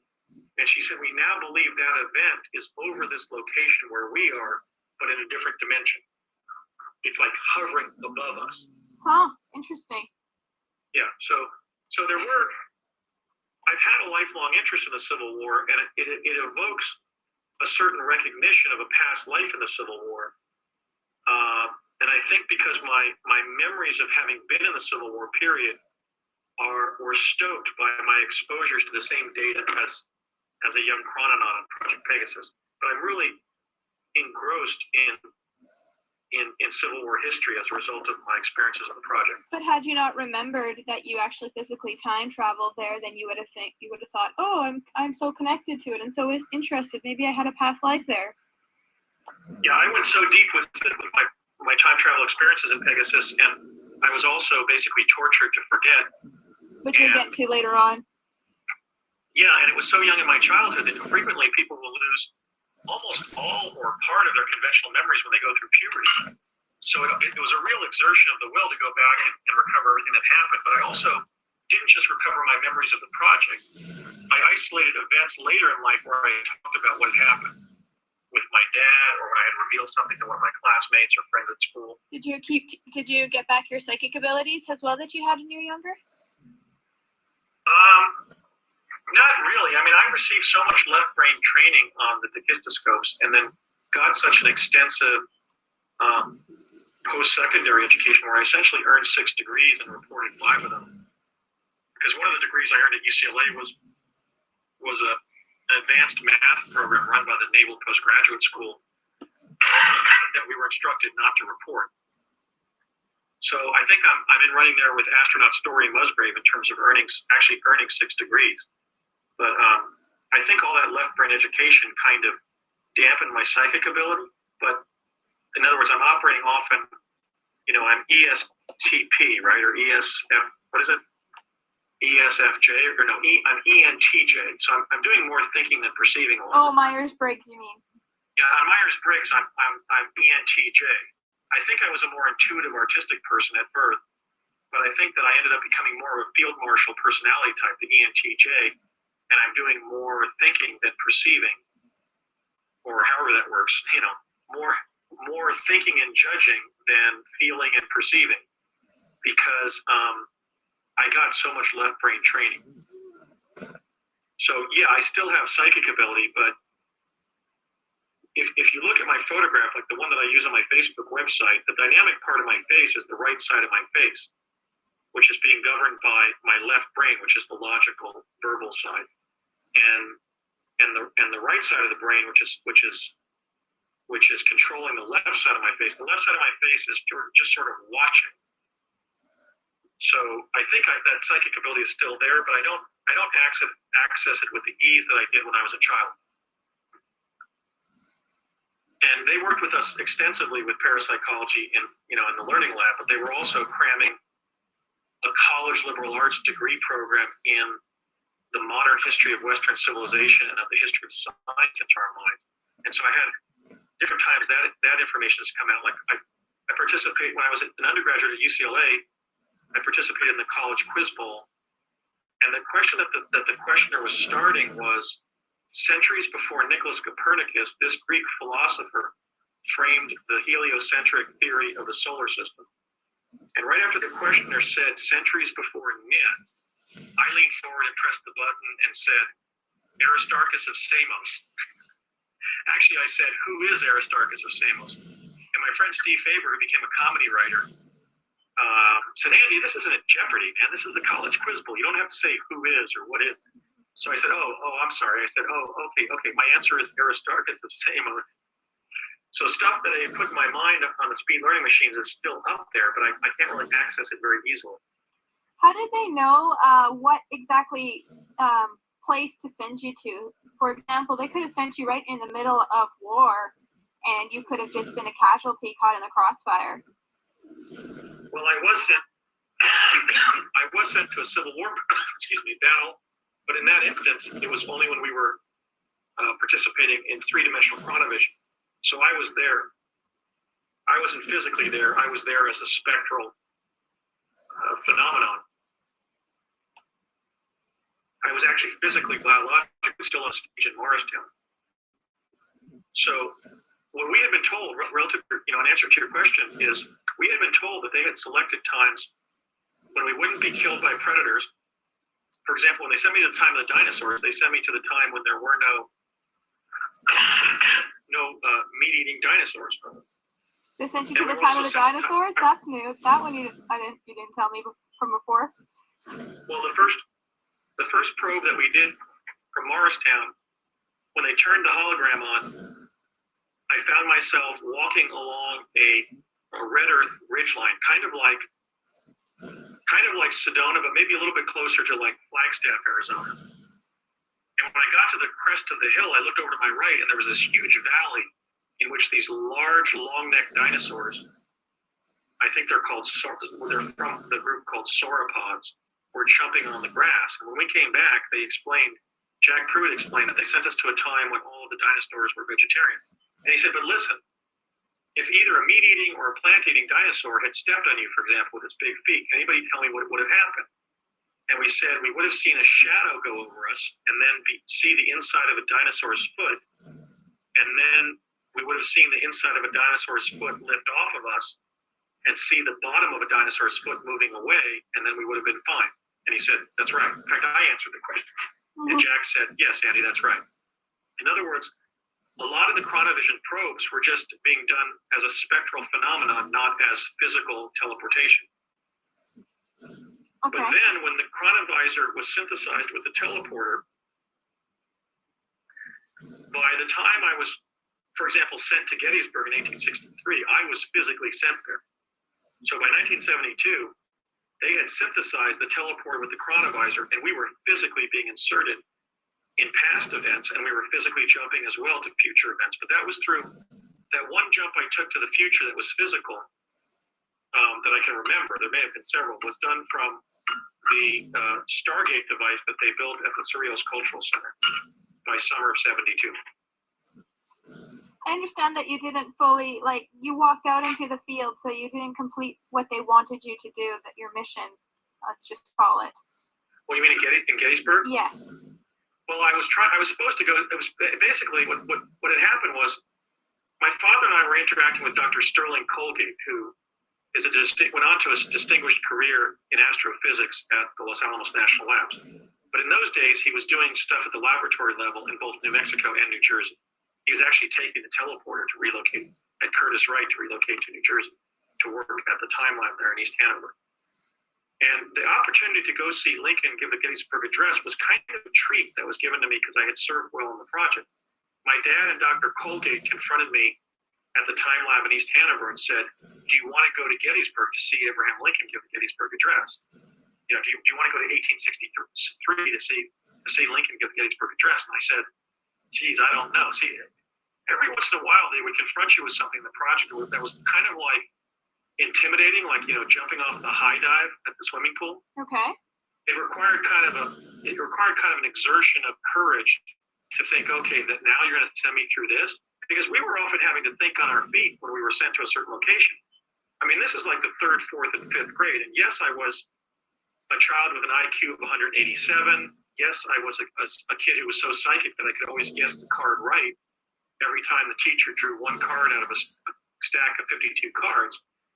But since I had been through this time travel stuff in the Chronovisor, for example, where they said they could always see us, but I spent, for example, several nights sleeping in this god-awful tenement in the Five Points neighborhood of New York City around 1900. I had had some real stressful sojourns out there in the time-space continuum. So when he said, do you want to go to 1863 to see Lincoln give the Gettysburg Address? He said President Lincoln give the Gettysburg Address. I initially said, no, you can go there if you want. In fact, he had already been there. So subjectively, from my dad's experience, when he had previously been sent there, he had seen me there. So he knew I was going to go there at some point. And so did Dr. Colgate, because when I said initially, no, I don't want to go there, my dad, standing in the lab that day, clearly knew that I was destined to go there because he had seen me when he was sent there to that same day. And so Dr. Colgate said, well, let's give Andy a few weeks to think about it, Ray, and then we can come back and you can ask him again. So the next time he took me to the time lab at East Hanover that Dr. Colgate was supervising, which wasn't a very big facility. It was about the size of like two high school chemistry labs. They had this plasma confinement chamber that Colgate was using to insert us in the past. I agreed. Dad said, Valerie will dress you so that you're dressed like the people of that time. And there I went. I was dressed as a Union Bugle Boy, and they sent me to Gettysburg. And but there wasn't any special seminar on like Civil War Army terms, so that if I was challenged by two officers at the corner of the dais where Lincoln was going to give the Gettysburg Address, I would know what a bivouac was. The bivouac was apparently the encampment that my regiment would have been at. They would have been bivouacked, near Germantown, Pennsylvania, or whatever. So we had to kind of think on our feet and try not to attract attention to ourselves. And the principal thing we had been told is avoid arrest and imprisonment or any kind of incarceration or confined spaces, because we're going to have to send the portal in to pull you out sometimes. That's really good advice. Avoid being arrested. Yeah, they wanted us to always be, the default thing to do was just to walk away from something so you were in some field, excuse me, so that they could extract us and get us back to the present. And that was clearly our objective as well, because it was scary in the sense that it's not like you were a kid from New Jersey who had hitchhiked to California, or even hitchhiked to Pennsylvania. You were a kid from New Jersey who was in Pennsylvania in 1863. So, we knew the seriousness of what we were doing, and it was very intimidating in terms of worrying that, hey, I might not get home. So why did you not, so you went out into the field though, rather than going to see Lincoln. Why did you do that? Well, the two Union officers were questioning me intently at the corner of the stage. And so after the guy said, son, are you a little bit touched in the head? Have you seen too much of the fight? And I said, yes, sir. And then they both laughed and I walked away. I walked about 200 paces from the dais because I just didn't want anybody else scrutinizing me, because it was clear to me I now had this Union parka on and these grossly oversized shoes. So I realized I was dressed in clothing that I had not been outfitted in back at the time lab in East Hanover. And I had already received a scrutiny, actually initially, of two ladies standing on the left side of the dais there who were kind of whispering about me behind their fans, like I was a carpetbagger or something. Because they were clearly looking at that I was dressed as a Union Bugle Boy, but with men's brown street shoes. So they must have thought I was a local kid or a carpetbagger who had, taken clothing from the combat fatalities and so forth. Excuse me, in Gettysburg, which is back in July of 1863. So, or early July of 63. So, I had initially received that unwelcome attention from the ladies who were gossiping about me. And then I was actually directly accosted by those two Union officers who must have been part of Lincoln's security detail or just the military battalion that was protecting the stage site there, just maintaining public order, or just wanted to see Lincoln give his speech there that day. So I intentionally walked away and just stood there waiting to get back to East Hanover. And then when I popped into view back in I had like this Kundalini effect, and the immersion in the device kind of wore off, and I found myself back in the plasma confinement chamber back in East Hanover. When I walked out of the chamber, my dad said, "What the hell do you think you were doing?" I said, "What do you mean?" And he said, "We sent you to Gettysburg to see Abraham Lincoln give the Gettysburg Address, and you just stood there like a goddamn statue." And I said, "Dad, I was doing an evasion procedure because the Union officers were questioning me over at the corner of the stage." And he said, like hell you were, you had to leave or whatever, like hell they were. Ultimately, you broke off and you could have come back to the stage, but you didn't. Then later, I started questioning about what he had experienced there that day at Gettysburg, and he said, "Yeah, I went in there too. I was there. I was dressed as a farmer, and I looked over to my right, and there was my number 3 son, but he was a couple years older than when they had sent me to Gettysburg. And that's when I realized you were going to be in the project."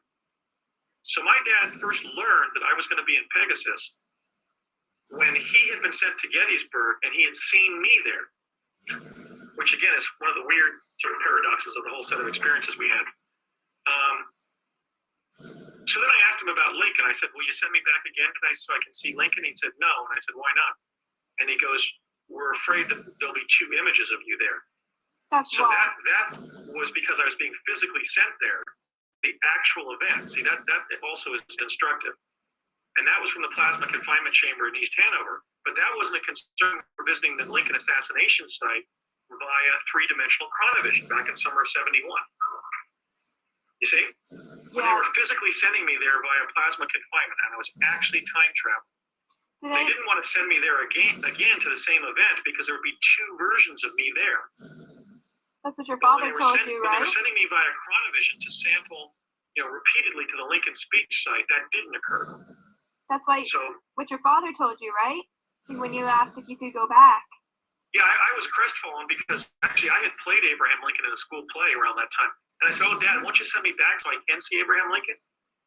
Give the Gettysburg Address," because I was really guilty. I had seen the side of his face and body at the chronovision probes from New Mexico, but I hadn't stood in front of the stage and seen Abraham Lincoln give the Gettysburg Address. And I was really crestfallen that I wanted to, and he said, "Nope." And I said, "Why not?" And he goes, "Because that's actual time travel, and there'll be 2 versions of you there." And then when I saw the image of myself in a news magazine, I took it to him. I said, "Dad, look, they got an image of me." I think it was in Life or Look magazine. They published that picture that had been discovered of the Lincoln speech site in 1951, and it had been analyzed to show that Lincoln was in the picture. And I took it to my father and said, "Look, Dad, they photographed me when he was there." And he said, "Yep, just don't tell anybody." And then after I got back home, got a couple of weeks after basically the fiasco where I missed seeing Lincoln give the Gettysburg Address, I had like this cosmic, massive Bart Simpson moment where I was crestfallen. They had sent me to Gettysburg and I failed to see the speech that Lincoln gave there. I asked my dad about Lincoln, and what he said was that Lincoln just looked like a man with a beard on the stage, but he couldn't get out of his mind is how high-pitched his voice was. He said he had this stringy, high-pitched voice, and my dad imitated him. He went, 407 years ago. So Lincoln had a really high-pitched voice, which is something interesting that my father observed from standing in front of him when he was giving the speech. Now we know that Lincoln had a disease called Marfan syndrome, which stretches the connective tissue and sometimes stretches the vocal cord. And it's such a tall, thin person as Lincoln, apparently his vocal cords were stretched. So that's a fascinating corroboration, because I remember my dad saying that just like that. He said, "Yeah, he had this really high-pitched, stringy voice, and then he imitated it like I just did." And so then we later found out that Lincoln had Marfan syndrome. So that was one of the many internal proofs that I've developed about my experiences. Certainly not the only one. Certainly the photograph is demonstrative of the fact that it's me, because if you examine that photograph, you see that boy is in the pantaloons of a Union Bugle Boy outfit, but he has a Union parka on and grossly oversized men's shoes. I'm talking about like size 14 men's shoes. Touched in the head for sure. Yeah. So you also traveled into the future, correct?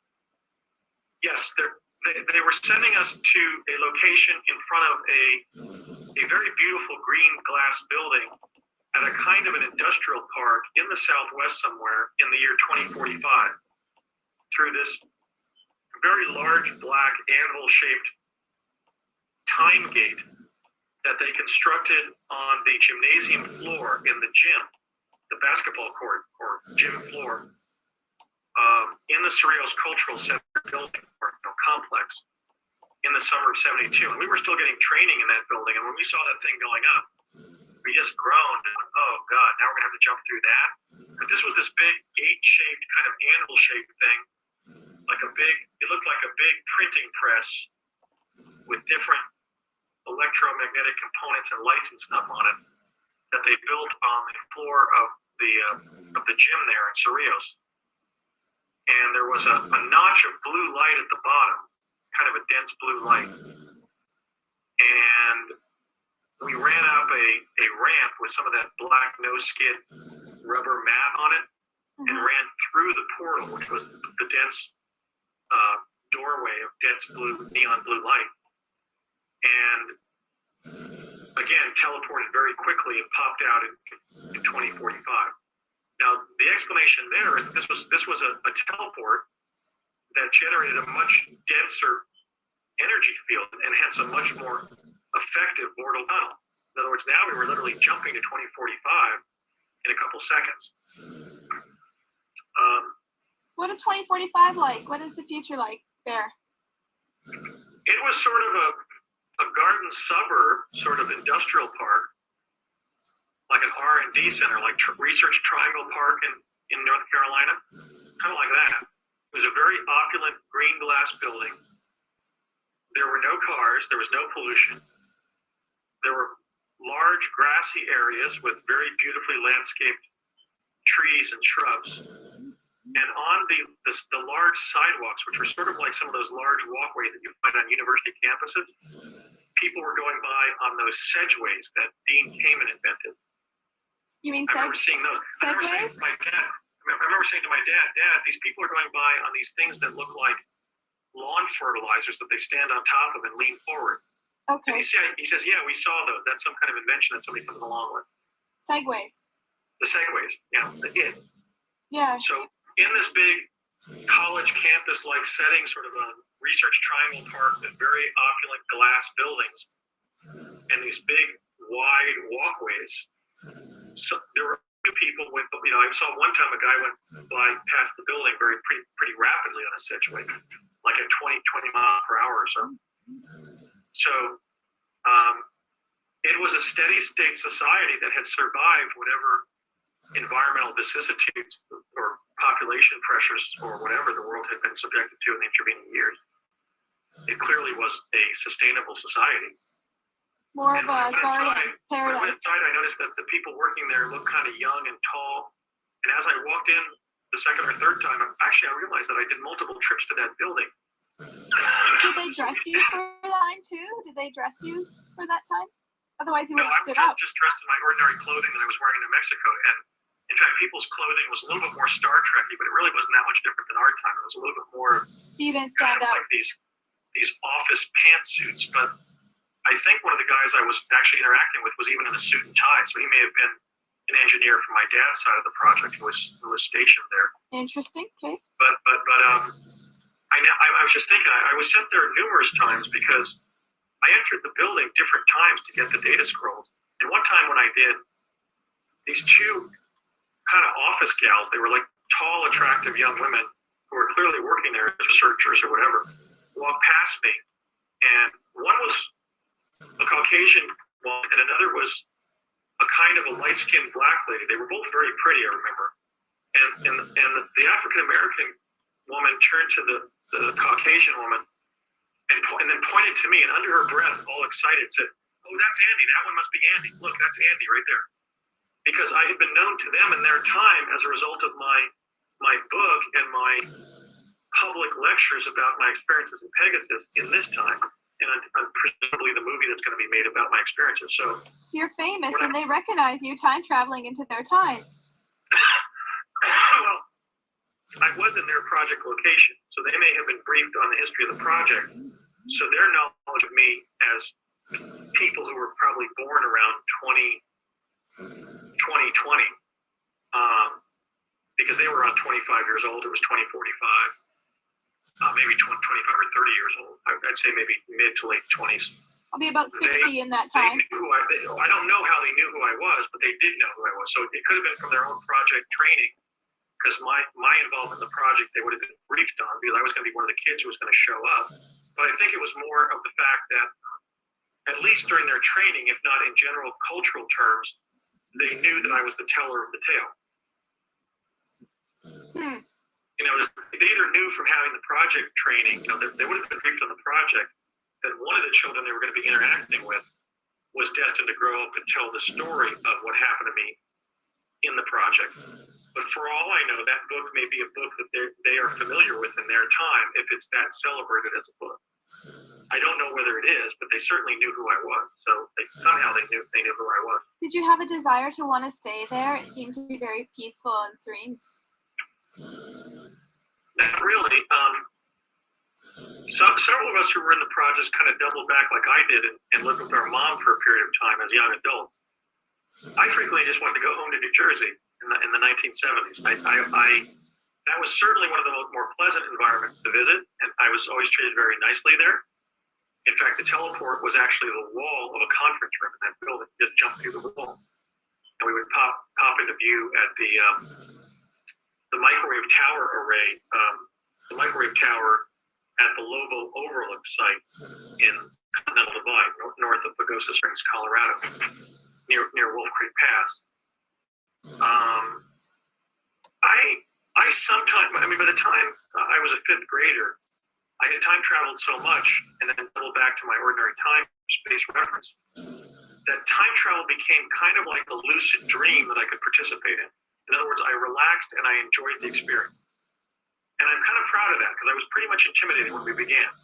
So there was a lot of growth there. Understandable. During those years. I've described how sometimes I felt like a yo-yo on the end of a string. Like somebody was doing a yo-yo trick, and I was at the full extension of the possible. You know, I knew that I was doing something very special, and I felt like the most privileged character on the planet. That you are. Not very many people can say that. Well, I was one of them, but I did relax and I did enjoy the bliss of going to another time and coming back safely. Just like you'd have a rapture experience, scuba diving and checking out the fish underwater and everything, and then coming back and drying off in the sun. Oh, you treated it like ultimately, I did enjoy a bliss experience from the immersion in another location in the time-space continuum. Did you ever teleport to different dimensions? Different realities? The whole question of dimensions is kind of clouded. I mean, everywhere where we are in the quantum hologram, that's where we are. So each of us is really always in one, at least semi-overlapping set of dimensions, but basically in one dimension. I didn't teleport or time travel with the other devices truly in an interdimensional sense. So, for example, when we spent the time in New Mexico and then doubled back to our alpha timeline in New Jersey, my dad never took me to New Mexico where I could see myself going around doing things. In fact, they were avoiding that happening. So I think that would have been truly interdimensional, because in the linear A timeline that we'd broken off of when we would, for example, teleport to New Mexico, we did things in New Mexico, and then by teleporting back to the afternoon of the day we had jumped through the device in New Jersey, that time loop was essentially being unkinked on the linear B timeline. You see how that works? Mm-hmm. We jumped from our linear A to a linear B time loop that had opened up, but by jumping back to the afternoon of the day we left, we essentially tied off that time loop and it broke off from our linear A timeline. But we never crossed the lines over again, for example, by traveling physically in real time to some place we had teleported to. I did have a strange experience involving interdimensionality, though, and I think it's instructive. Okay. And that is when we jumped from mid-November 71 to the beginning of the summer of 1973. My dad actually took some sensitive military, these mailing tubes with sensitive military secrets in them. There were schematics of some of the U.S.'s most sensitive missile systems. That's what he explained to me when I asked him what was in the tubes. So we jumped from Curtiss-Wright, but when we arrived there, I thought it was still 1971, and when we visited Connie at the restaurant, she was angry at my father for not returning quickly as he said he would. And he said, Andy, come over here and tell Connie what year it is. And I said, what year it is? And he said, yeah. And I went over and said, what do you mean? It's 1971, isn't it? And Connie practically fell off her chair. Because in fact, it was around June 1st of 1973. So we rented a rental house. And during my first and second fact-finding trips to New Mexico, first by myself and then with my friend Dixie Karras, I found that house. I found the woman who had rented it to us and everything regarding that summer of 73, living in White Rock in a summer sublet in a house there with my father. In fact, I told everybody who I met there in the shopping center, the Sherwood Shopping Center, that the Mexican restaurant was once a chicken place called Chicken Country. I told them that the Smith's grocery store was once a Gibson's department store because my dad had bought me clothes there when we first got there. And for the summer there, at the beginning of the summer of 73. And the D'Angelo's Italian Deli was now like a branch office of Strategic Applications International Corporation. And then it was a web host company. I went back there. So I really reconnoitered White Rock and proved everything was there. I even proved that the family that we had rented the house from, the father worked as the space coordinator for the engineering department at the Los Alamos National Labs, and I identified another house we stayed in earlier that he also owned in White Rock. Now, when I started living at that 20 Grand Canyon Avenue, or Grand Canyon Drive house there in White Rock, I had a stupid idea, but it actually ended up being an important experiment. My dad left for work, and I guess it was for a meeting, maybe to or whatever. And I was left back at the house, and I called my mother in New Jersey. I had asked Connie the day before what the area code for New Jersey was. And I knew what our 7-digit home phone number was. It was 539-4948. I still remember it. But I think the New Jersey area code was 201 or something like that, 212, something like that. I guess 212 is New York City. Yeah, I think it was 201, that part of New Jersey at that time. And so I asked Connie, and she gave me the area code for New Jersey. And I called my mother, and I said, Mom, do you know who this is? And she said, yes, this is my son, Andrew. How could I not? And I said, you know where I am? And she said, where are you? And I said, I'm in New Mexico with Dad. We're on a secret government project. We teleported here. I'm taking special classes in a lab under the auxiliary gym at the Los Alamos Public High School, which I was thinking she was wondering what the hell where I was coming up with that. And she said, no, you're not. You're right here in the house with me. And I think she said something like, so don't play tricks on your loving mother, or something like that. Holy cow, that's so cool. What happened was, when she received the call, I was in the house because this call was undertaken 3 weeks after we arrived in New Mexico via teleportation. We then spent the summer of 73 there, and then when we jumped back to New Jersey at the end of the summer of 1973, having pre-lived in the future, we returned back an hour later after we had left around November 15th of 1971. Because I remember asking my dad when we were sleeping at the Albuquerque Holiday Inn, every night before we would go up to Sandia and teleport back home at the end of the summer, we were staying for one night because we had dropped our rental at the Holiday Inn. I remember I used to get up when it was all hot and I couldn't breathe. My dad was snoring, and I used to go into the bathroom, and rather turn the light on, I would turn the faucet on with cold water and cup my hands and drink from the spigot in the bathroom. And that's how I learned to kind of drink without making any noise where I'd wake my dad up when we were on the project together, sharing the same hotel room.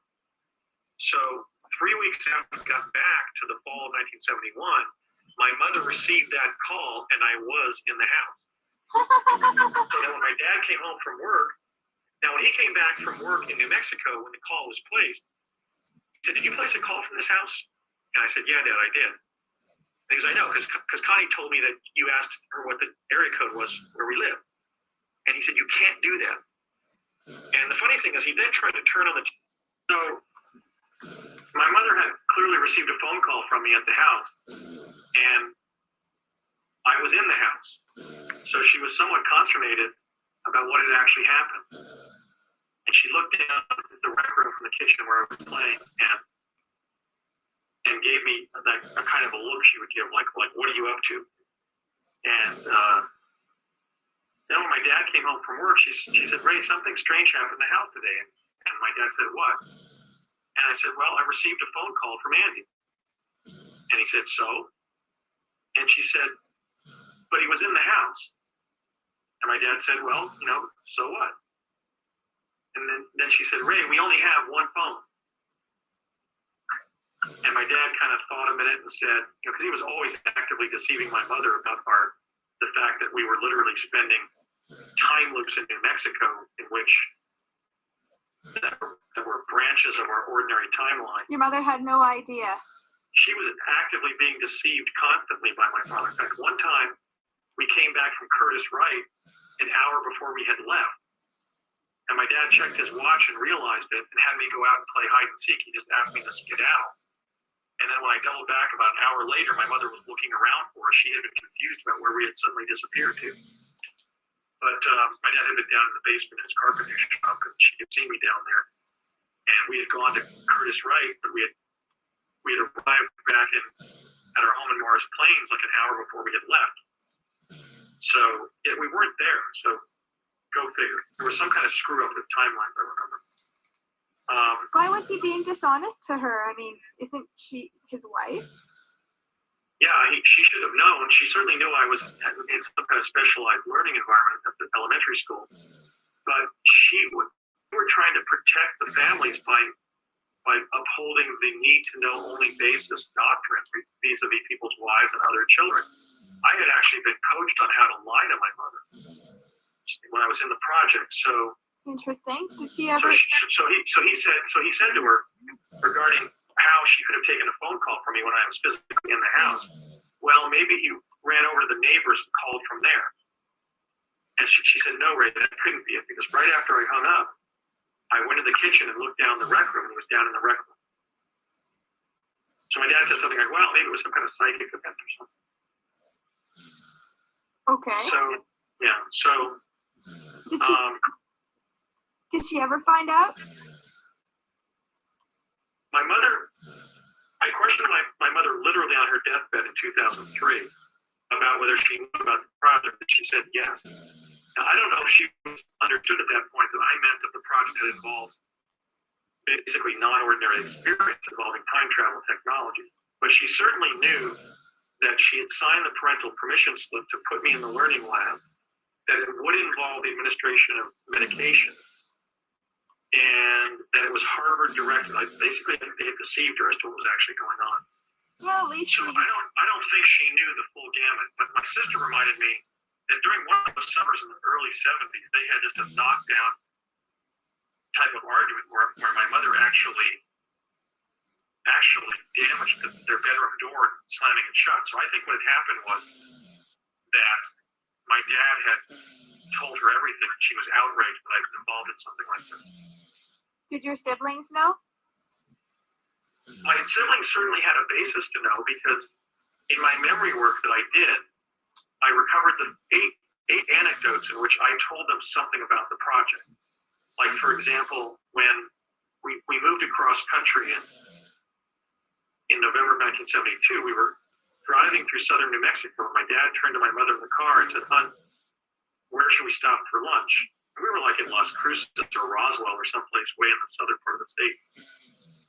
And I leaned forward. Now I was sitting in the back of the station wagon during this part of the trip, because my brother Greg had moved to the jump seat in the far back.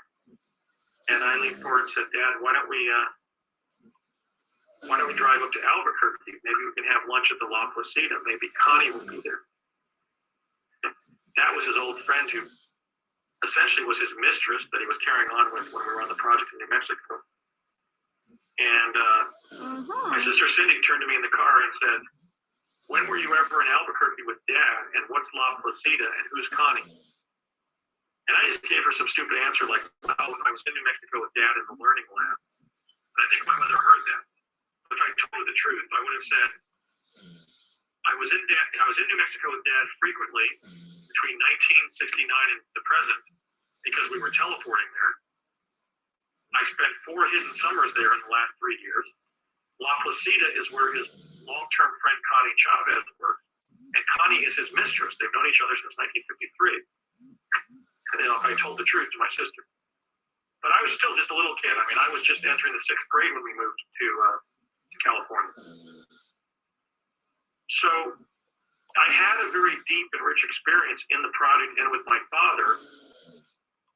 But there was still, some tension in our relationship because he was not giving me any credit for anything. In fact, that's going to be one of the scenes in the movie where I get angry at him and I'm kicking the dirt walking in front of him and Connie, and I say to Connie, he never gives me credit for anything.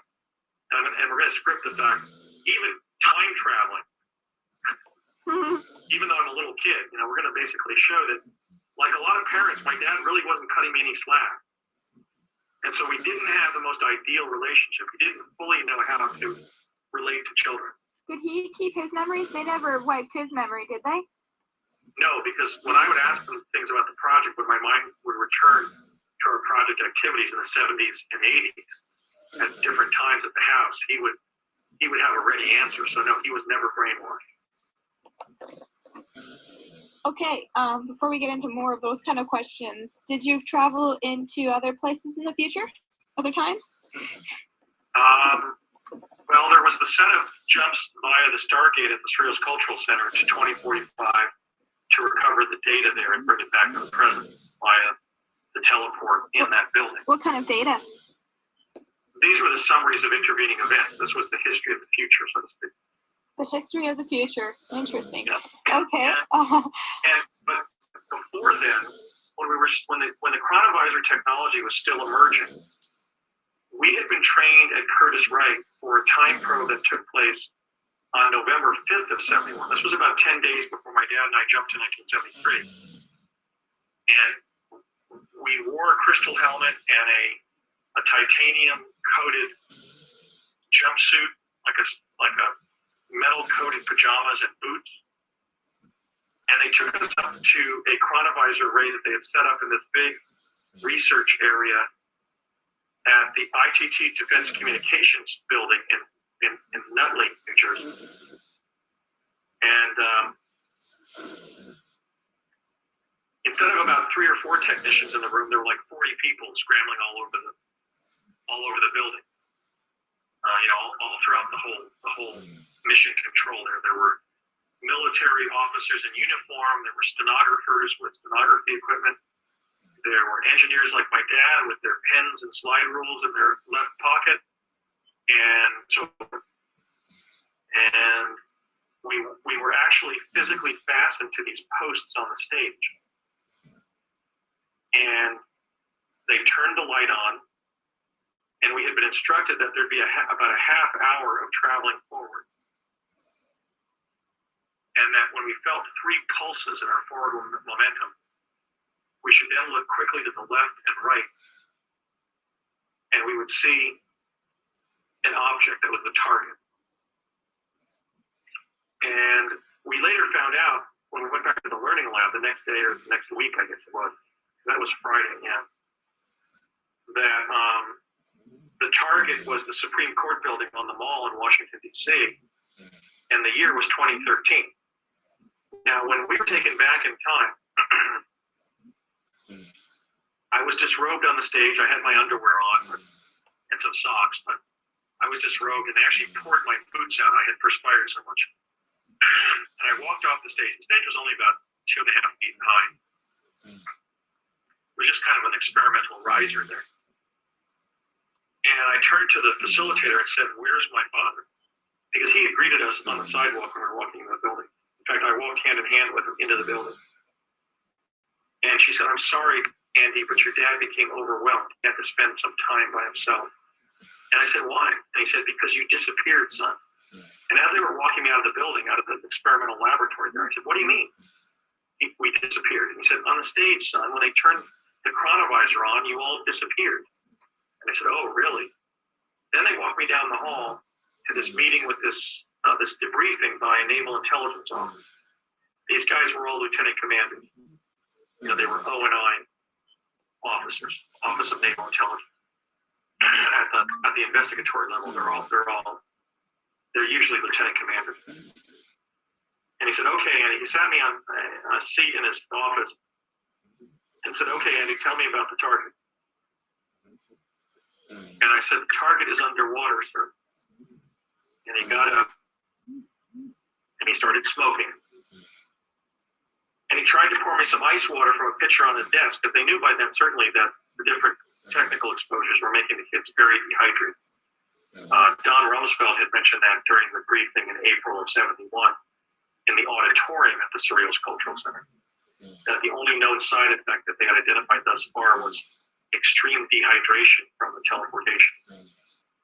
So in this case, we had been under this bright light for an hour or more. And so he reached over and poured me some ice water, and he spilled ice water all over his blotter. I went, oh, damn. And then, he continued to pace around the room and smoke. And he was asking me questions like, well, how do you know it was underwater, Andy? He was trying different techniques to see if I was making it up. And then I told him, well, when you sent me down toward the target, I saw it was this, I think I said colonial type building, but I really meant a Roman style Washington type building. Because I was used to Ford's Theater, or not Ford's Theater, but the Ford, what was that called? Not Ford's Theater, but Ford Mansion, which was Washington's headquarters in Morristown, where I was born. And so, yeah, I guess I call it the colonial building, but I meant the Revolutionary War, Roman style of the Supreme Court building. And he said, yeah, what did you see? That was the target, the building. And I said, well, it was kind of forming out of a group of bubbles, but I could still see that there was algae on the columns of the building. I actually said that green stuff that grows in ponds. Mm-hmm. And he goes, oh, you mean algae? I said, yes, algae.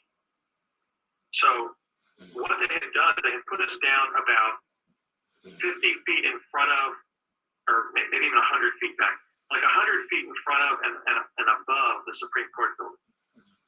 And I experienced it as you would if you were in scuba gear and you had been paragliding and you fell into the water and went under the water. In other words, when they sent me towards the target, I actually experienced splashing into the water and seeing what was there. And how old were you at the time? That was November 5th of '71. So I had just turned 10 in September. And where was this? What was underwater? What location was this? No, this was on the mall in Washington, D.C. This was the U.S. Supreme Court building. Okay. On the mall in Washington, D.C. So this indicated that at least on that timeline that they were sampling, the U.S. Supreme Court building was underwater. And could it be because the people who were, involved in this project were, of military and a fear-based kind of mentality, that kind of probability is what they would have manifested? Well, they were clearly sending us there to that location to see what condition the nation's capital was in, that Washington, D.C. was in, following some cataclysmic event, presumably the events of 2012. But yes, I would say yes to your question in the sense that they were looking to see whether a catastrophic event had affected Washington, D.C. by 2013. So we may very well have been finding what they were looking for. And what do you think about 2012? I think that because Project Pegasus proved the multiverse, and while all of us have a discrete destiny that will ultimately manifest, to the extent that the future is a realm of pure potentiality, as Deepak Chopra has called it, and a set of critical proximity events occurring in pure principle, as Buckminster Fuller described it, I think that we should imagine a 2012 that involves the global renaissance and a spreading of social equity and love and harmony between people and wellness and healing That's and already environmental occurring. restoration. That's already occurring. There's a lot of people that are starting to remember not just past lives, but future lives, multidimensional lives, interdimensional lives, lives in between lives. You know.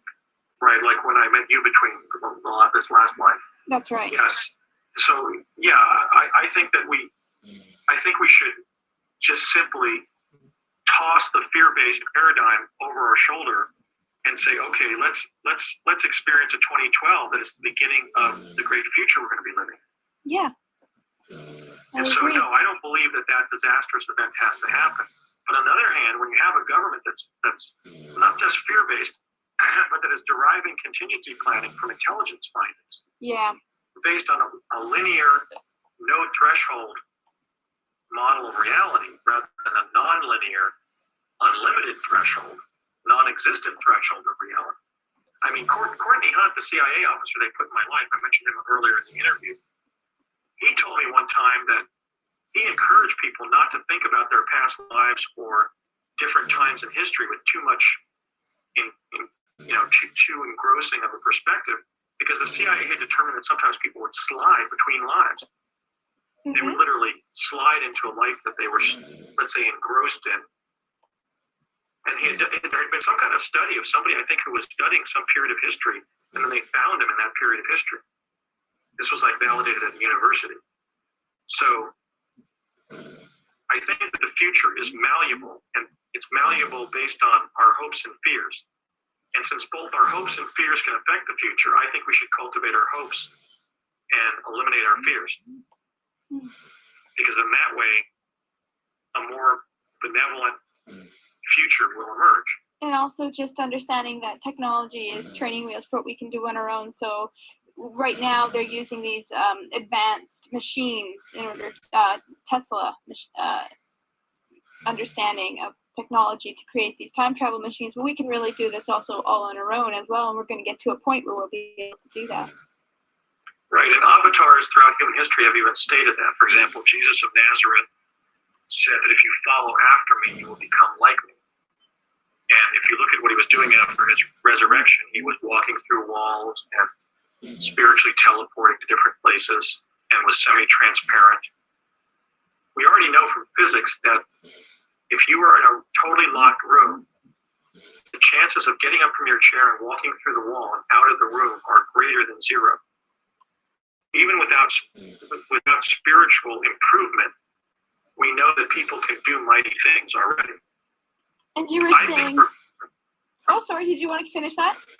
Well, yeah, I mean, I really, in a sense, wanted to give you a follow-up with that thought, with the idea that, from my perspective, what my experiences in Project Pegasus teach is that one human child can defeat the U.S. Defense Department at its own game. I think that the human story that's told in my story is about the fact that the very mechanisms of the U.S. Defense Department, in one of the most sensitive and secret projects, were used to make me even forget what I had done. But I kept my eyes open, and I cultivated my inner life and my spiritual strength as a child on the project. And then when I grew up, I recovered the full story of what happened, and I'm now telling it. So I view my experiences on Pegasus really as another example of the triumph of the human spirit. It's just incredible because, you know, you hear of stories like Arizona Wilder and Bryce Taylor and all the horrible things they've gone through and the effort that was made to have them forget, and yet they've overcome all of that and remember. And after remembering everything and handling the trauma of remembering all the things that you have taken part in and what you understand of reality is, you know, a big psychological feat. And to be motivated and inspired to still share and get that information out, I think is highly commendable. Thank you. But I just meant, you know, Bucky Fuller used to say that he was just, you know, Bucky A. He was another example of the human race, right? So in saying this, what I mean is, look, as a kid, I was a bright kid, and I was a fairly healthy kid when I didn't have my bronchitis attack. And I was born into a stable church-going family where my dad was employed. My mother had been fully employed before she got married. I was the youngest of 5 kids and all of my siblings doted on me. And I had a strong family life, a strong school life. I was being raised in a disciplined way as an observant Roman Catholic. I was getting good exercise, good nutrition, good sleep. In other words, I was basically a unit of the human race. In other words, a human child who hadn't been wasted by war, poverty, ignorance, or disease, which are, as President Kennedy said, are the common enemies of mankind. I had been, in other words, one of the lucky kids.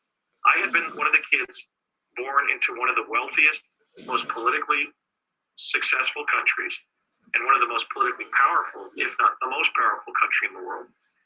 I had gotten a lot of things that other kids still are not getting, like adequate nutrition.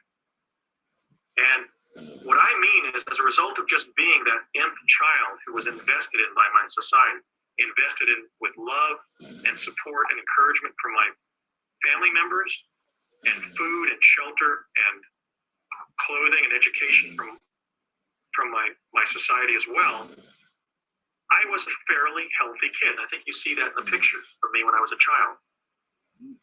And as a result of that, I was still able to process and then overcome what happened, which involved being involved in this classified defense-related development project, being tortured in it, first of all, being traumatized just in terms of what we were doing, but then being intentionally tortured and brainwashed. And I still defeated the system. I still defeated the nameless, faceless system that is the government. Incredible. That doesn't really care about a kid. That doesn't think twice about intimidating a kid into silence or making him experience an atrocious headache while he's being brainwashed into forgetting what he's just done on a secret basis for the last 3 years, because that's what they did to me. If you remembered anything, you would start getting a horrible headache, right? Right. They did do this brainwashing session when all of my project experiences ended, where I was placed in a medical lab, and they put these big needles up my spine, and they infused my spinal column and brain with pain, especially my head. My head felt like it was going to explode. It was the most atrocious, nauseating headache you could experience. Now, did it? I felt, yeah. Sorry. And they were speaking, and the guy who was doing this was speaking to me in a sing-songy voice for a couple hours, telling me this is how I would feel if I ever thought about what happened in Project Pegasus. So when I look back and I talk about these things in a dichotomous way, people will say something, well, your father put you up to that. But the true story is that they had a copy of my book, and Connie confronted my father about my claims that they had tortured us to make us forget, and he didn't believe it. So reality is always more complicated than people will make it out to be when they're trying to interpret things based on ideology. But what I mean is, I had gotten a lot of privileges and benefits being an American kid of that era. I had even better nutrition than my father did. My father grew up during the Great Depression, eating apple butter jelly and apple butter and toast for 2 meals a day. Andy. Okay. Andy, can I ask another question? Sure. I just wanted to say that we don't have much time. I think the significance of the story is that I did overcome the negative things that have been imposed on me in the project, and one person beat the U.S. Defense Department. It's like a pioneer in that way. Well, I mean, people are always looking for movements to join to get things accomplished. I mean, the telling of my story is basically my work. I've gotten some help from some people, but it was based on primarily my own effort to go back and prove what happened, and I did. Telling your story, and I've recovered the whole story of what happened. Telling your story, your passion, your determination, and simply just you being you. Exactly, but also, I mean, but I'm just another example of the human race, right? Yes. So just like Bucky, man, I mean, I'm just another human being of the human race in general, and that means, just like Jesus said when he said, "What's inside of you is greater than the world." Greater is inside of you than exists in the world, right? Mm-hmm. That's what he meant, and that's what this shows. This shows that one human child could beat the U.S. Defense Department in terms of holding back this critical information that can be used to benefit society, like teleportation. And it all crumbles. Now, is it true that they have, they're going to reveal to the public that they have a time travel device they know how to build, basically? They know how to build one. And they're going to ask people to donate. They need millions of dollars in order to do this, correct?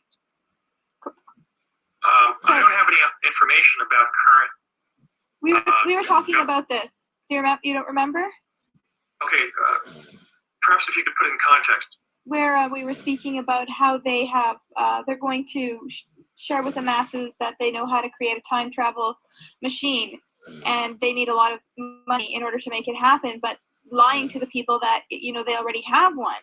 Oh yes. Well, what I was talking about was if you look at the conventional, contemporary science reporting, they're talking about people's efforts to perform quantum teleportation, which involves breaking something down and reassembling it somewhere else. Now, that's not effective for physical time travel of human beings or teleportation of human beings, because disintegrating a biological organism arrests cellular metabolism and also central nervous system function and everything else, and basically kills the person. The person is killed being disintegrated, and they can't be brought back to life after their cells are reintegrated or their atoms that make them up are reintegrated. We were not doing that. We weren't doing quantum teleportation. We were doing Tesla-based teleportation via portal tunnels that the device was opening up in time-space. In other words, we were doing the opposite of what was then being depicted on Star Trek to confuse the public. What I meant is, over the next several generations, if this information is not liberated, and in the way that I'm trying to liberate it to help humanity, human civilization led by essentially the English-speaking countries in the Echelon Group and the European Union will pioneer teleportation and spend billions of, re-pioneer it and spend billions of dollars doing it. And those are dollars that could be spent on nutrition and disease alleviation and education and the upliftment of people from the common enemies of humanity: war, poverty, ignorance, and disease. And so there's a moral dimension to this. We cannot tolerate the spending of public dollars to redevelop technologies that were developed 40 and 50 years ago just to keep them secret. Because that's why those billions of dollars would be wasted in redeveloping teleportation. Of all the things, the money that could go to. It could go to having hospital ships that would go around the world and cure children, recorrect their cleft palates and cure them from guinea worm, and give them medication to prevent malaria and cholera. It could be done. I mean, I was just thinking of the. I was trying to think of what event it was that could have been used to pay for 100 hospital ships. It was some big recent waste of taxpayer money.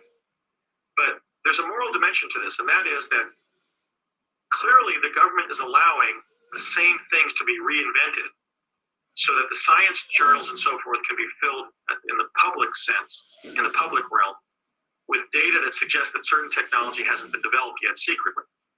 And I consider that really immoral, because those dollars need to be allocated for present problems. We still have too many children who are hungry. We have something like, 3 out of 10 children in North America even are living in poverty? Yes. Okay, so as long as there are impoverished and hungry children in the world and impoverished, hungry people, it is immoral to be spending these dollars to develop arcane technical applications that were developed secretly 40 years ago.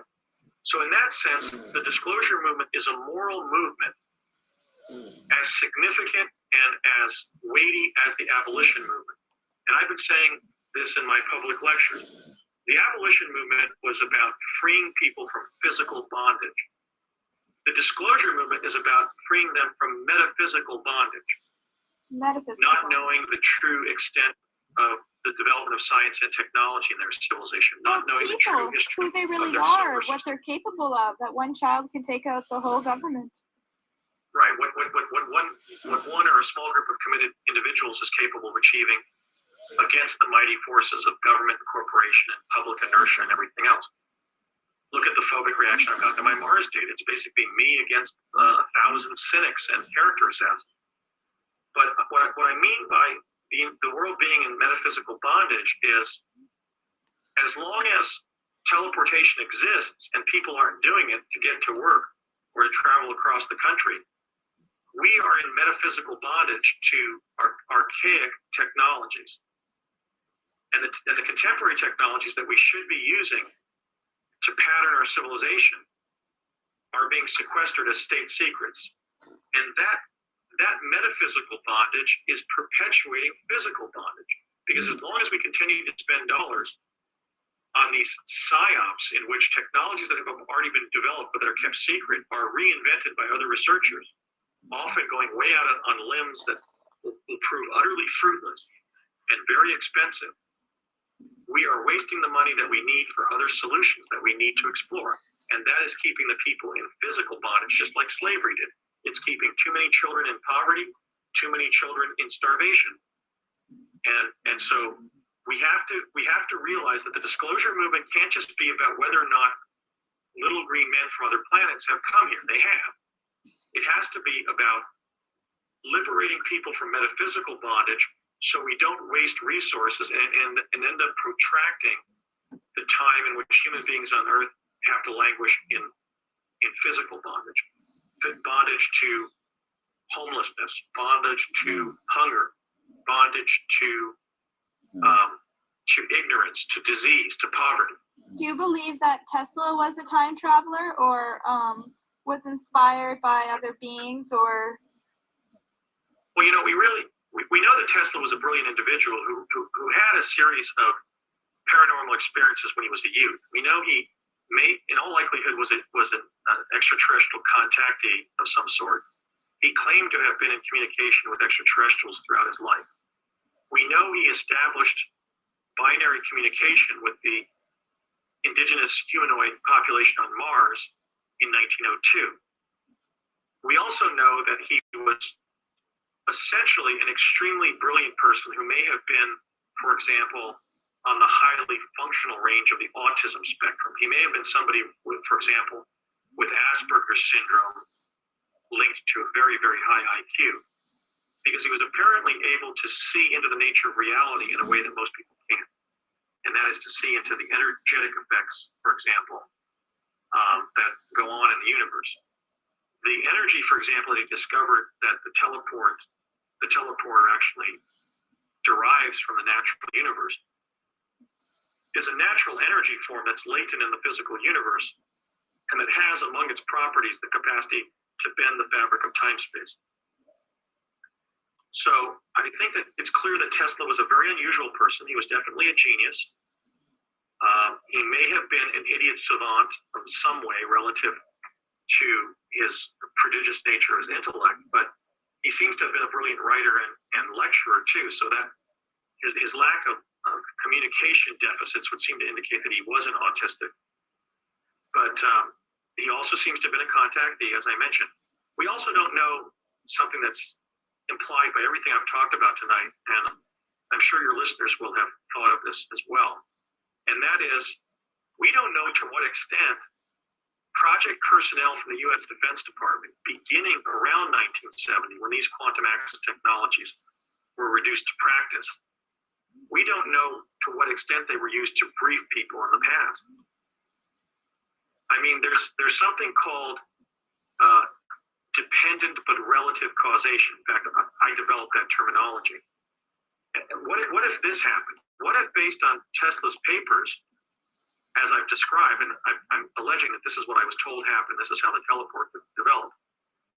The War Department, later to become the Defense Department, got hold of his paperwork, built what was in them, namely the teleport, and then used them to go back in time to directly consult with Tesla, even give him the information.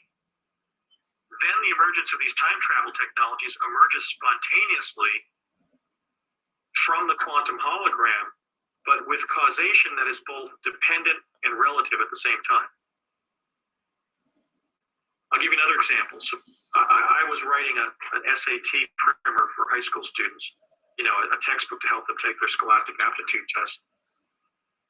And I put at the beginning of the book a saying that one of my SAT tutorial students had shared with me, which was her family's motto for learning and for striving in life. And the saying went, the proverb went, good, better, best, and never let it rest until the good is the better and the better is the best. It was basically just an inducement for personal excellence. And I thought of putting that in the beginning of my SAT book. Now, my SAT book, which will be published, was one of the books that was in possession of the project people when I was on Pegasus. In other words, back in the early 70s when I was on the project, my father and some of the other project people on occasion would take these black national security pouches to the lunch table and pull out books that I would write or edit in the future. They had acquired these books from the future by sending people there. Now, what if one of those books was my SAT book with that proverb in it, good, better, best, and it was read aloud at the lunch table, remembered by one of the project engineers, and he was the grandfather of my SAT tutorial student who shared that saying with me. In that chain of causation, the chain of causation would have been totally circular. The so-called snake eating its tail, that even going back to the ancient Egyptians and the ancient Chinese, was their metaphorical, animistic model of the universe. And in this instance, that saying in my book would have been caused dependently by the prior causation of, for example, my student telling it to me, her learning it from her grandfather, her father being a project engineer at Pegasus, and then hearing it at the lunch table when my SAT primer was teleported back from the future to 1971. Okay, so every time that you interpolate the future into the present via time travel, there's been an emphasis on the notion that you calve off a new timeline. What you actually do is you create chains of causation that are circular, that are both entirely dependent and entirely independent at the same time.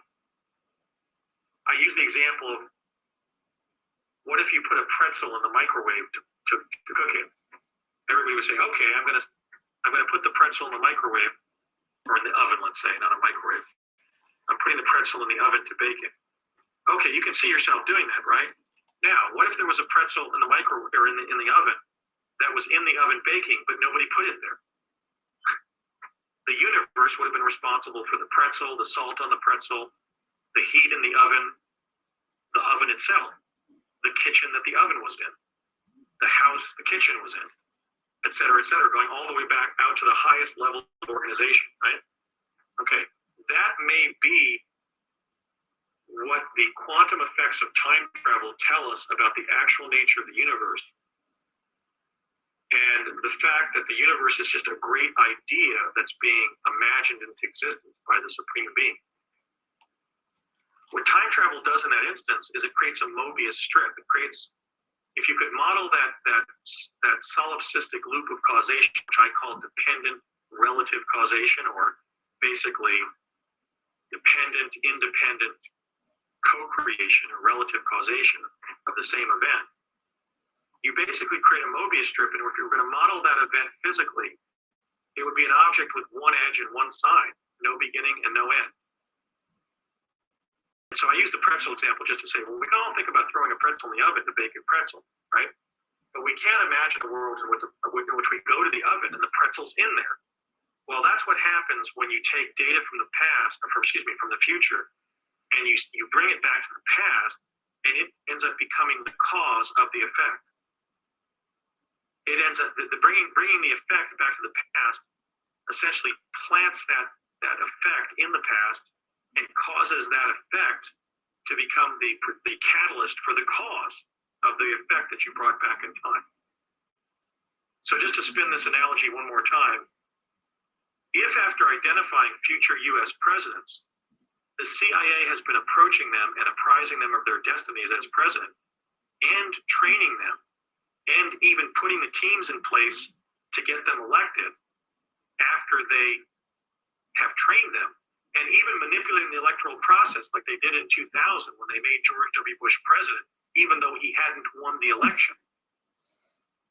By taking data from the future like that and using it in the present to create the future, you are creating the very effects that you've monitored or detected from the future in a way that works with them in the present to create the very future that you've sensed.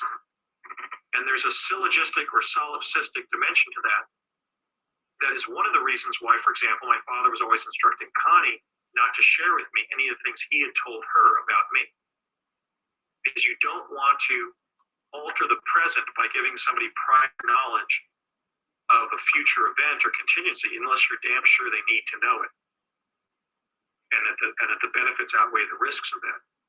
But I think that if we look at the history of the last 40 years of U.S. presidential politics, if we consider the fact that I met George H.W. Bush and George W. Bush at the La Hacienda restaurant in Albuquerque when I was on Pegasus, and they were being run through to be told what their destinies were, and that George W. Bush, his 25-year-old son, was all over those tables at that restaurant where the project people were dining, joking repeatedly, my daddy and I are going to be president, as he was, but in his silly way.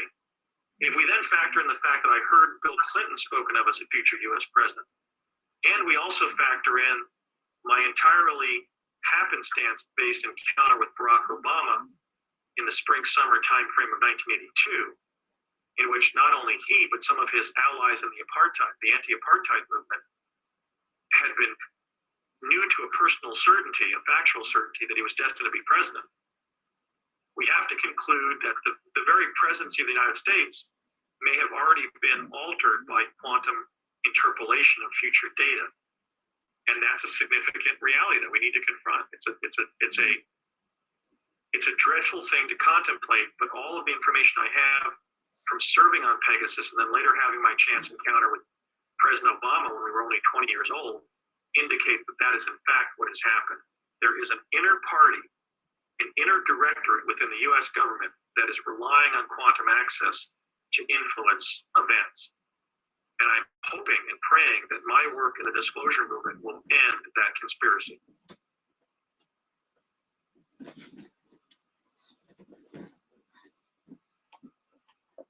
Are you there? Yeah. Oh, okay. So Wonderful. Well said. That's the political dimension. We know that quantum access, that what Project Pegasus achieved in teleportation-based time travel and in chronovision with the Ernesto Gemelli devices, that became part of the intelligence function. In other words, a major dimension to my experiences is that, in the intelligence community, people speak of sources and methods. What the people, the world, and certainly the United States and the rest of the world were never told, when they were spinning the Philadelphia experiment